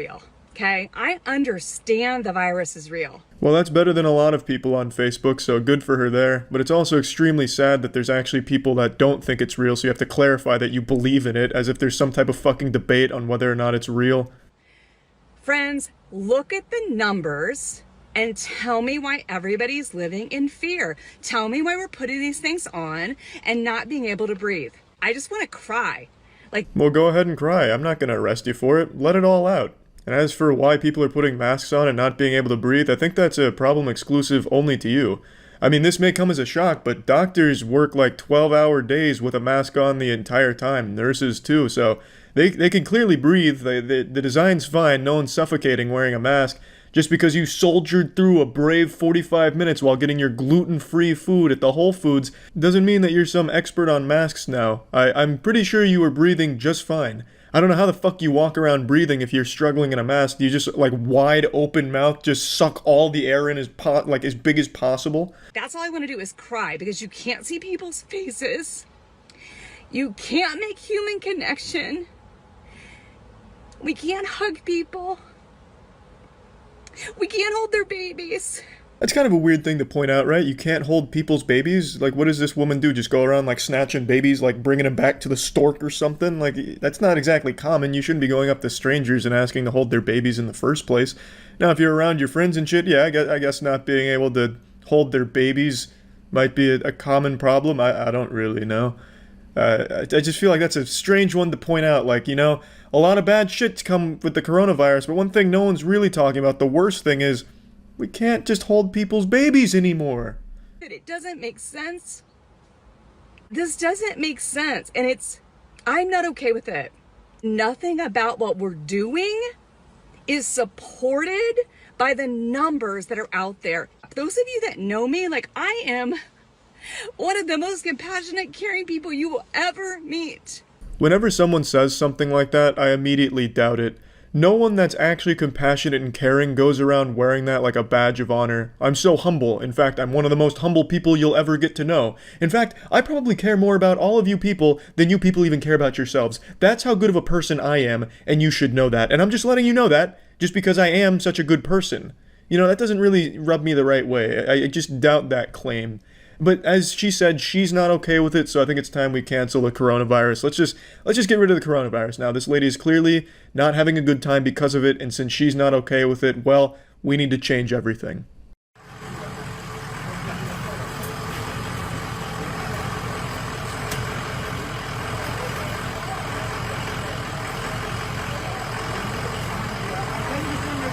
I like this one because the lady in it walks around like a video game NPC. It's like she's playing Animal Crossing with the shovel trying to get the right slot. But instead of a shovel, she's using her phone to record for her Facebook anti-vax group, so...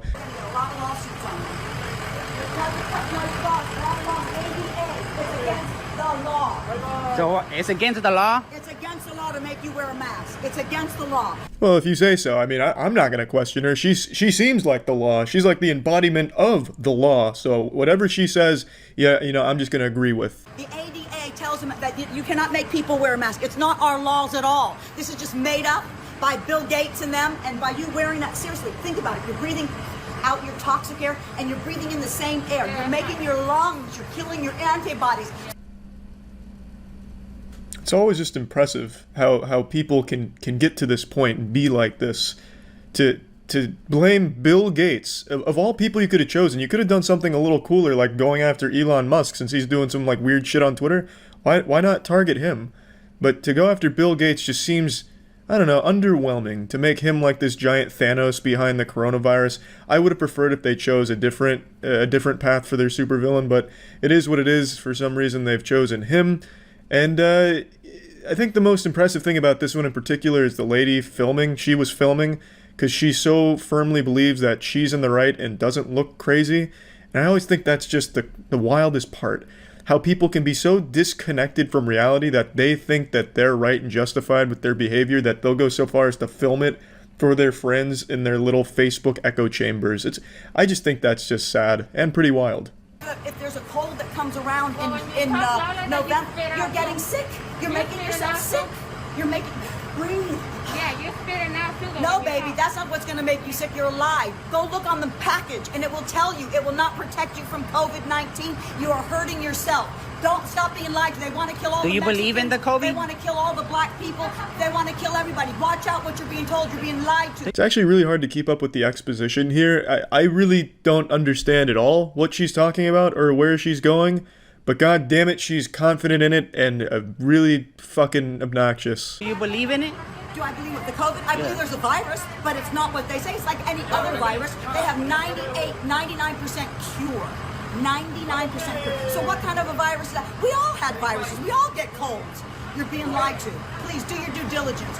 Read, do your research. Don't let the government fool you. That's something I hear a lot from this community. Do your research. It's like flat earthers. Do real research, not like, you know, real research. Do our research. Please read our sources. Please stay on Facebook and read our bullshit. But these people are so ingrained in their beliefs that no matter what, they're never changing. Like in that Flat Earth documentary, there's multiple groups of flat earthers that prove themselves wrong multiple times and still just brush it off like, oh, we must have just done something wrong. Now, the world can't be round because we think it's flat. So all this, everything that proves it's round that we just did ourselves, well, it's wrong. We must have messed up because it's flat. That's the exact same way these people operate. No matter what, they're not going to change what they believe, which sucks because it's just objectively wrong and harmful misinformation that they share between each other. But it is what it is, and at least you get some Karens melting down in public, which is always at least fun to watch from a distance. Be smart, please, for your sake. Because what's happening is she's hurting her antibodies in her body. She's breathing in the toxicity and the carbon monoxide that is going to make her sick. She's not getting enough breath in her lungs, which is going to cause her lungs to weaken. It's all damaging. Look it up for yourself. Go online and look it up. I will. Take my word. Thank you. Okay, thank you, Professor. Have a lovely day going home and then yelling at your husband. Okay, so I need to talk to a manager because I'm not wearing a mask. Okay, understood. Perfect. Just a moment. I'll Go ahead. Go ahead.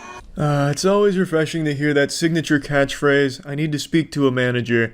It's refreshing, honestly. I just really, you always get like a sense of joy when a very irate woman says those words because you already know what's going to follow, and it just never really gets old. Hi.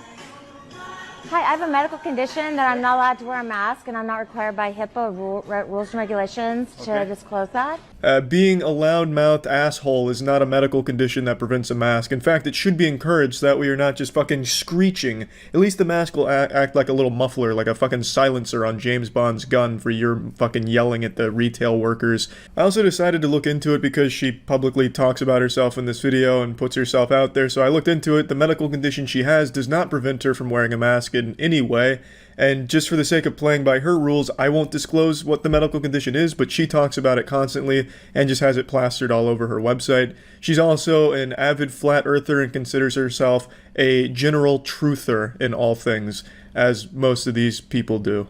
Okay, can we shop for you? So, what does that look like? I have private things I want to get that maybe I don't want you to Shop see. for you, but I can't let you in the store without a mask. Okay, so where's the regulations that state that? The regulation? Yeah. That is company Because you're policy. discriminating against me now. Do you know that? The bombshell. She said she's being discriminated against. Oh, well, now this company needs to close its doors or let her in and let her make her own rules. Now you've gone too far. To discriminate against her? Yep, now you've gone too far. You're going on her blog, mister. You're really done fucked up now.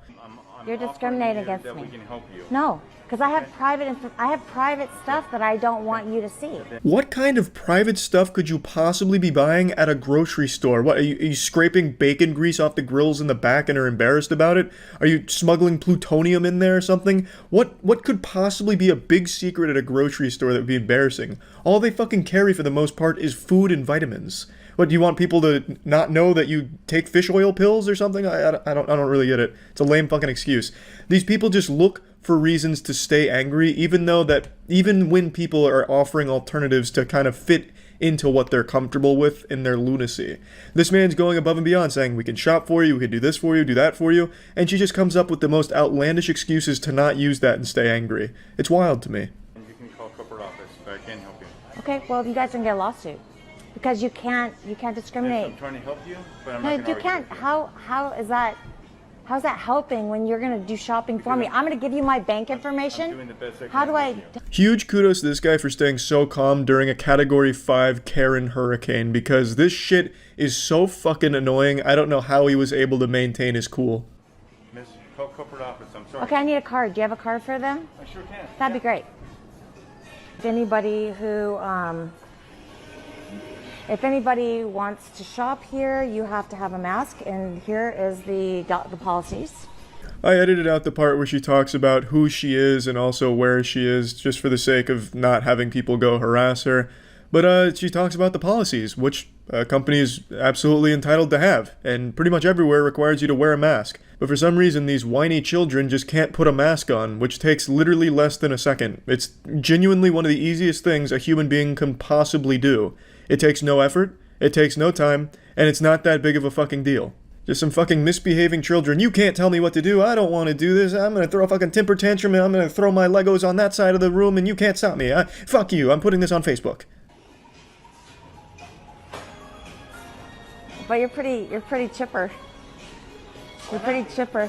Huh? You're happy? Why not be? Why are you happy? Yeah, buddy. Why are you happy when she's clearly not happy? Because she's unhappy, no one in the world is allowed to be happy. If there was a kid with an ice cream cone and a smile on their face, this woman would go over and slap that shit right out of their hands. And do you know why? It's because she's unhappy. So why the fuck is anyone else allowed to be happy? But yeah, anyway, these are the most recent Karen sightings. I'm sure there's going to be plenty more as the floodgates are starting to open. So stay tuned. I'm sure all of you know I love a good public freakout, and there's no better stage for a freakout than Walmart. Some hero on Twitter today sent me this video that features a woman that must have just finished snorting bath salts in the Walmart bathroom and goes around preaching the good word of Jesus Christ in a way that I feel he would approve of. Pretty motherfucker. I'm Really? just trying to help you. I'm sorry, but I don't need your help. Yes, you do, motherfucker. I really enjoy the way she says motherfucker. She sounds like a Canadian trying to be polite about it, but still wanting to get the motherfucker word out there. You do need my help, sir. Can't you see that, you son of a bitch? Could you please just let me check out my groceries? Fuck you, I'm trying to help you, motherfucker. It's like in SpongeBob when he gets to rock bottom. I can't understand your accent. Instead of the she's substituting that with the word motherfucker. So she's tossing that shit around a lot, which I think is great because she's got a very firm grasp on that word. I really like the way she articulates it. And she also freestyles her pronunciation of it towards the middle of this video as well, which is nice. So she plays around with it. But I'll go ahead and address the elephant in the asshole here. She's very clearly on drugs. You can tell by the lip smacking and constantly licking of her lips and then sticking her chin out like the Crimson Chin for some reason. She's acting like she's eating some invisible cotton candy. That lip smacking and all that, that's a sign of methamphetamine. I've seen it a couple times in the real world, and of course Live PD as well has made me an expert. Wow, this is... You gotta ask Jesus Christ. I don't have to do anything. We're all sinners. Okay. He's not gonna force you to do it. You're sinning right now. No, I'm not, motherfucker. You fucking accuser. Get the fuck out of here, you fucking accuser. You motherfucking accuser.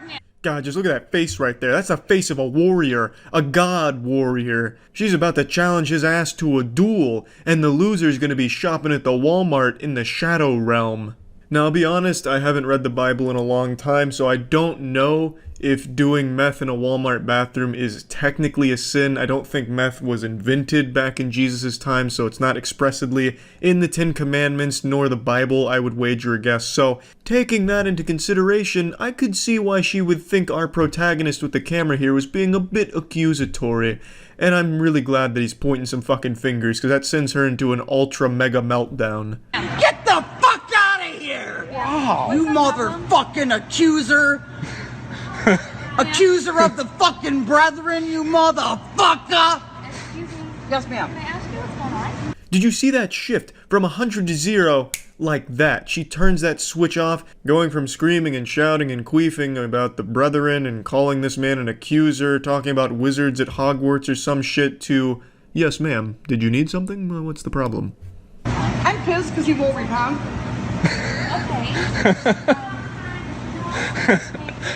I just want to get some groceries and go home.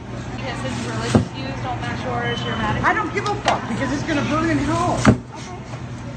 And you are too, bitch. If you don't have Jesus Christ as your savior, you're gonna be down there fucking with them. Yeah, that truce was short-lived, a little temporary respectfulness, and then she's going right back to talking about him going to hell, and then calls this woman a bitch who's going to hell because she doesn't have Jesus in her heart. But she doesn't know that. Maybe Jesus is in that woman's heart. She didn't take a moment to properly digest the situation and deduce whether or not Jesus was there or not. Far be it for me to make this accusation. I don't want to be labeled an accuser, but I just don't think this woman is a real ambassador for Jesus Christ. I just don't think she's doing the job properly. I don't think she knows what she's doing. She might not be qualified. There, I said it. Screaming in holy fucking terror of fucking fire and brimstone. Do you fucking get it? Yeah, totally understand. But I can't have you yelling and spewing profanities at other people that are in the store. Well, fuck you then. I mean, answer my fucking question. Fuck you, don't call me ma'am. Who the fuck told you what my title is, motherfucker? It's around this point that she starts to transform the motherfuckers, going from a very strict motherfucker to a much more relaxed and casual motherfucker. Shut the fuck up. okay, can you call please? All right. Motherfucker. You can't leave. That's why I'm doing this, sir. Ma'am, this is my job. I'm not sensing God. She tosses around the word motherfucker more than Samuel L. Jackson, but I'm a little confused here because she says that what she's doing is her job. I'm curious to know who's paying her to go to Walmart's to start saying, motherfucker, you're gonna burn in hell if you don't repent. I just don't think that kind of job really exists. Plus, what are they supposed to do in the middle of Walmart? Just break down into tears, rip off their clothes, and piss on the floor or something to prove that they're repenting? Like, what? How, in her mind, how is this supposed to go? You're begging them to repent and saying they're going to burn in hell if they don't, but what are they supposed to do? You didn't give them a tutorial. You didn't teach them the proper ways of doing it. You know, you're just not very good at this job, if it is such a thing. I mean, I tell you, you snort 1 pound of meth in a Walmart bathroom and all of a sudden you think you're an expert on all things Jesus Christ related. Ma'am. You're in my personal space, bitch. You're in my personal Get out of my fucking personal space. You came over to me, motherfucker. I didn't come over to you. Move yourself from the Fuck store. you. Ma'am. Shut the fuck up. You all better repent. Because the kingdom of heaven is at hand!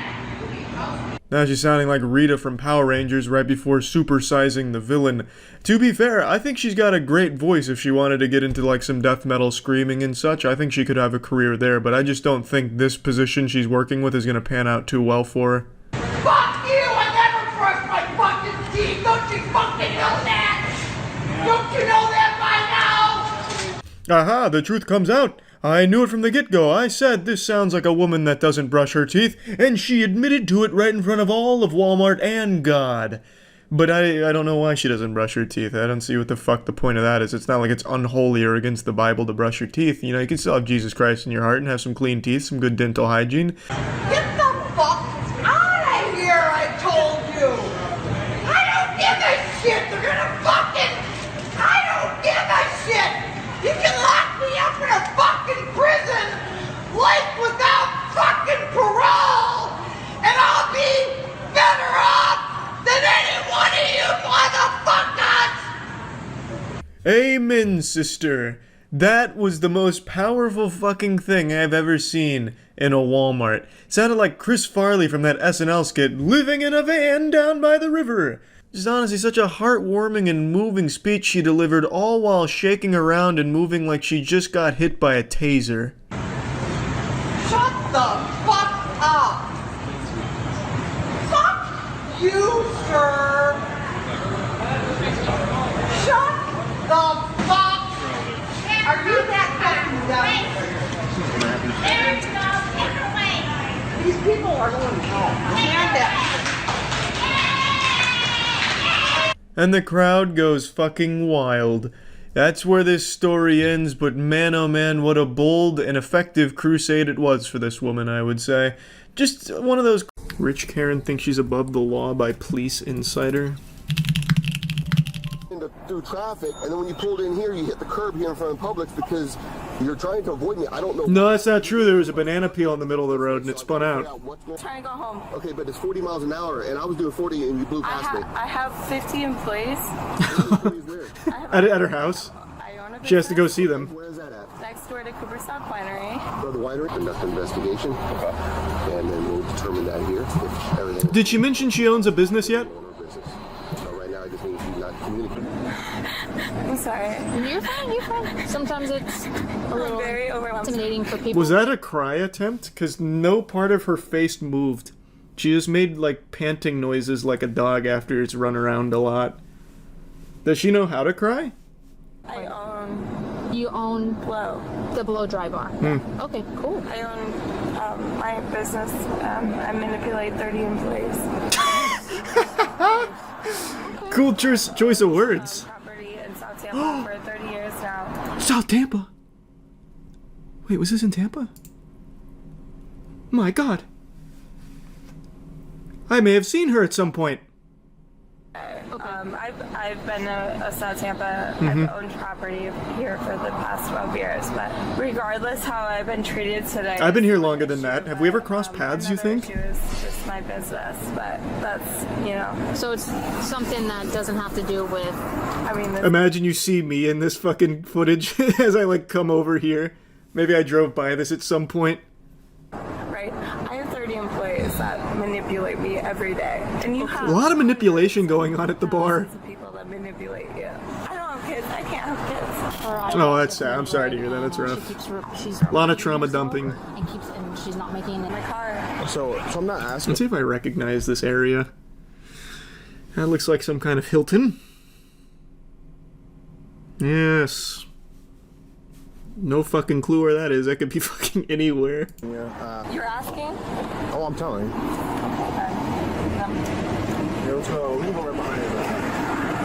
The boss music has started playing. There's pretty much nowhere in Tampa I haven't been. I'm sure I've driven down this road at some point. I own a business. Okay. I live right here. What kind of business do you own? I own a blow dry bar. I own two. It's a franchise. I have a franchise. I've never even heard of Blow Dry Bar. Is it no, it's probably not new. Terrible name, by the way. Fucking Blow Dry Bar. Hold on, let me check a little something real quick. This must be like South, like Kennedy-ish, like off West Kennedy or something, maybe. I don't know why I care so much, but now this feels like a notable location. We got the fucking Blow Dry Bar owner out here. We gotta put up a sign. Now into Tampa. I do nothing wrong. Okay, how much have you had to drink tonight? Nothing. On behalf of Tampa, we thank you for your service, ma'am. Okay, what were we drinking? I had a mimosa at 7 a.m. this morning. I have 30 employees. Yes. I just had to release my manager because she was trying to sue me for wrongful issues. She must have been out of her mind. Suing you? I don't believe that. For what? Enjoying a meal? A succulent Chinese meal? I had to step in. Okay. Do you remember what you were... Who asked, by the way? Like, why are you saying this? You're drinking and you say no, a mimosa. You got this right there? Was it no or a mimosa? God, that attitude is so infuriating. I hate people that act like that. So your last drink was at what time? 7 a.m. And it was what? A 7 a.m. mimosa 2 days ago. I'm sorry you didn't catch that. Oh, wait! 2 days ago. A monkey wrench. A new tidbit of lore. So you haven't had anything to drink today? That is correct. I had water. I had Diet Coke. You question me on what I had to drink? Let's run it down. Because I smell it on you. I love that. Thank you. I had 2 Diet Cokes. Oh. Thank you. At 10 a.m. 2 Diet Cokes at 10 a.m.? What are you doing? Trying to speedrun diabetes? You're out of your mind. You can't own Blow Dry Bar like that. I had a Starbucks refresher at noon, a Starbucks, you know what, I had cold brew at noon, and then 2 p.m. God, do you ever stop drinking liquids, you gluttonous harpy? 6 espresso shots? Espresso shots. Officer, we need to get her to a cardiologist ASAP. What? The reason why you were driving like that? Or what? With espresso shots? Holy Toledo! Driving in the manner that you were recklessly. Recklessly. What was my issue? That you were speeding. You were You never released the issue. I asked you why was I being pulled over. You wouldn't tell me. No, that was not me. What happened to her boyfriend? Can we bring your boyfriend over here? That guy he was a cool cucumber. That guy was calm, collected. Like, he would be her best asset right now. Did he just go home? He's like, yeah, is she in that mood right now? Is she talking about her business? Hey, good luck. I'm out of here. Lord have mercy. I'm going home. You tell me why I was being pulled over. Okay, so you were speeding. You were following people. Can you show me why I was speeding? Mm-hmm. Can I see it? Can you show me? Can you see what? You pulled me over for speeding. Yeah, can you see why you pulled me over? Yeah, use the time infinity stone. Let's go backwards so we can see it again. How can I show you that you're speeding? Are you serious? I know my rights. Okay. Can you show me? You have to bring it up on the jumbotron, please. Bring in the dancing lobsters. I think you seem to think that you're in charge here, and you're really not. She isn't. She owns a business. She is literally in charge. I have concerns about your sobriety. I don't want to be in the middle of the road. Well, no, we have police cars with you their lights on. sacrificed my safety. I chose to stay on the side of the road. That's my right. You can talk to me like a human. So, I'd like to check your eyes as part of field sobriety. Check me, please. Okay. This is going very well. She knows what she's doing. They really did not like this woman. Even dunking on her in the aftermath. I can't imagine why. She seems like such a peach.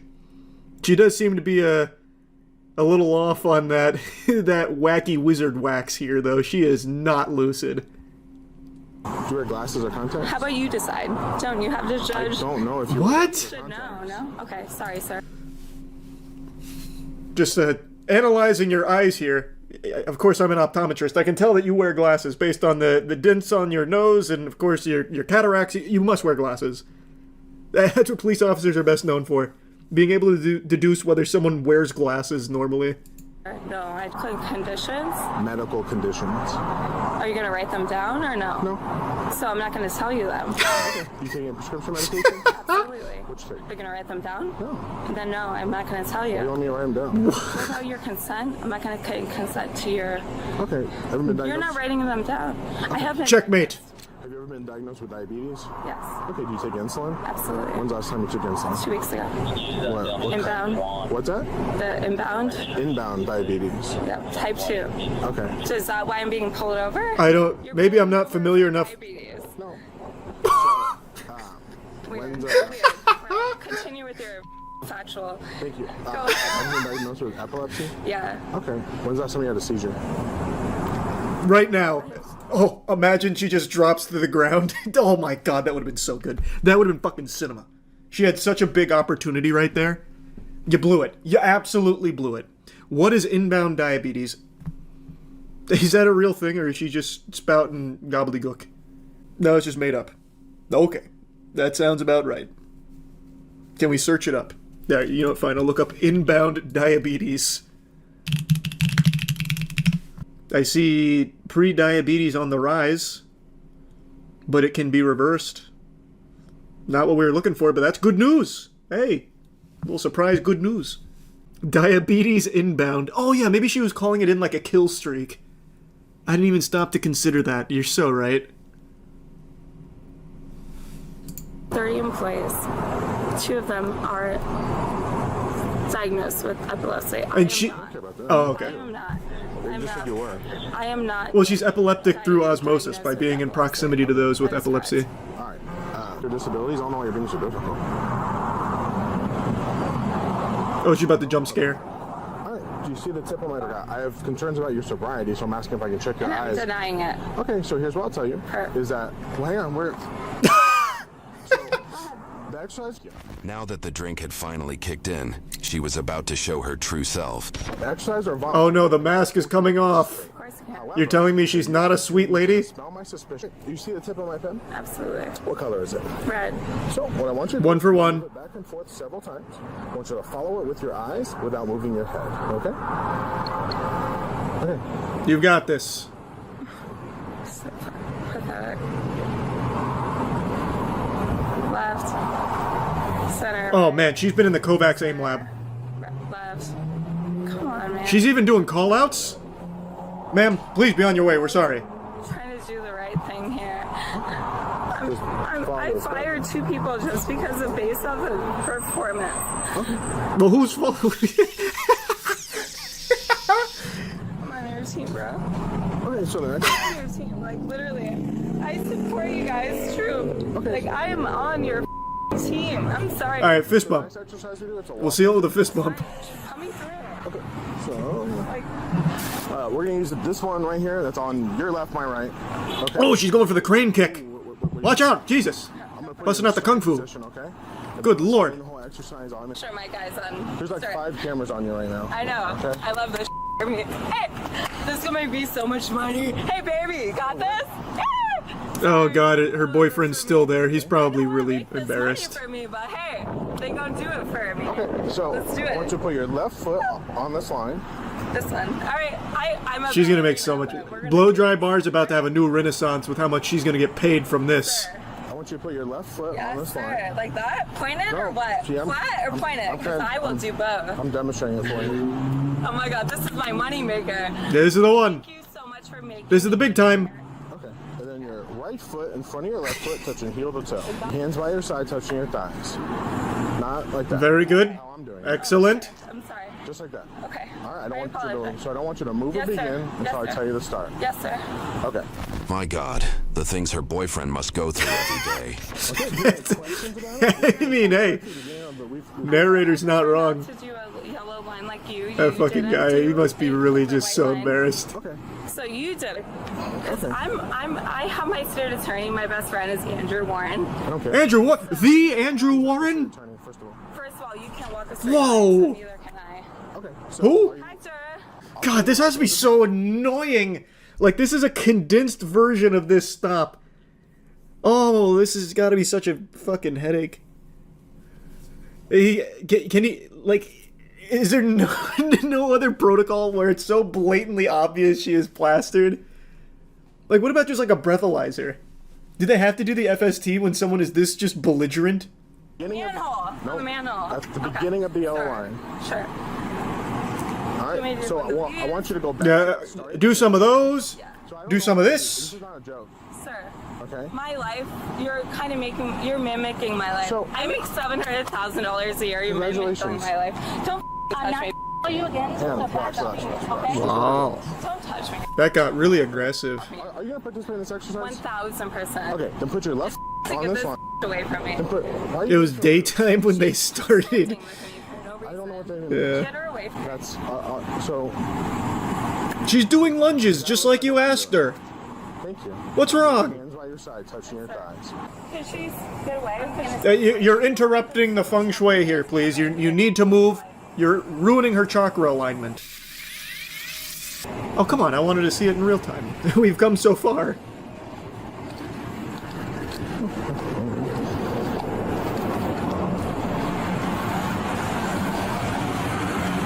Crushed it.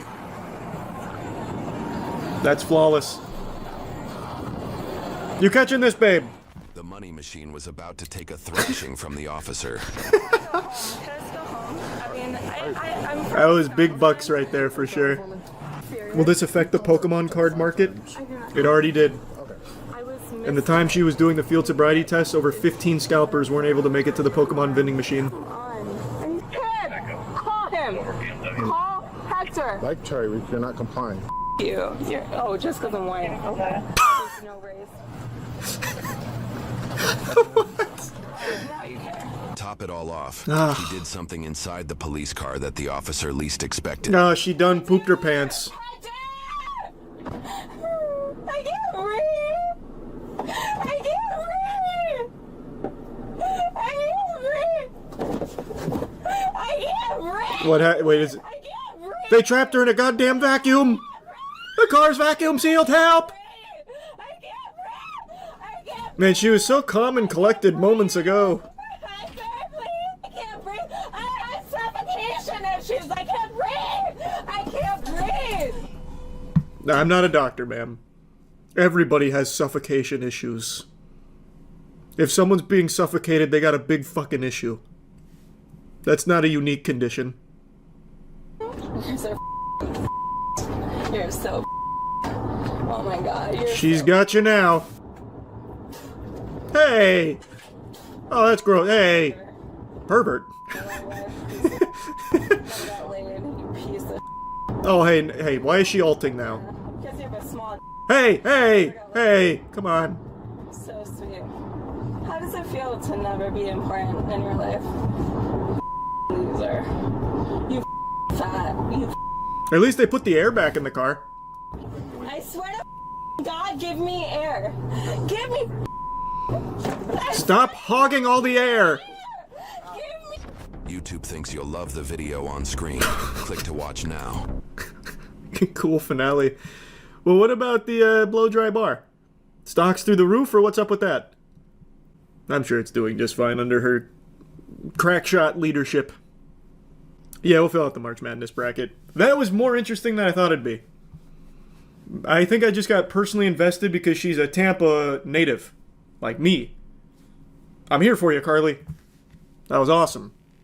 I'll have to pay a visit to Blow Dry Bar to pay my thanks. Bail her out.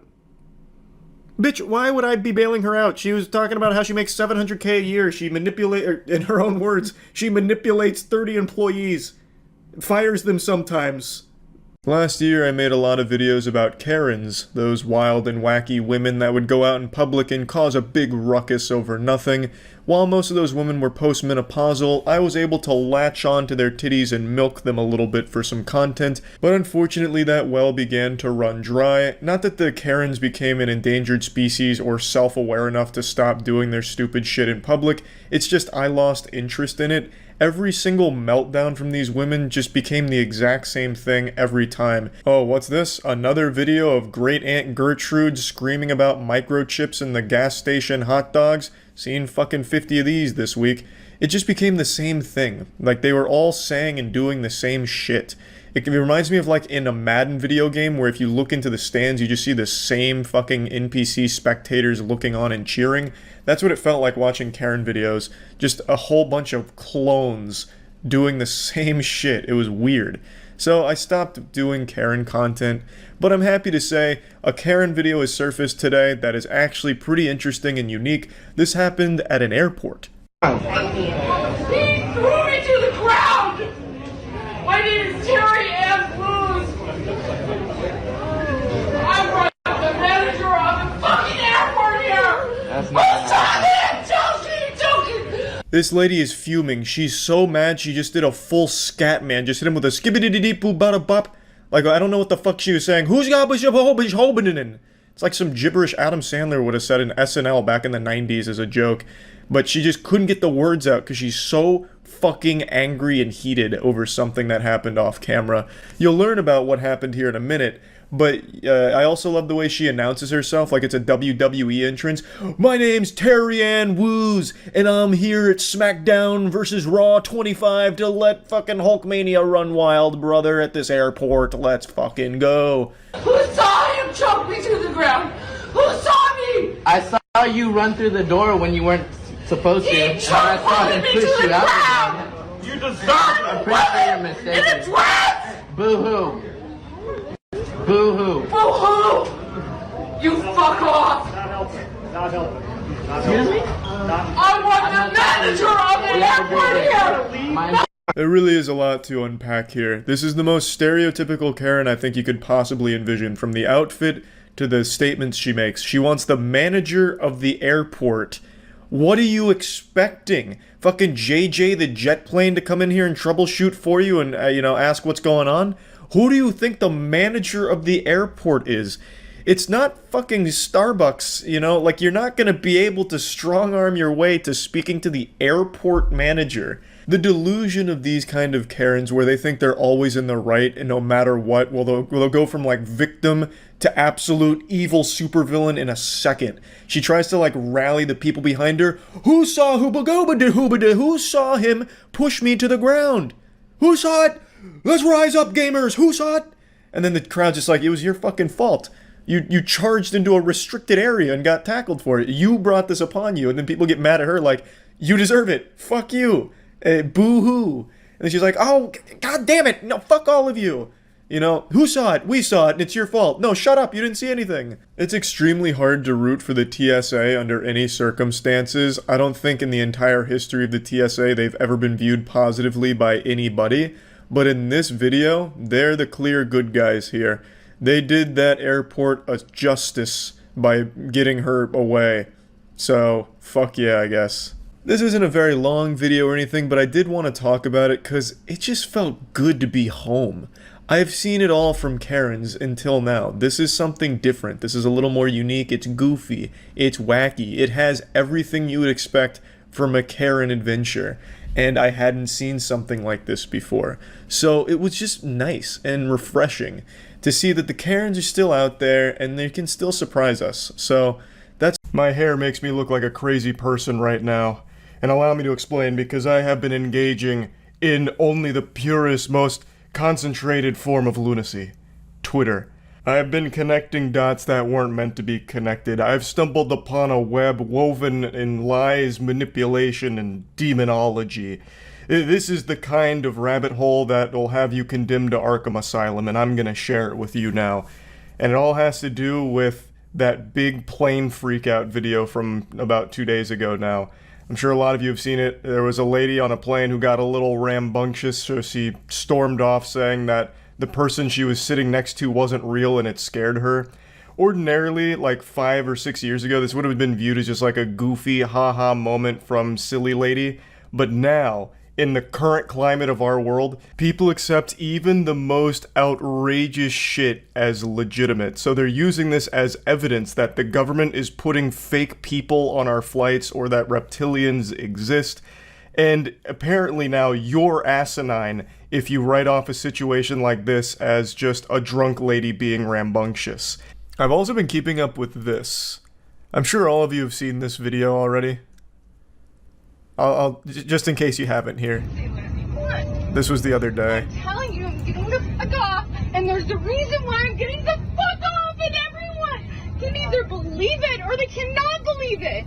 I don't give two fucks, but I am telling you right now, that motherfucker back there is not real. And you can sit on this plane and you can fucking die with them or not. I'm not going to. So that blew up yesterday, and I have been glued to it ever since. So we live in a really awesome time period of our species where everything is deep. So this isn't just an isolated incident of a crazy lady having an unhinged episode. So I read like a 20k updated post on Twitter about how she's trying to let us know that there's a demonic presence on the plane by doing a 2 up, 2 down hand signal, which I'd never fucking heard of before. I had to look into this absolute lunacy. So I saw people debating on how she's trying to tip the public off that there was some kind of reptilian Satanist or something back there, which is what she's referring to as that motherfucker's not real. And they were being completely, like, genuine. They were being 100% genuine. I have been glued to it. People find symbolism in everything. Actually everything, and it's amazing. This has taken hold in a big way.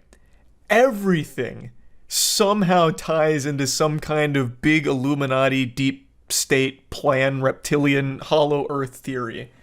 And I have just been absolutely enamored with it all day. I must have spent like close to an hour just doom scrolling all the people hyper-analyzing this frame of her freakout. It's a jutsu. Yeah, the psychosis jutsu. Or maybe she's trapped in a genjutsu, which is why she thought that guy wasn't real. So then where was it? Oh, it's a different video, I think. Is it gonna be here? Well, apparently Carrot Top was on the plane. Don't really care about that, though. Where's the, There's a video posted showing green hoodie guy. Apparently who she was referring to was a guy in a green hoodie.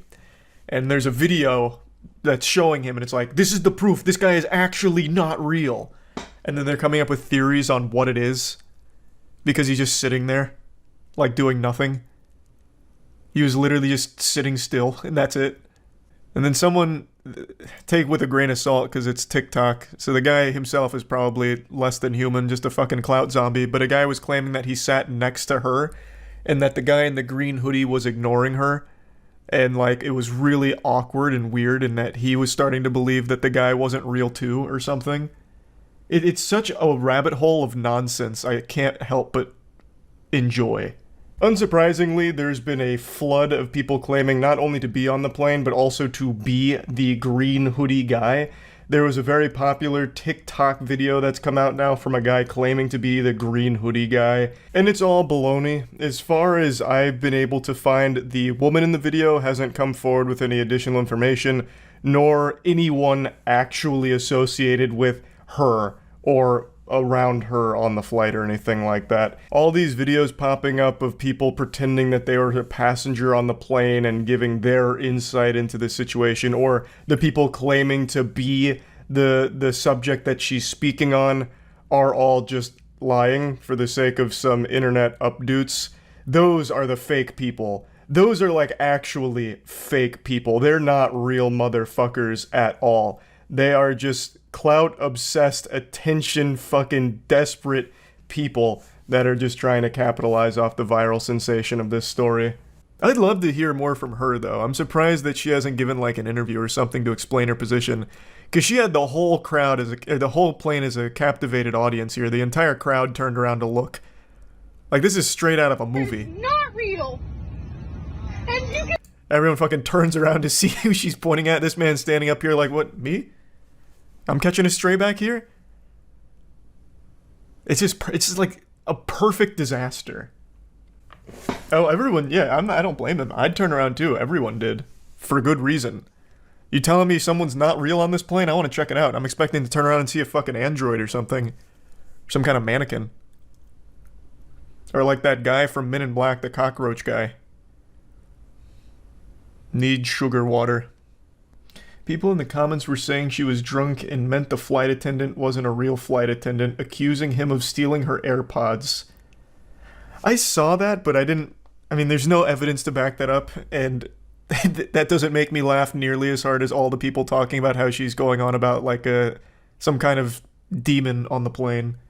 I saw something really fucking cool from this morning on Twitter. There was this big document that was being shared around Twitter as proof that this lady was onto something. Like, she was, you know, galaxy brain, seeing through the nefarious evil plot from the government, and they were sharing this top secret classified document that was going over an experiment they were conducting, where they were placing fake people on board these planes to fool the general populace just to see if they could, like, slip one in on us.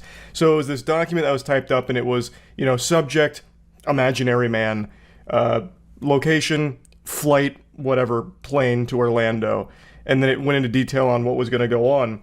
And they're like, look, see, this is hard evidence right here that she was onto it. She was privy to the scam.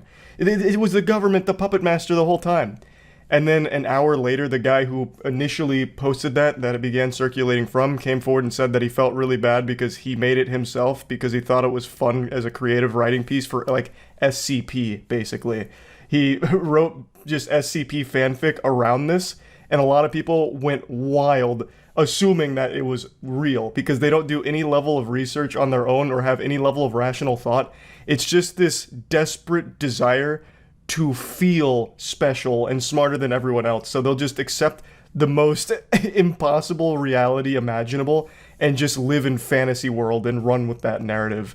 And we were actually blessed with a double whammy here. There was another incident that continued to fan the flames of fake people on airlines, because there was another freakout that happened within the same 24-hour period, where a man got really upset at whoever he was sitting next to, so much so that he tried to, like, charge off the plane and, like, get out of there as soon as possible.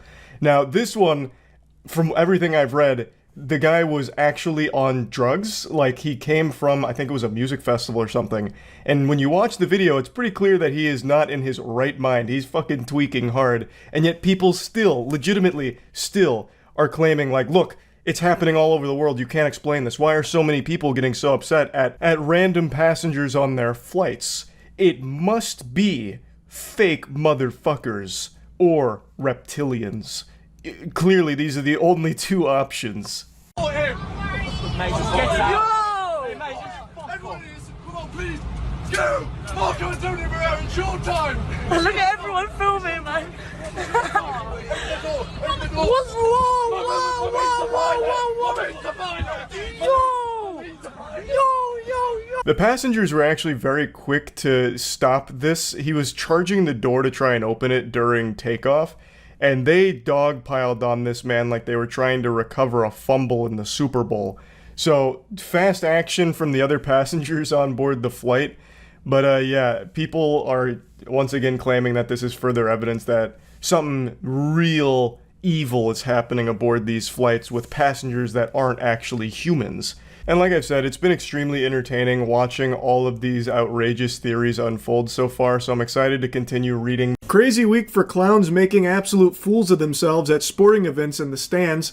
We had the Polish millionaire CEO who stole the hat from that kid, and now, I'm sure a lot of you have already seen the clip, we have this Karen at a Phillies game steal a baseball from a kid.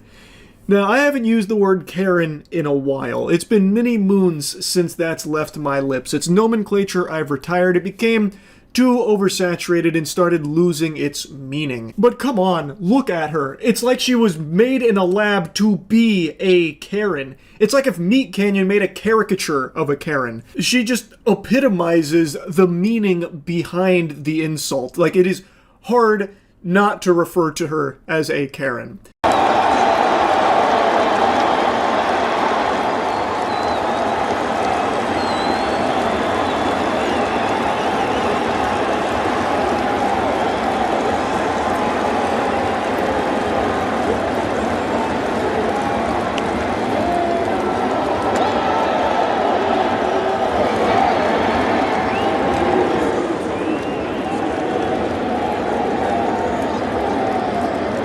Now, when I first saw this clip, I thought it was scripted. I thought this is one of those, like, planted actor moments that a lot of sporting teams do, like, where they have actors pretend like the guy's proposing to the girl and she says no and spits on him, pours her drink over his head, that kind of thing. But it's all fake, part of the show, just to be entertaining.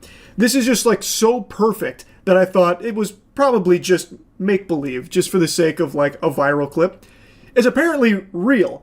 I thought for sure this was just someone playing the role of a Karen, like wearing a wig and shit with the attitude, and the way the guy reacts to her approach is like cartoonish, where he like freaks out and he like throws up his hands like he's about to fight, but he does like one of these and kind of reacts the same way my mom used to during jump scares in horror movies. But it's real. And the reason he reacted that way is because she ran up on him when he wasn't looking and fucking shouted at him. So it actually did jump scare him. Like, I totally understand his reaction now after seeing the other angles. I'll show you the other angles in just a moment. But the father didn't want to keep, like, arguing with her. It seems like he just wanted that shit to end ASAP. So he put the kibosh on it by just saying, here, fine, take the ball. Just leave us alone, you fucking Scrooge. Just get out of here. You know, just scram. So, like, he's just like, okay, whatever, take the ball. And she leaves. So now she has taken the ball away from that guy's son. Because he got the ball and immediately gave it to his son. And the kid looks very upset about it. Not that it looks like the lady gives a fuck at all. This might be the happiest moment of her life. It looks like she feeds off misery. She's like a fucking Dementor here, making sure that she saps the fun away from the other people in the stands. You'll see what I mean in just a moment. Let me show you another angle, though, of her talking. Talking is not the right word for it. Yelling at the guy.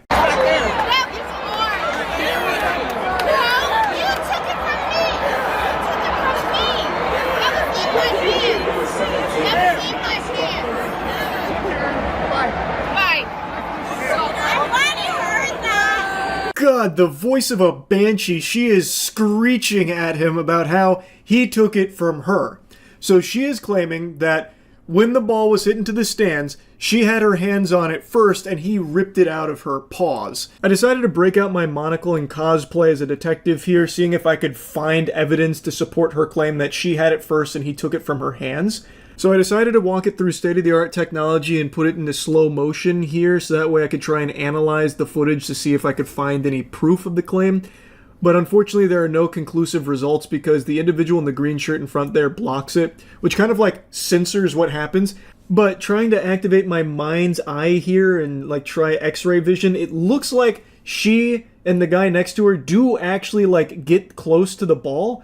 But from where the guy in the red shirt gets it, it seems too far away for them to have reached it. So I think what happened is they might have like tried to get it and they might have like even, you know, touched it, but it doesn't look like they ever actually grabbed it. It looks more like they were trying to recover a fumble in football and it got away from them. Plus, I don't see any like obvious ripping motion from the dad here. Like if he ripped it out of her hands, you would see him like have like resistance, like he'd have to like pull it away from something, but instead it looks more like he just grabs it and then walks away with it. If she was actually holding on to it and he tore it from her hands like she's claiming, there would have been like a struggle, like resistance there, which I just don't see in the clip. So I find her claims a bit dubious. It's hard to know for sure with 100% certainty, obviously, because you can't see it, but it just doesn't, like what I can tell doesn't lead me to believe that she's right, that he took it away from them. To me, it seems like she believes the ball belonged to her because it did like hit their seats. You can actually see it hit the seats like closest to them in this other angle here, but it doesn't look like they ever actually got their hands on it. It doesn't look like she ever actually had the ball, like gripped it, or maybe even touched it. Like I'm not even sure she ever even like actually touched the ball at any point. It looked like it rolled away from them after it hit the chairs.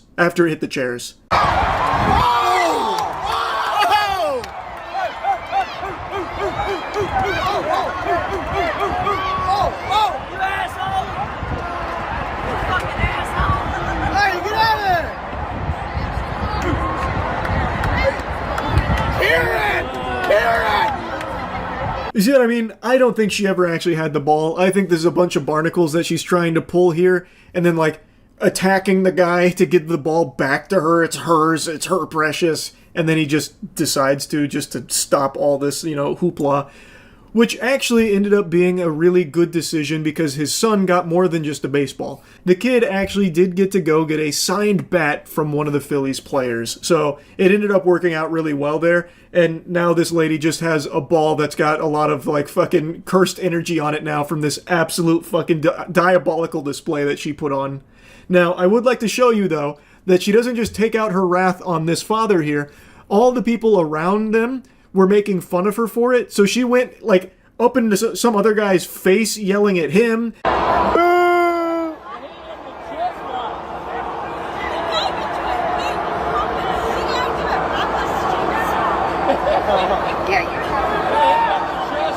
Yeah, you tell it! Woo! Oh, shit! I had to cut the audio from this part here because of a song that plays during it, but she gets right up in this guy's face barking at him. So I'm guessing he was saying something about like her behavior being embarrassing or something, so she did not take that lightly. The classes are up! Karen is ready!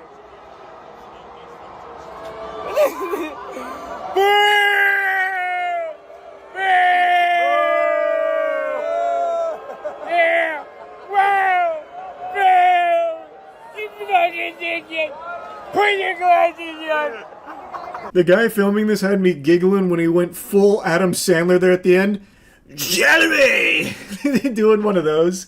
But yeah, everyone around them that saw this happen is now making fun of her. And she's very upset about it, so she literally goes into that guy's face, like hooting and hollering, and then she's like bragging about, you know, having the ball now, this and that. So she seems pretty insufferable. From everything I've seen, I don't think there is anything to support her side of the story that she had the ball and this guy ripped it from her hands. I see nothing to indicate that being the case. And it seems like even, you know, Phillies and Marlins here, like the actual organizations, are on the father's side here, that what happened was pretty uncalled for.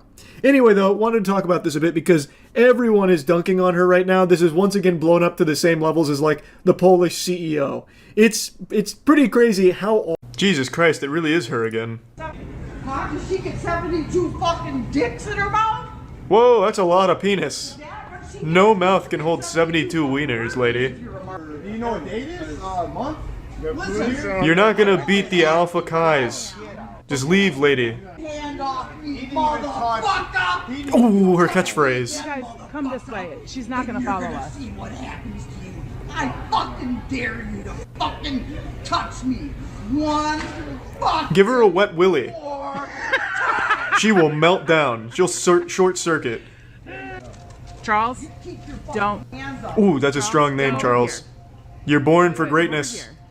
Kiss her. Confuse her. Touch her, Charles. Poke her in the stomach. We want. Look at this. Look at this right here. You've been recorded the whole time. She looks like an extra on The Walking Dead. Like one of the zombies that you see in the background. Did she live in Walmart? And ask Jesus Christ to forgive Maybe you should ask Jesus Christ. Yeah, I think she's even wearing the same outfit from the last time. She has one set of clothes and she lives in the dumpster at Walmart. Thank you, sir. We appreciate. Yeah. This was the first sighting of her. This is when she first, like, came into the public eye. She's like the missing link between Homo sapiens and Sasquatch. You know what I mean? Like, you know how science is always debating, like, how the fuck are we related? How can the Sasquatch exist, you know, finding Bigfoot? She's that missing link. You're supposed to pick up everything. Nope, 4 bags. Yeah. Oh, you It's are like a so WWE much promotional. Wait till your boss tells you what you got. I'm half expecting a Ric Flair woo. What you pick up and what No, you don't. it's what you ordered. You little twerp. It's what you ordered. You little twerp. I know what I ordered. Okay. And you're gonna pay. Okay. Yeah. At the WrestleMania SmackDown 1999. You like your job? Because you ain't gonna have it past today, baby. Ooh, it's a crank window. That's a power move. He's fucking cranking it in front of her. I like that. Imagine you take a shit in front of him. I will say, though, this is a different outfit. So clearly she owns more than one. So we're getting more character development. I'm not, because it's all on video. Thank you, Jesus Christ, for videos. Yeah! Woo! Esports! YouTube! I love motion pictures. Is it worth getting in an I accident? told you what you were supposed to do. She's boiling over. A, B, C, D, E, F, G. Okay. Like a damn child. All right. And you can't even follow instructions. Why don't you go back How to old your are you? vehicle? Why don't you go back to Baba baby, baba baby. Dot, dot, dot, dot, Oh, now I understand you. Oh, now I get it. Fuck, why didn't you just say that from the get-go? Now you sound sane.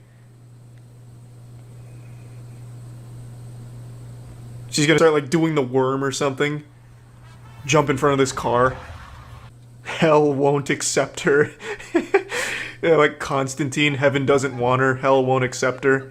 So they've condemned her to Walmarts and empty roads. And you go to a customer's garbage cans and they got 5 bags, then you charge them for 1 extra. But you got enough common sense to pick the sucker up. This guy ain't got no common sense. Who's she talking to? Is there an audience? Is this a theatrical performance? Oh god. We're reaching the climax. Move over, Joaquin Phoenix. What the fuck? Oh, now I'm following, okay. It's a game of charades. Sounds like meth. Damn, she's fucking busting a move. What was that? Was she hitting the low? Whipping and nay-naying? Yeah, she challenged. It's her fault. She challenged him. She was talking mad shit before this. No, Willard, don't let her say those things about your mother. Oh. It's a good thing I'm not fragile. It's a good thing he's not kicking. You cannot import a living species. You cannot bring into This'll teach you to talk shit about my mid-gameplay. I may be in silver, but I box like a plat. No, we do not. Oh, yeah, baby. People challenge for Oh, fuck yeah, take him down. Now he's learning strategy. Take down the man with the leash. What does he eat? Well, he has a very Human flesh. Oh yeah, fucking pounding his chest like King I Kong. think he had a gun. Keep attacking the handler, then you'll be free. Good boy, Will. No one can stop you, and don't let her sexually harass you like that. Make coats out. Irene. Oh! You stepped into the danger zone there for a second, Irene. Species. I always have to ask that. Oh, you're fucked. You can see why now. That leather jacket won't protect you now. You can see why now. Can Get him with some capoeira. Like dominoes, baby. His technique is nuts. Rags the kangaroo attacks Marty the monster. Why is Marty the monster taunting Rags? About to rip his head off. Poked him in the eyes. Oh, you're so fucked, Marty. He's got him in a blood choke. It's just... Somebody get Big Bird out here. We're about to lose one. Damn, that grip is tight. He is putting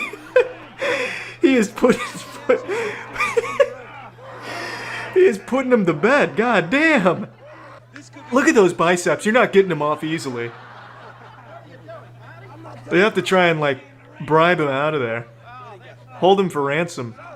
Rarely does someone suggest something that makes me laugh, but when you give me a good kangaroo fight, I can't help but giggle. Fuck. Yeah, grovel at his feet, Marty. Fuck. Just get Marty out of there. It's like a red cape in front of a bull. Century, 4 tsunamis have struck the coast of Alaska, including the order. He's gonna shoot the tsunami away. How's that gonna help against the tsunami? Don't worry, I have anti-tsunami weapons. Nobody has a phobia of puppies. This man is an actor. A paid actor. Think of your family. Doesn't sound like a phobia, it sounds like a sexual fetish, like he's coming. You're not a coward. You're a pussy. Not a coward, you're a step above that. Pet the goddamn puppy, Marvin. That dog's gonna have such a big ego at the dog park, like, yeah, I made a biker afraid. There's no fear, they go after fear. I know it's tough. No, they don't. You're regaining your life. Recently, there's been a rise in fake Karen videos because nothing is sacred. Some godless, shameless heathens have been setting up and staging Karen sightings, and it makes me sick. So today I'm gonna hop in the forensics laboratory and unmask some Scooby-Doo villains to show you what a fake looks like. I am actually, in fact, yes, taking the... You're taking my property. Well, you know, there's been a lot of comings and goings of UPS trucks in this neighborhood. What about a lot of packages. This is probably the most popular fake that's floating around right now. When this came out, I was tagged in it constantly, but I was able to sniff out that something smelt a bit stinky in this not-so-happy meal here. But just because I have a keen eye for the truth doesn't mean that it's not well made, especially when it comes to the wardrobe here. Whoever is the costume designer here has done an extremely great job. They've really made her look like a Karen. She looks like Lindsay Lohan on the set of the new Freaky Friday movie getting into character. Is coming to this house particular. Well, something's going on in there. Something's going on in there. So it's Amazon. I'm taking the package. It's my Amazon wish list. I'm taking the package. No, you're not taking my package. That's my stuff. Excuse me. Excuse me. Oh! Oh my God! You killed me! I did not kill you. You're fine. Oh my God! You sprayed me with whatever that stuff is. As a world-renowned actor myself, I can always recognize when someone is classically trained, and she absolutely has been trained by some of the best in the business here. This looks like a real exorcism here. There's no doubt in my mind she's done a ton of research here, studying the Karen's habits and making sure that she can get their mannerisms down, which she's done.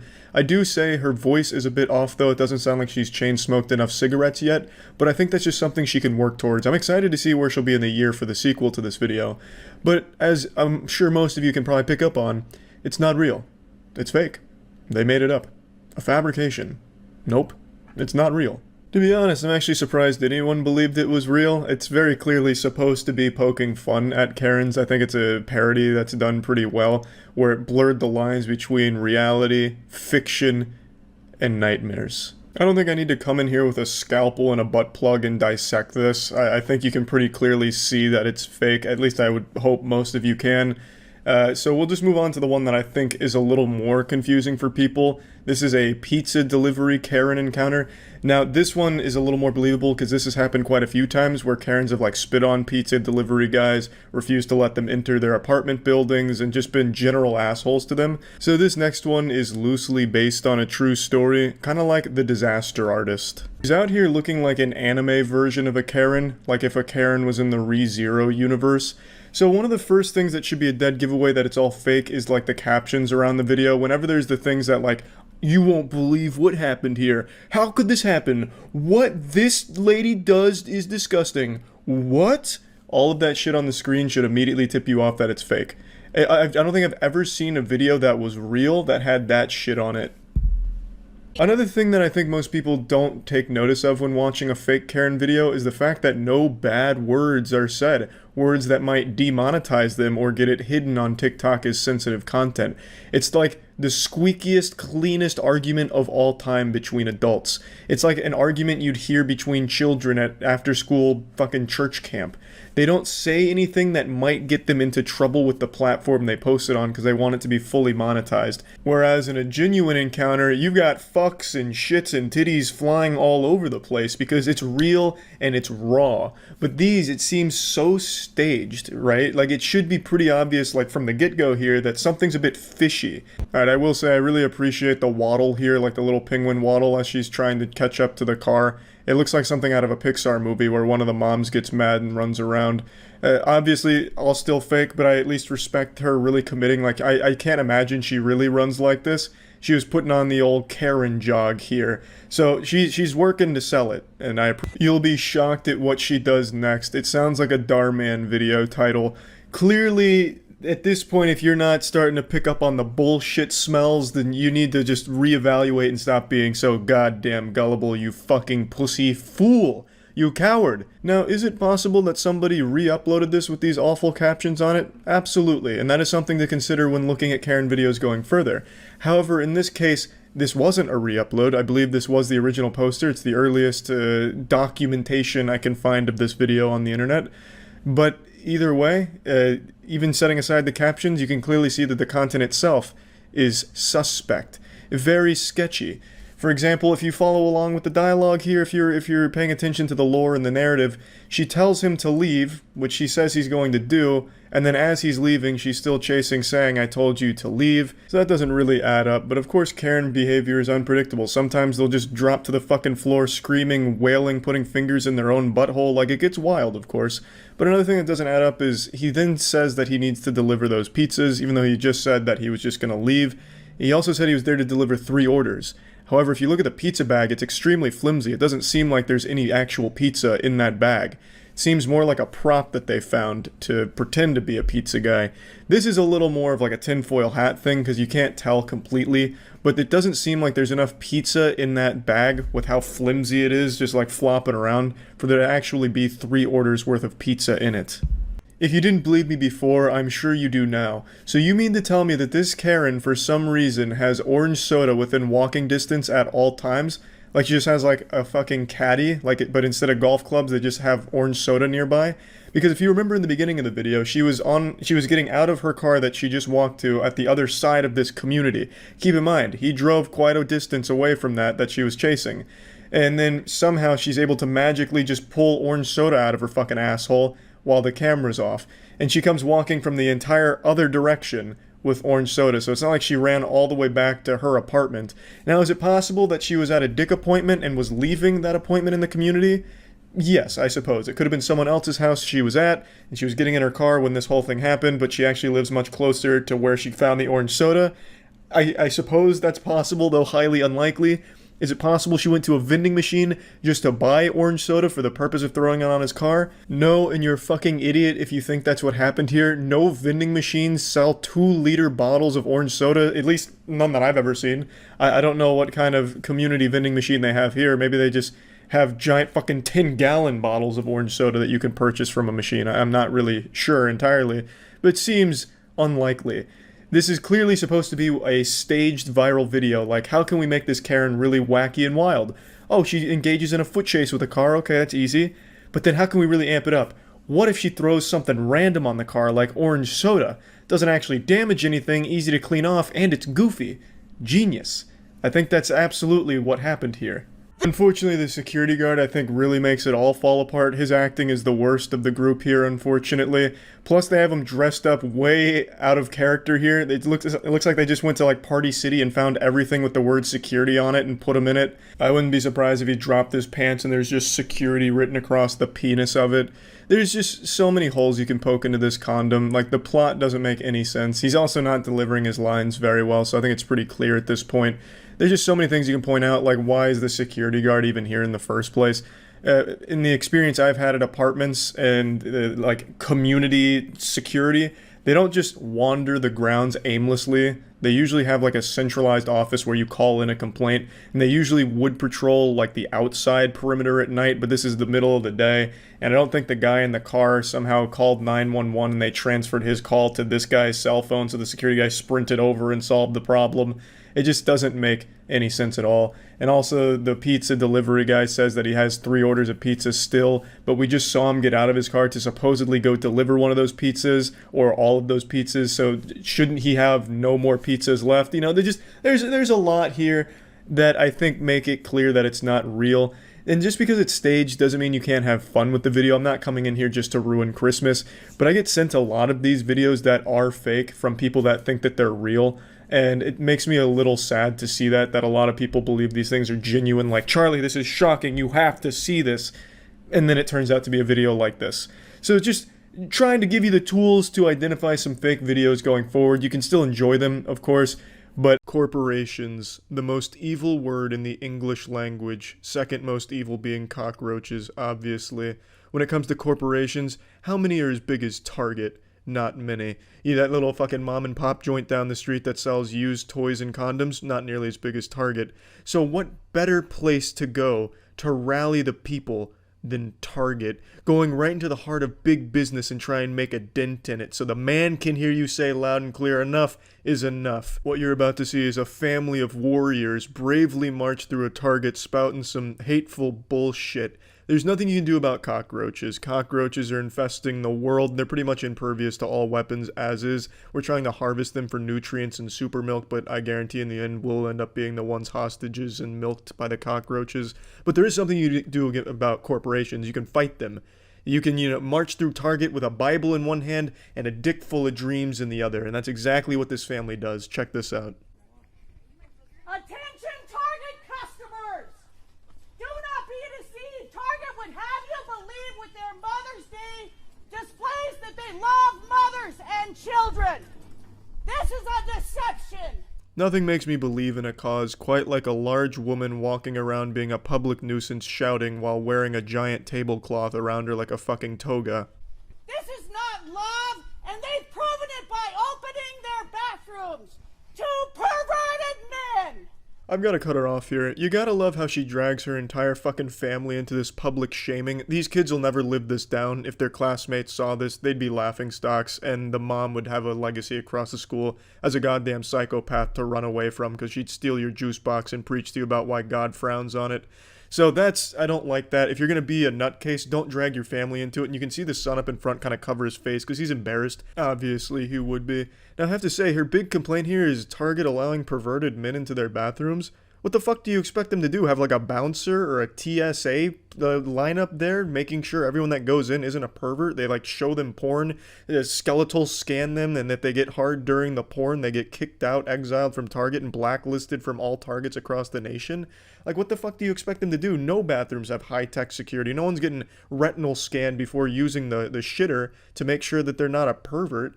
That's a fucking weird complaint to have. I'm a mother of 12, and I'm very disgusted by this wicked practice. It really is always the worst people having the most amount of kids. What a fucking shame. That's just so sad. Target does not protect mothers and children. Mothers, get your children out of this store. Mothers, have enough decency to get out of this store. It's a dangerous place. Which is why I brought my children here. She's talking about Target like it's a goddamn active war zone, like they've just entered into a field of anthrax or something. It's just baffling how someone can be so delusional like this.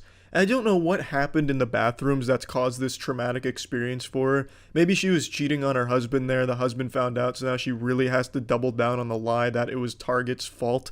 I don't know. I can't even wrap my head around how she can even justify this type of lunacy, how anyone could. This is not loving. What Target has done is very hateful.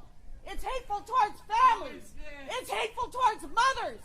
It's hateful towards children. America, when are you gonna wake up?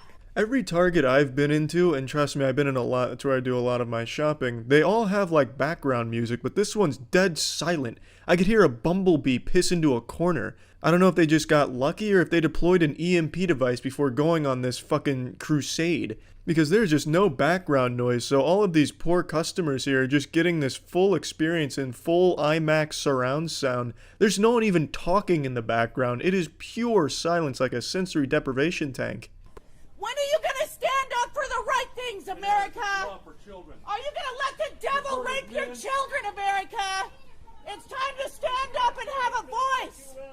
Instead of bowing to the homosexual perverted agenda that's taking over this nation. Yeah, so this won't come as a surprise. It's a family of crazy religious homophobes. In particular, the husband, it gets extremely upset and starts yelling at people in the store just at the idea that Target welcomes homosexual people in its doors. So that means he's most likely a closeted gay man himself. I bet when this family was leaving, he waved them goodbye, gave his wife a kiss, and then the second they pulled out of the parking lot, he sprinted into the Target bathroom to suck a penis real quick. And I really hope this homophobic shit that they're pulling here didn't rub off on their kids. Like I said, it doesn't seem like they wanted to be there at all. So here's hoping they didn't end up being homophobic losers like their parents. I guess we'd know by now. It's kind of an old video, so these kids probably would have led their own crusade through Target. And I haven't seen any video of that, so there's still hope that they didn't follow in their families' just fucking awful footsteps. You need to run and flee this place. I wouldn't spend a penny of my money here.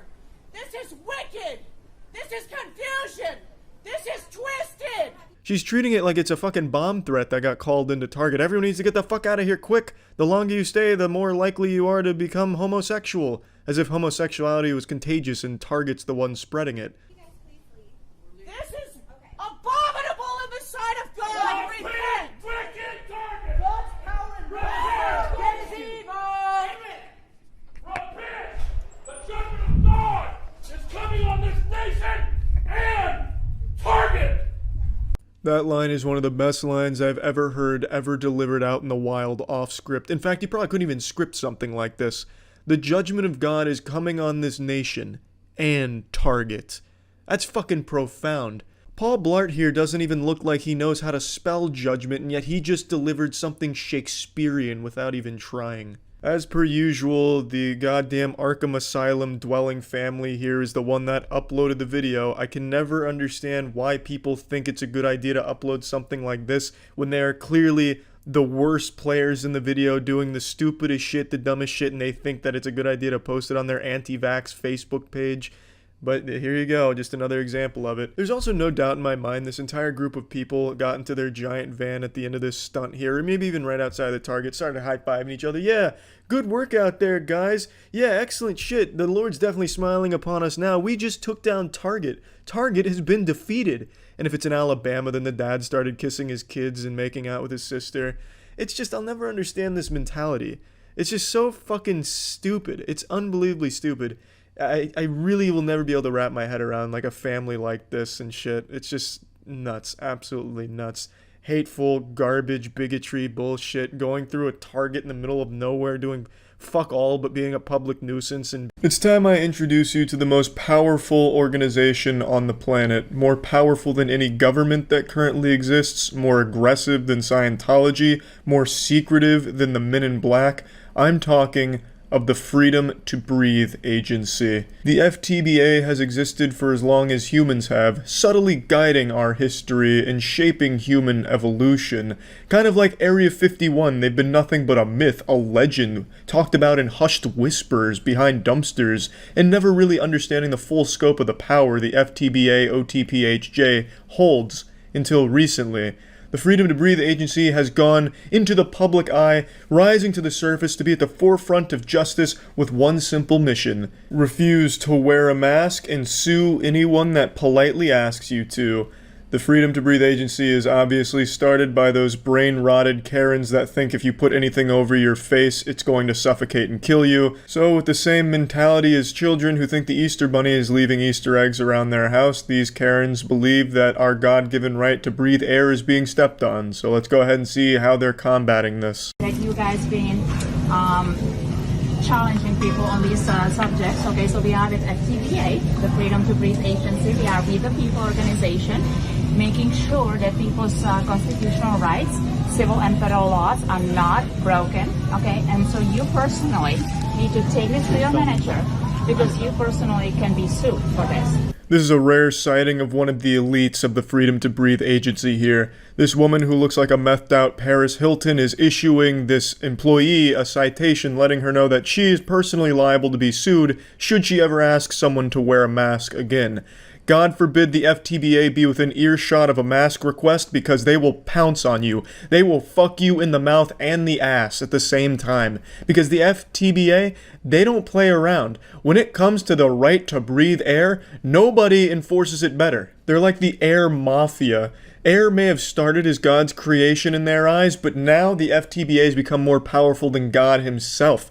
They own the air. It's their monopoly, and they get to choose who's breathing the air and how they're breathing the air. And while they may not be an actual legitimate federal agency, that doesn't stop them from being scary as fuck. I mean, just look at that official badge she's wearing here, whipped up in Microsoft Paint over the course of 15 laborious minutes. Like, come on. You're defenseless against these arbiters of justice. If you see one of these members walking down the street with this badge, turn around and just go the other fucking way, because you're not even worthy of breathing the same air that they are, unless they're trying to serve you a lawsuit, which you will likely deserve because you had the audacity to ask one of these post-menopausal women to put on a fucking mask, you goddamn swine. Okay?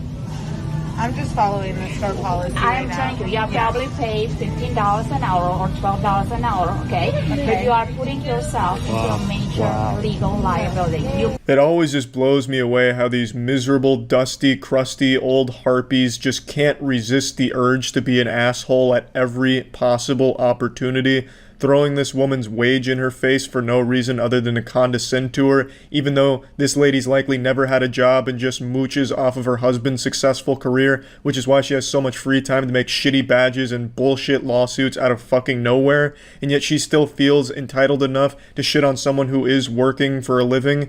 It is pathetic, truly fucking sad and pathetic, and especially for the FTBA, who's trying to be like an official organization, to go do shit like this. It's fucking silly. I mean, the whole thing is fucking silly. I don't even know why I'm trying to even give them the generosity of saying trying to pursue an official organization, because they're not and they never will be, they never could be. It is actually an organization fronted by miserable old women like this. You can see her friend from the fucking 50 Shades of Grey book club is filming this entire thing, thinking that this is somehow in the right for their Facebook group, in which they do have a private Facebook group. The FTBA is just such cowardly bullshit Karens. They can't have a public Facebook group because they're just so goddamn sensitive. But they do have a website, so hats off to them there. It's a dog shit website, but at least they can almost use the internet to some capacity other than just hiding in garbage Facebook groups. Wow. Okay? They need to get the fuck out of here. Alright. Okay, you guys need to be careful. Look at how proud she is of herself. This is the most she's accomplished since she was on the high school cheer squad 50 years ago. Once again, the supermarket is safe thanks to the FTBA. If there's air, there's justice. I guarantee this woman thinks she's one of the nicest people in the world. They all do for some reason, because these delusional idiots all think that they're doing the world a favor by harassing employees at retail stores and just people in general. They think that they're doing the world a favor by just being these miserable assholes.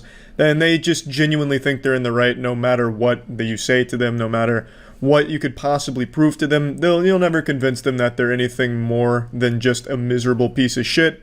So that's the sad reality of it, but the FTBA doesn't stop and start with this one woman here. Like I said, it is trying to be an organization, and they've created these fake mask exemption cards that I'm sure you've seen by now, because for some reason these were very popular. Pretty sure they were just handing them out at like local retirement homes or some shit like that. But this little hall monitor badge here does absolutely nothing for you. This would be about as useful as giving someone a Pokemon card and then saying this proves that you're exempt from wearing a face mask in public. It's a whole bunch of fucking bullshit. In fact, the Department of Justice had to come out and say, no, we didn't issue these cards, this is bullshit. And if you ask me, that should be a crime to print cards like this and claim that it's from an official entity when it's not. I think they should be completely sued and each member of the FTBA hold personally liable in each suit on an individual level, just like how this woman in the supermarket was saying to the employee. I think that would be some poetic justice. It takes one glance at this library card to realize that it's fake, but even still, it doesn't stop these fucking brainwashed idiots from using this as something real. For some reason, people are convinced this is a legitimate thing, even though it has been proven from the actual Department of Justice to be bullshit. Which goes back to what I was saying, that even when you can objectively prove something is wrong, people will still believe it just for the sake of believing it, which is sad, but it is what it is. This whole thing is like some shit out of a Saturday morning cartoon, like a scam that Ed, Edd n Eddy would have used to get some jawbreakers, making fucking cards saying you're exempt from something. That is just the silliest concept, and these people are actual goddamn toddlers. I wouldn't be surprised if they got this idea from a cartoon. But yeah, anyway, just wanted to make you all aware of one of the most powerful organizations out there. So, sleep in fear, sleep with one eye open, knowing that the FTBA, the Freedom to Breathe Agency, is... Today I saw a video that perfectly demonstrates just how fixated people have become with social media, and just how ingrained in our DNA it is to post every second of every day online for validation from complete strangers. It's reaching a point where it's becoming like an obsession for a lot of people to post everything all the time. And I swear to God, drinking an entire gallon of mercury is less poisonous than spending an hour on Twitter. You could be boofing arsenic and it'd still be less detrimental to your overall health than just doom scrolling social media. It's getting out of hand, and the video that I'm about to show is a babysitter who gets in an argument with the father of the child that she's babysitting because the dad is upset that she posted a photo of that child on Instagram without telling him. And when he's confronting her about it, like, hey, can you take it down? I really don't like that you did that. She's fucking flabbergasted. She's dumbstruck. Her whole universe collapsed. It was like she had just seen a ghost. Like aliens had just fucking invaded and blew her mind. The whole concept that this father didn't want pictures of their child posted online for strangers to look at blew her away. And she got extremely aggressive about it, even calling him a pedophile because he saw that she posted that. Shouldn't be posting photographs of my children on Instagram. Well, she looks really cute in it. She does look really cute, but why are you putting it on public? Anyone could be looking at her. No one's going to think about, no, your address isn't on there, your phone number isn't on there. It's just her face. This caption here is going insano style. The parents I babysit for got annoyed I uploaded a picture of their child. Yeah, that sounds like a pretty reasonable thing to be annoyed about at the very least. The fact that she posted this herself, once again, is delusional. People film their worst moments and post them online thinking they're right and expecting people to pat them on the back about it like, wow, what a champion. You really showed that father that posting a photo of his daughter online was actually a good thing and he was stupid for thinking otherwise. She's just living in fantasy land here. Like, this is a load of dirty barnacles. She is 100% in the wrong and it's inarguable. It's totally understandable that the father would be upset. It is absolutely his choice whether or not photos of his child get shared online. It's not the babysitter's choice. There's no argument in her defense here. It's completely understandable why this father wouldn't want pictures of his child posted online without his knowledge. I completely respect anyone's decision not to post photos of their loved ones or their children or anything online. There's fucking weirdos out there. You don't know who's looking at that shit. It's not some kind of social obligation that you have to share everything from your life with the cyber world, the cyberspace. So it's just, it's unnecessary, and if you don't want to partake in that shit, then don't. In fact, I encourage you not to. I don't think you need to be oversharing everything about your life online. Now, another thing I find very fascinating here is the babysitter says that she didn't share a phone number or address, anything, and she's stunned that this is even a problem. She only shared a picture of his child. The child's face and everything is now out there in public, and that's not a big deal. Which is wild to think of how quickly this mentality has shifted. I remember when social media first started to pop off, first started to get gas in that fire, the general consensus, not just shared with the geriatric octogenarians, but even like my classmates and everything, was don't post too much shit about yourself online. Like, don't tell people your name on the internet. Don't put pictures of your face on the internet outside of like your tight MySpace group, because there's strange, creepy people out there, some fucking freaks, and you don't want them to have that information. There could be some bad actors. That has completely vanished from the general mindset. Nowadays, it's considered creepy if you're not sharing photos of your face and updates on your life all the time online. You must be some kind of socially anxious weenie, some loser. It's my child. It will go in 24 hours anyway. Why are you even following me? Well, I follow loads of people, but that's not the point. Well, you don't follow your babysitter. That's weird. Well, I do follow my babysitter, and it's just as well I am. One photo. We're not going to pay you until you take that photo off. So she was scrambling around in the dark and thinks she found a diamond here to use against this guy for ammo. Why are you following me on Instagram, You have something to hide, tough guy, you fucking creep? So she's 16 years old, and now this guy follows her on Instagram, so she's about to start accusing him of being a pedophile, some kind of low-life scumbag who follows their babysitter on Instagram. And I think that is so weak. I think that is an absolutely dogshit point she tries to make. There's a perfectly logical explanation for why the father would follow a babysitter on Twitter. This person is going to be home alone with their child. They want to make sure they didn't just hire Jeffrey fucking Dahmer or something. There's going to need to be some level of background checking. And what's the best way of doing that?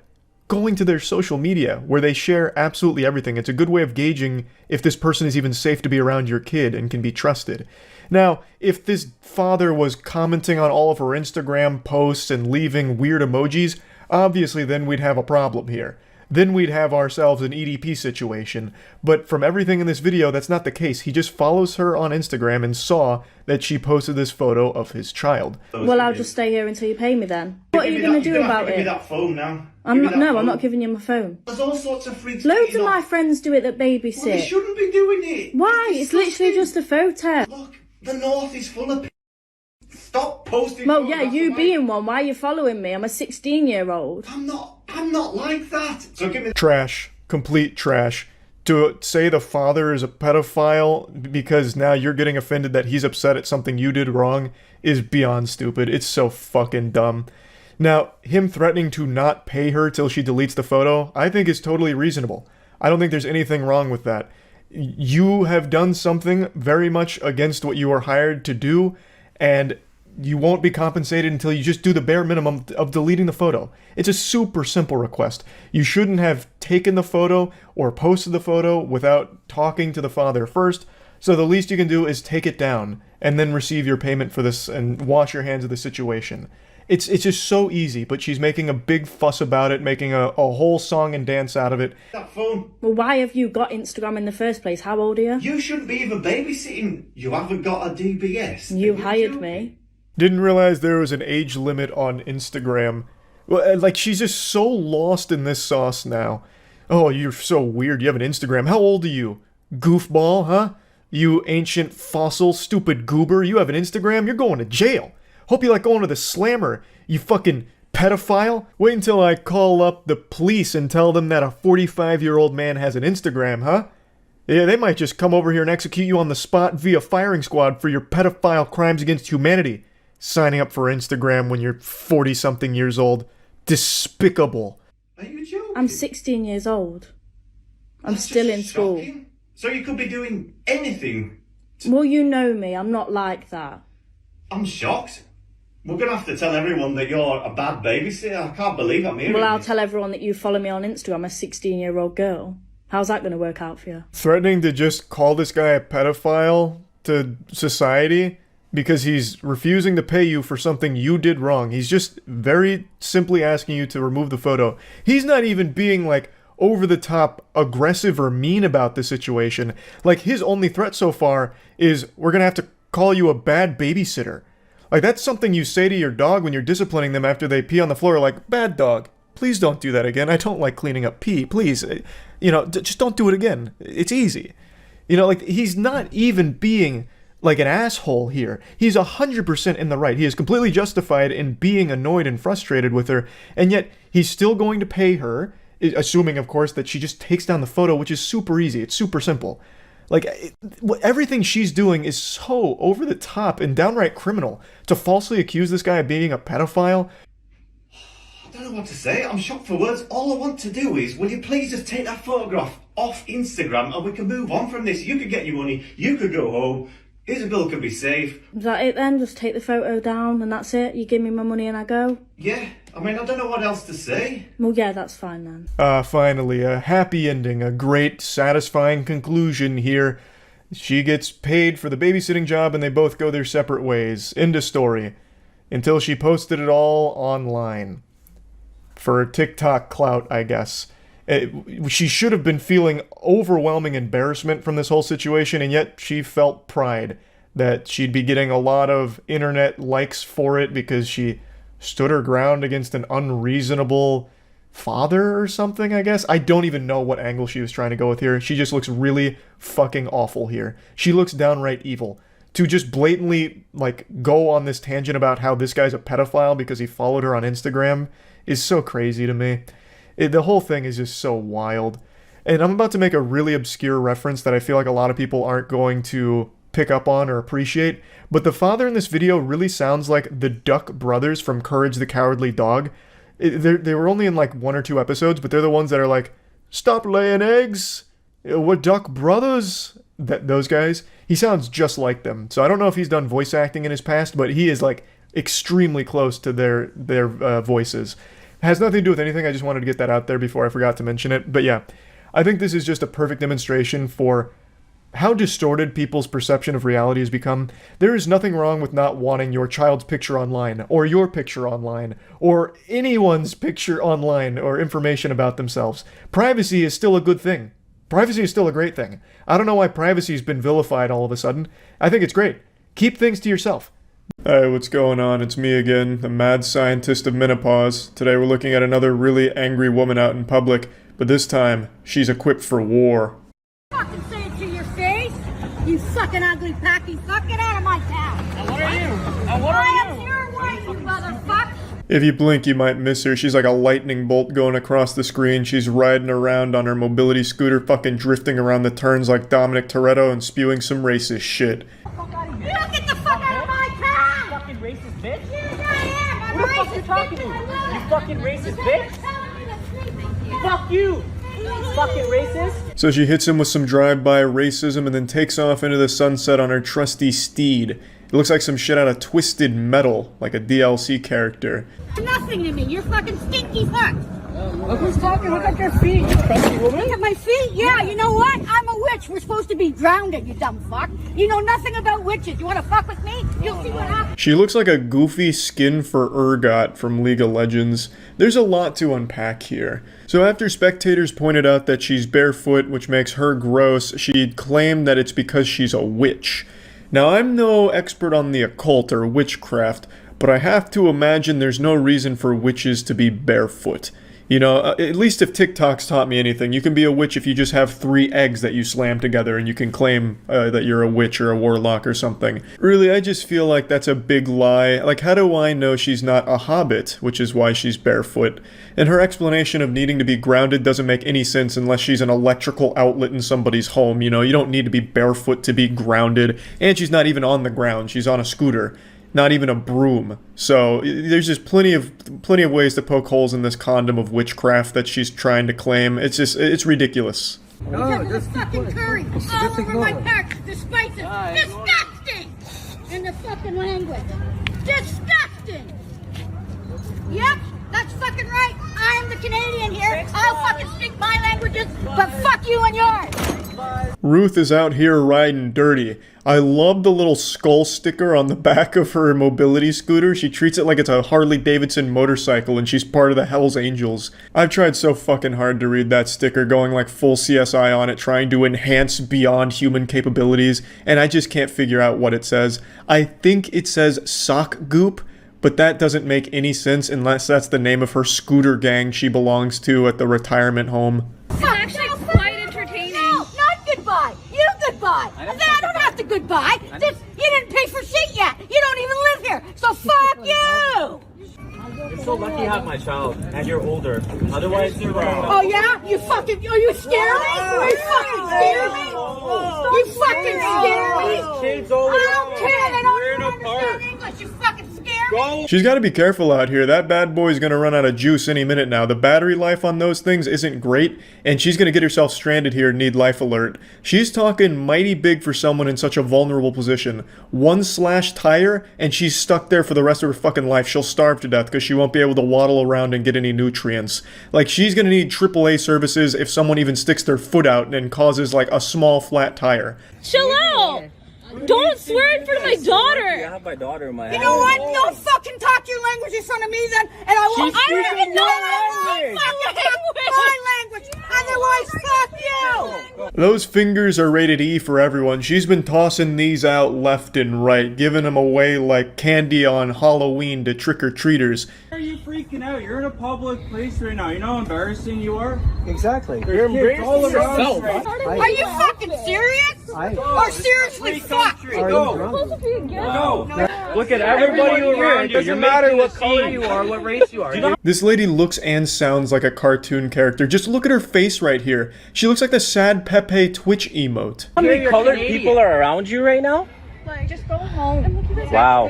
Look all around you. What? What are you gonna do if I don't go home? This is why I don't have to go home. I am home, you dumb fuck. It absolutely blows my mind how people like her feel so confident in their own safety that they'll just insult and threaten everyone around them and expect them to do nothing. She is not tough. I wouldn't exactly picture her when I think of the word strength and combat ability. Unless there's some hidden Gatling guns turrets strapped to that mobility scooter, I just don't see her winning a fight against anyone or anything. Like, even like a small squirrel would be enough to take her out.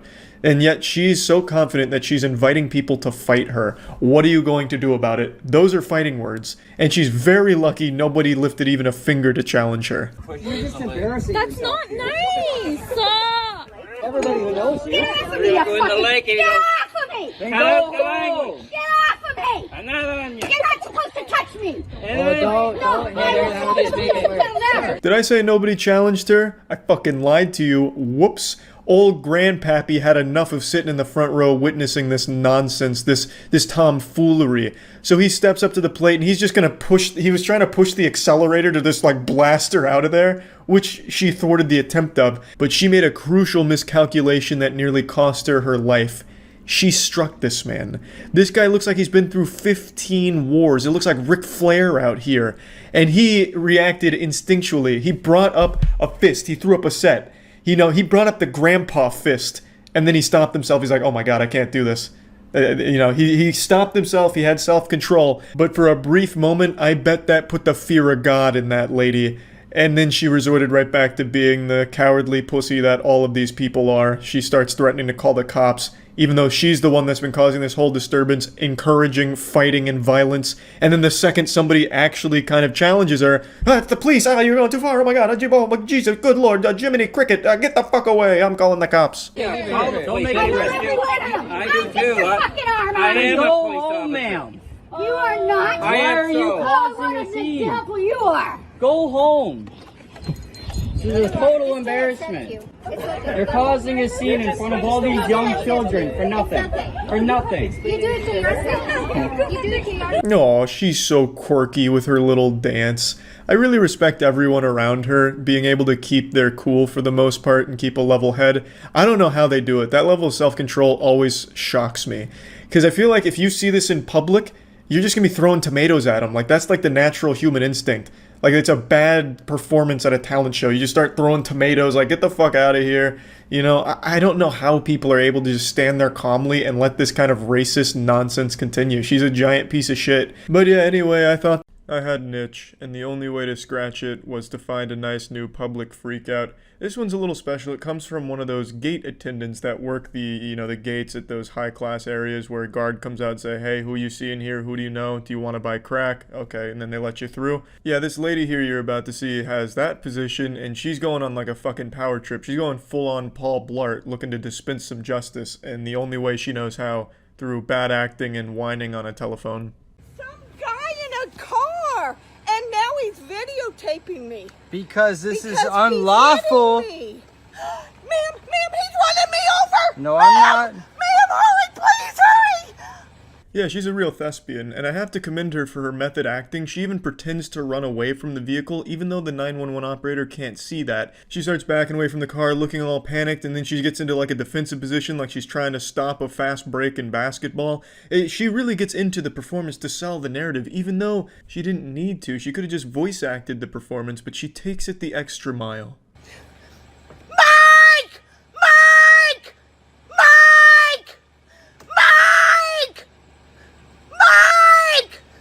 She has the voice of an angel. Feels as though your ears are being caressed by a chorus of 1,000 mermaids. I don't know who Mike is, but he's nowhere to be found. And if these piercing screeches weren't enough to get his attention, then that guy just doesn't fucking exist, or he's already run very far away from this woman. Yes, please hurry, ma'am. Ma'am, I don't know, and he's a lunatic, and he's videotaping me. Ma'am, please hurry. Her face looks like a thwomp from Super Mario 64. I bet if you actually did hit her, she'd make a sound. I decided to look into this one because who knows, maybe it was possible she did actually get hit by this car before they started filming. I mean, if I got hit by a car, I'd probably start going crazy too and start screaming for Mike or some shit, but I probably wouldn't be blocking the car that just hit me. I'd probably want to get the fuck away from it. I'd be afraid of it at that point, because if they've already hit me once, what's going to stop them from doing it again, especially if I'm acting like a huge asshole? But anyway, the story is, the guy filming this pulled into an area he didn't mean to be in, so then he pulled around to leave through this gate, and this lady here, Judine, was the gate attendant, and she's stopping him and going on this crazy power trip. I've never seen a Judine, I've never even heard the name Judine before, but this looks about right for Judine, and this just really seems like some straight up Judine behavior. You're in trouble. How You're so? going to jail. How so? You're hurting me! How? You just ran over! Ma'am, please, hurry! He just ran over, and he's still moving! Please, ma'am! Please, hurry! Now, I really do like her approach here. She's ramping up. She's up in the ante here. Like, ma'am, you gotta get the fuck over here. My God, he's still moving. But I don't think that's enough. You need to double down on the lunacy in the narrative. Ma'am, hurry up. He's still moving. Jesus Christ, is that a bazooka in the backseat? Holy shit, he's getting it out. My God, it's shooting sharks. What the fuck is that? Is that Joseph Stalin in the passenger seat? Ma'am, hurry. Then you go back to the bread and butter. Mike! Mike! Mike! I'm gonna throw it. Stop! Hurry! Hurry! Hurry! Ma'am! He ran over me! He ran over me! She's saying I ran over her. He ran over me! Reinforcements have arrived, and they're not on Judine's side. They kind of come over just to make fun of her. Which, who wouldn't, you know what I mean? It almost looks routine for them. They just calmly walk over. They look genuinely embarrassed from the few frames you can see of them. And it just seems like a common occurrence with Judine. Oh, shit. Judine's throwing herself on top of vehicles again and calling the police. What the fuck? I have the whole thing on recording. Sir, come on. No, you're good. Hey, This is unbelievable, man. Good. We just heard it on the radio. The cops are already coming. Can I please go? You can't. The cops. I can. I absolutely can. Okay. Well, I'm just telling you. If you I want want him arrested. I want him arrested. I have done nothing wrong. He's gonna leave. He's gonna leave. He'll run over you, Chase. Chase, get Marvin, please. Call Marvin. Please call Marvin. Get him out of here. She was really out here making a last-second push for an Oscar. However, it didn't pay off. The man did pull away. He got about a mile or two down the road. Cops pulled him over about this call. He showed them the video. They let him go. No charges. Judine gets fired. Happy ending all around, and pretty much what you'd expect. But I don't think it's all bad for Judine, because this really shows her acting chops. She's able to convey a schizophrenic old woman beautifully. So while the door may be closed on her time as a gate attendant, perhaps a new door has swung wide open in her acting career. Seen the Midwest safety video called When Blowing Up Your Ex-Boyfriend's Car Goes Wrong? I think so. Sounds very familiar. I haven't seen this. This is 6 days old. I thought this was the one from a while back. And then all of a sudden you heard a boom. And that's when I came outside and I started calling him again. You came outside, you're like, what's that boom? What's that boom? Yeah. Can we see that video that you have? Oh yeah, it's inside the house. Can we go? Yeah. Thank you. Yes. Did she record herself blowing up this car? Am I about to watch her literally self-report, bring the officers into the evidence bay, and show them that she blew up the car? Is that what's about to happen here? Also, this setup looks straight out of a 90s movie from, like, the quintessential hacker setup. I don't know how you work this thing out. I'm sorry. That's me. That's when I came to see. What's in your hand? Oh, that's my phone. That's not a phone. Holy. What is that? You got a brick? No. Oh, so I was getting my sergeant go see, because Let me take a peek. I know the difference between a brick and a phone. In fact, I'd say no one knows that difference better than me. Let me take a peek at that footage there, officer. I'll be the forensics expert. I had my phone with me. That's not a phone. You can see how thick it is. Looks kind of like a lighter fluid bottle. That's ridiculous. What? Like lighter fluid bottle? Like Lighter what? Fluid. Doesn't exist. Absolutely not. Up here. So the call is 0018. This is 0011. Okay. That's you? Yeah, that's me. What's in your hand? That's not a phone. What was the plan here? I'm so Looks like you might have your phone right there. curious. No, that's my pen. That's your what? My pen. It's a very big pen. Very big That's pen. pen. That's like a brick. Yeah. It's a ink pen. Like a quill. Oh, okay. So talking about what was in your hand. Oh, no. Back it up. You got lighter fluid in your hand right there. Don't be ridiculous. That's preposterous. What is your name? A squeeze bottle in your hand walking over to the neighbor's house. Okay? What does that look like? My phone? No, the squeeze bottle in your hand.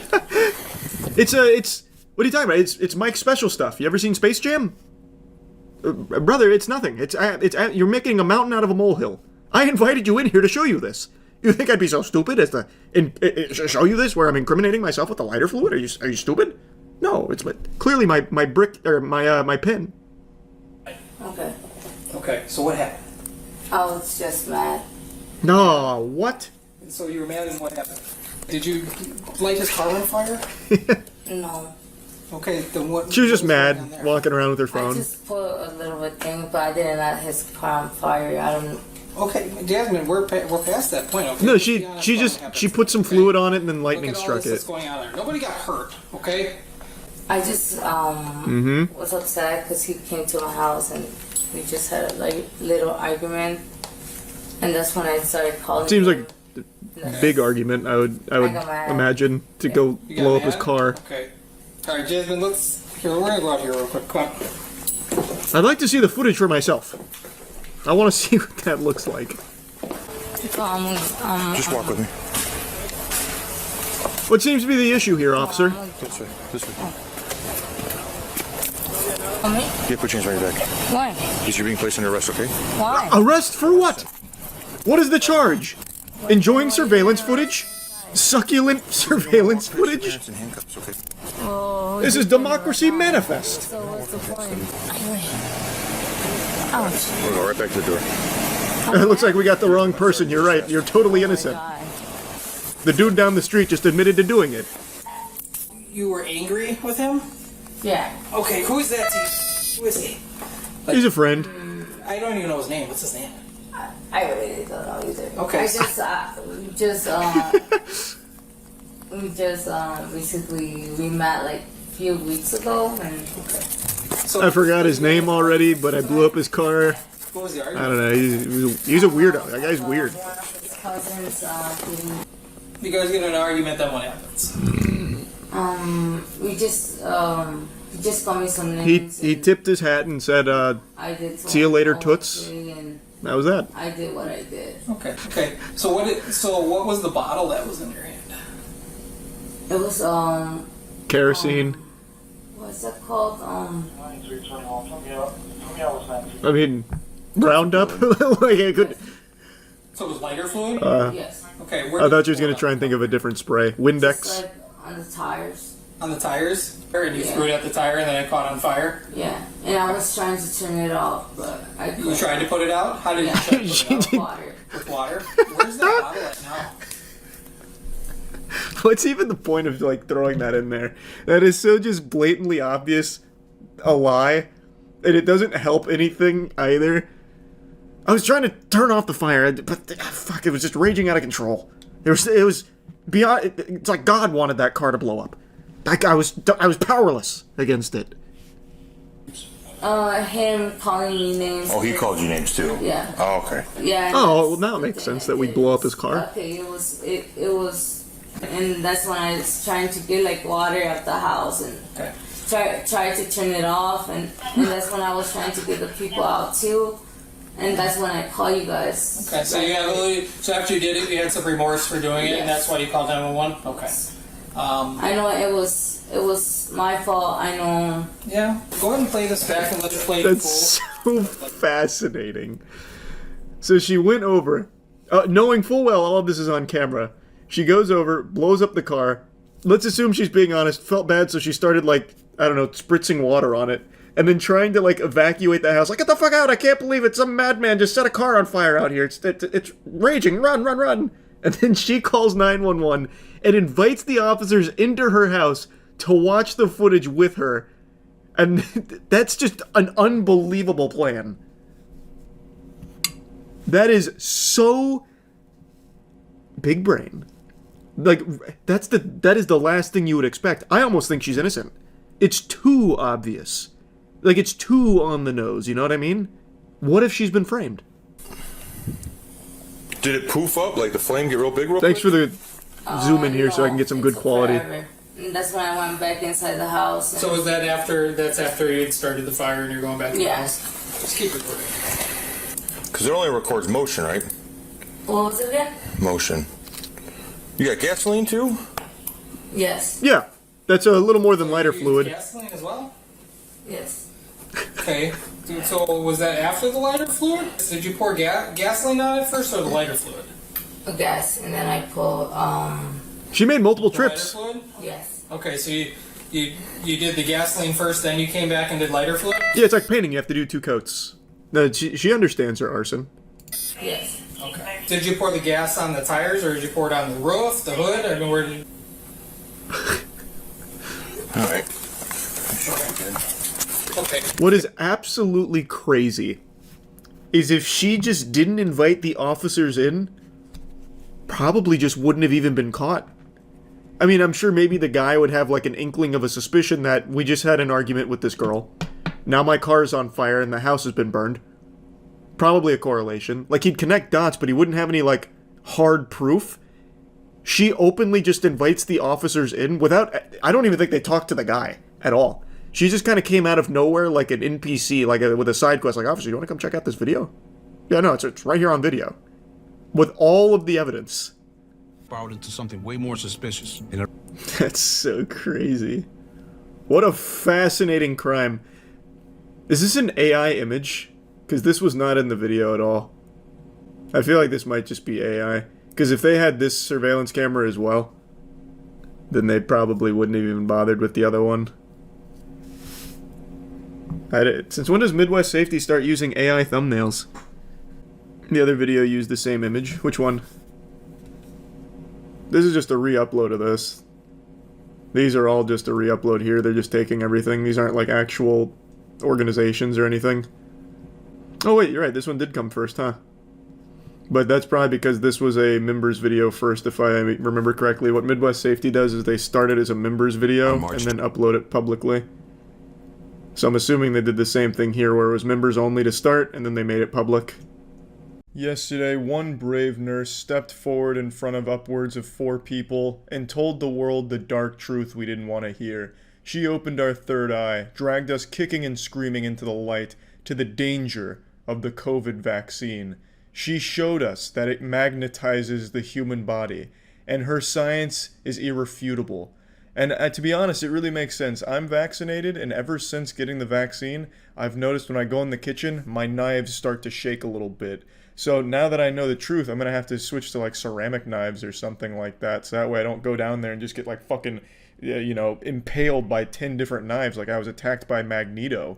You know, I'm gonna have to take precautions now that I'm aware. Yes, vaccines do harm people. By the way, so I just found out something when I was on lunch, and I wanted to show it to you. We were talking about Dr. Tenpenny's testimony about magnetic vaccine crystals. So this is what I found out. So I have a key and a bobby pin here. Explain to me why the key sticks to me. It sticks to my neck, too. I got this. Yeah, so if somebody can explain this, that would be great. Any questions? This guy's face really says it all, to be honest. Of course there were no questions, because you can't disprove that. Like, that is as bulletproof as science can get. Did you see the way the key stuck to her chest? There is no other explanation other than the fact that her entire body has become a magnet because of the COVID vaccine. I mean, Jesus fucking Christ, open your eyes. It's so clear now that she's blown the lid wide open. I think the fact that this lady is a nurse should be extremely inspiring to all of you watching this, because this proves that no matter how fucking dumb you are, you can still achieve pretty much anything you want. I can't imagine there's anybody watching this scratching their head right now, fucking blown away like, oh my fucking god, how did this happen? I mean, Charlie, the key did stick, so she's got a point, you can't explain that. I think everyone understands what happened here and how the key stuck to her chest for like half a second, but just in case, I'll go ahead and spoil the surprise and ruin Christmas here. I'll tell you how the sausage was made, break the magician's code, so it's not exactly like a David Blaine level trick or illusion. It's, you can do it with anything. You just press it against your skin, and then your sweat particles will eventually take hold of it if you press hard enough. You can literally do it with anything. Like, here's one of Bill Gates' microchips, and I could just have that sit there for a long time. You know, this isn't even metal. Like, it's just, you can do it with anything, and I think all of us know that, but for some reason, she used this like proof, like, look at this! My blood has been transmogrified into magnet crystals because of the vaccine! Obviously. It's like she's doing this to a class of 4-year-olds, like, who don't have object permanence yet. Like, I'm surprised she didn't also do, like, the pull the thumb away trick. Which now I look like a fucking idiot because I don't remember how that works. Is it like this? Look at this, the COVID vaccine is taking my thumb off. You can't explain that. My thumb's gone now, all because of the COVID vaccine. I also love how even in her demonstration, she couldn't get the bobby pin or the key to stick to her neck. So you can see the panic start to set in. She's like trembling a little bit as she knows that this is becoming a giant fucking train wreck. And I think that's beautiful. Even with the simplest thing in the world, which is just pressing an item against your skin to make it stick, she couldn't pull it off when she needed it most. Oh man, it's poetic, really. So I think that's great. The whole thing was a pretty wonderful demonstration and a look at delusion in a different light. And yeah, I just really wanted to share this because I thought it was really goofy and cool. I love the audience reaction behind her as they're just kind of laughing at her and kind of confused by the whole thing that she's bringing up. But I think the saddest part is this strikes me as someone who truly believes in this bullshit. I think they really did read one post on Twitter that said that the vaccine causes human body magnetism and potential spontaneous combustion of just erupting into blood and flames and tits everywhere. And she really took it to heart and believes it. So then on her lunch break, she took keys and bobby pins and paper clips and just started going full Hellraiser, just sticking them all over her body and panicking when they'd stick for more than a second, convincing herself that it truly was magnetism. So I'm sure she fully believed she was walking into this building ready to really break new ground here and be a hero. But obviously I don't think that was the case. I don't think even the most die-hard conspiracy theorist would watch this and like point to it as proof, like, look at that! You see? She's done it! Without a shadow of a doubt, she has confirmed that the COVID vaccine causes human magnetism. It's fucking crazy, but gotta check out The Terrifying Transition from Nice to Nightmare by Code Blue. Show me your hands. Both of you. Both your hands. Both your hands. My hands are right. This guy looks like the Flash. Unlock it. What? Who called and why? You got told there's a physical fight between a male and female. Okay, Turn around. She was leaving, trying to leave. Can you listen to me? No, I'm in charge. Turn around. What's going on? I'm surprised he didn't break his own wrist punching his hand. That guy is made out of fucking toothpicks and uncooked spaghetti noodles. Oh man, and he is posturing for a fight too.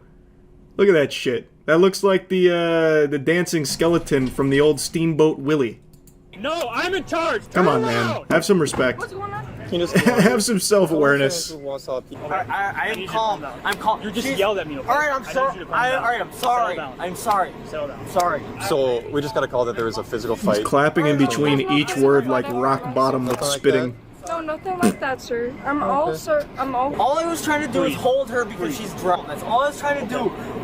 That's all I'm trying to do, officer. That's all I'm trying to do. I need you to settle down. I know, but that's what I'm letting you know. Okay. God, this guy is fucking tweaking. Nope. Baby, calm down. I'm saying it because there was no argument, and it was all my fault, and... Okay, so... This is sad. What's your name? Yikes. Matthew what? Matthew ATM. Dude, you're gonna go in handcuffs. You're gonna go in handcuffs if you don't calm down. You understand that? Stop clapping. Stop doing this. No, I can do whatever the I want. I can do it on... God, what a fucking annoying dweeb. Holy. I did not touch him. He did not touch me. There's no problem. I promise. I can still hear him clapping over there. He is still clapping. He does not stop. Oh my God. Okay. We're gonna put you in cuffs. Alright, you can. You can. You most definitely can. You most definitely can. No resist. You're fine. You can. I understand. We're gonna leave you in cuffs until you calm down. Okay, brother? We're just trying to go home. I get you. Do you have your ID or something like that on I you? do have my ID, sir, but I don't have any. Now he's gonna just start doing like the fucking thug shaker in order to get his claps in. I have a driver's license. Now that he's sir. handcuffed. I think it's in my house. I'm sorry. I've been dealing with this for a month and a half now. I just gotta relax, dude. Just an argument because you're intoxicated then? Yeah, that's Okay. Even the officer's So like, brother, can you just like relax? Of course not. No. You guys were fighting. Physically fighting. Pulling hair. No, there was no pulling hair. A woman called you. Yeah, she's gonna fucking obviously make a fucking big deal about it because she's a fucking woman. She's a fucking stupid.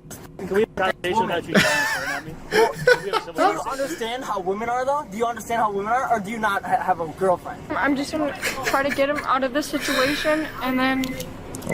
What's what a superstar. His name is Matthew. Okay, do you guys live together? We do. Okay, where do you guys live? Nope, don't walk away. We're about to live together, and we're You're about to move. Yeah. Oh, that's gonna be a match made in heaven. At That's the gonna go moment, well. But we're about to get a place I'm so together. happy for you guys. It's really exciting. Do you guys have any children in common? No, we do not. Can I please just talk to him for a second, and then can you guys stop talking? Please. No, that's not how we're gonna do Calm him things. down. I promise. Please. Nope. I don't want him to get. I'm gonna be honest with you. I don't know you very well, lady. I don't think your presence is gonna calm him down. He just blew a fucking gasket because the word woman came up. I don't think you going over there is gonna calm him down. Like, it's not gonna be like a lullaby or warm milk to him. The actual word of woman just had that guy go to a full-blown conniption. But hey, what do I know? You know him better than I do. You're living with him. Well, he's not under arrest. Alright, do you understand how women are though? They over-exaggerate. Oh, he's still Do they going. not? I'm asking you a question. That's Do your they personal not? opinion. No, I'm asking you. Being truthful, I Saying promise, sir. that nothing's going on. Nothing's going on, I promise. We're Okay. just drinking too much issues with drinking. Okay, so you guys were just parked here, and just an argument came because you were drunk. Yes, sir. And then nothing physical, no threats, nothing. Didn't she just say And then we just were show up, and then drinking? all of a sudden. Yes, sir. Okay. That implies he was also drinking. And just hang out for now. But he seems sober. I don't know what I'm talking about. I'm on the crack Okay, but pipe. don't go over there, okay? Don't go over there. Don't go over there. We just told you. Sit in the car. Like I'm gonna leave to you guys. What? I don't listen to police officers, fucking pigs. Okay, no, don't grab my hand. Can you sit in the car, please? Sit in the car. Alright, I'll put. Sit Are in you the gonna bring car. him back? Okay, why don't you guys stop being fucking pigs? That's not your car. Wrong car. Okay, motherfucking piglets. Yeah, what do you know about her car? Maybe she owns that car too. Anna forcefully opened her door, denting the parked vehicle next to them. Oh my god. Hey. Step out. Step out. Step out. Which one of you fucking pigs kicked open my car door? Now look what you did. You dented my neighbor's vehicle. Unbelievable. You're gonna blame me for that, aren't you? I did not mean to slam the car door. I'm so sorry. Well, now you've got damage to property, okay? No, it doesn't have damage. Any damage. It'll buff out. Give her a second. She's got the tools to fix it. Any property damage. See, and it also sounds like your boyfriend calmed down. It's all looking up now. I did not go. We're going I over did here. not damage any property to property. I'm so sorry. Jesus. I'm so sorry. I did not break into any property to any There's a giant scratch on the side of the car right now. That was there. That was there when they pulled up. I No. would rather see it No. before I. Okay. I'm sorry. I'm sorry. I'm detaining you. You're detaining him. Jesus, a citizen's arrest. Back to the squad car here, okay? You're only In this day and detained, age? you're under arrest at this point, okay? Oh my god. Slide. That's bold. Attempting to contact the registered owner of the vehicle Anna damaged, she managed to slip out of her handcuffs. I already ran it. Oh fuck. I didn't do anything wrong. I didn't bring any laws. I didn't bring any laws. Step back. Step up. Okay, Step up. please. I did not bring any laws. I did not bring any laws. Turn around. I did not bring any laws. Handcuffs are useless against her. I did not break any laws. She can slip right out of the cuffs. Please let me go. Let me walk home. Do anything wrong. Back in the car. I did not do it. Oh god, she's alting. That's checkmate. Wait before you Stop the car. Last chance or you're under. Matthew, help. You're gonna be under arrest. Do you understand that? What? You're gonna be under arrest. Get in the car. For resisting. Get in the car. I'm not resisting your guys. You are. Get in the car. There was a little halftime truce there for a moment. For resisting. Get in the car. Thanks for the help, Matthew. Do you have cuffs on? RP said that they rolled up right next to her. Dude bro's driving. Anna's in the front seat. Dude, bro, put some respect on his name. That is the Matthew. Anna, knock it off. Jesus. Alright, I gotta skip. This is so loud. Holy fuck. Matthew, do something. Help. Have you sit down and Frame. Oh good, they got the football pads on her now. That should help.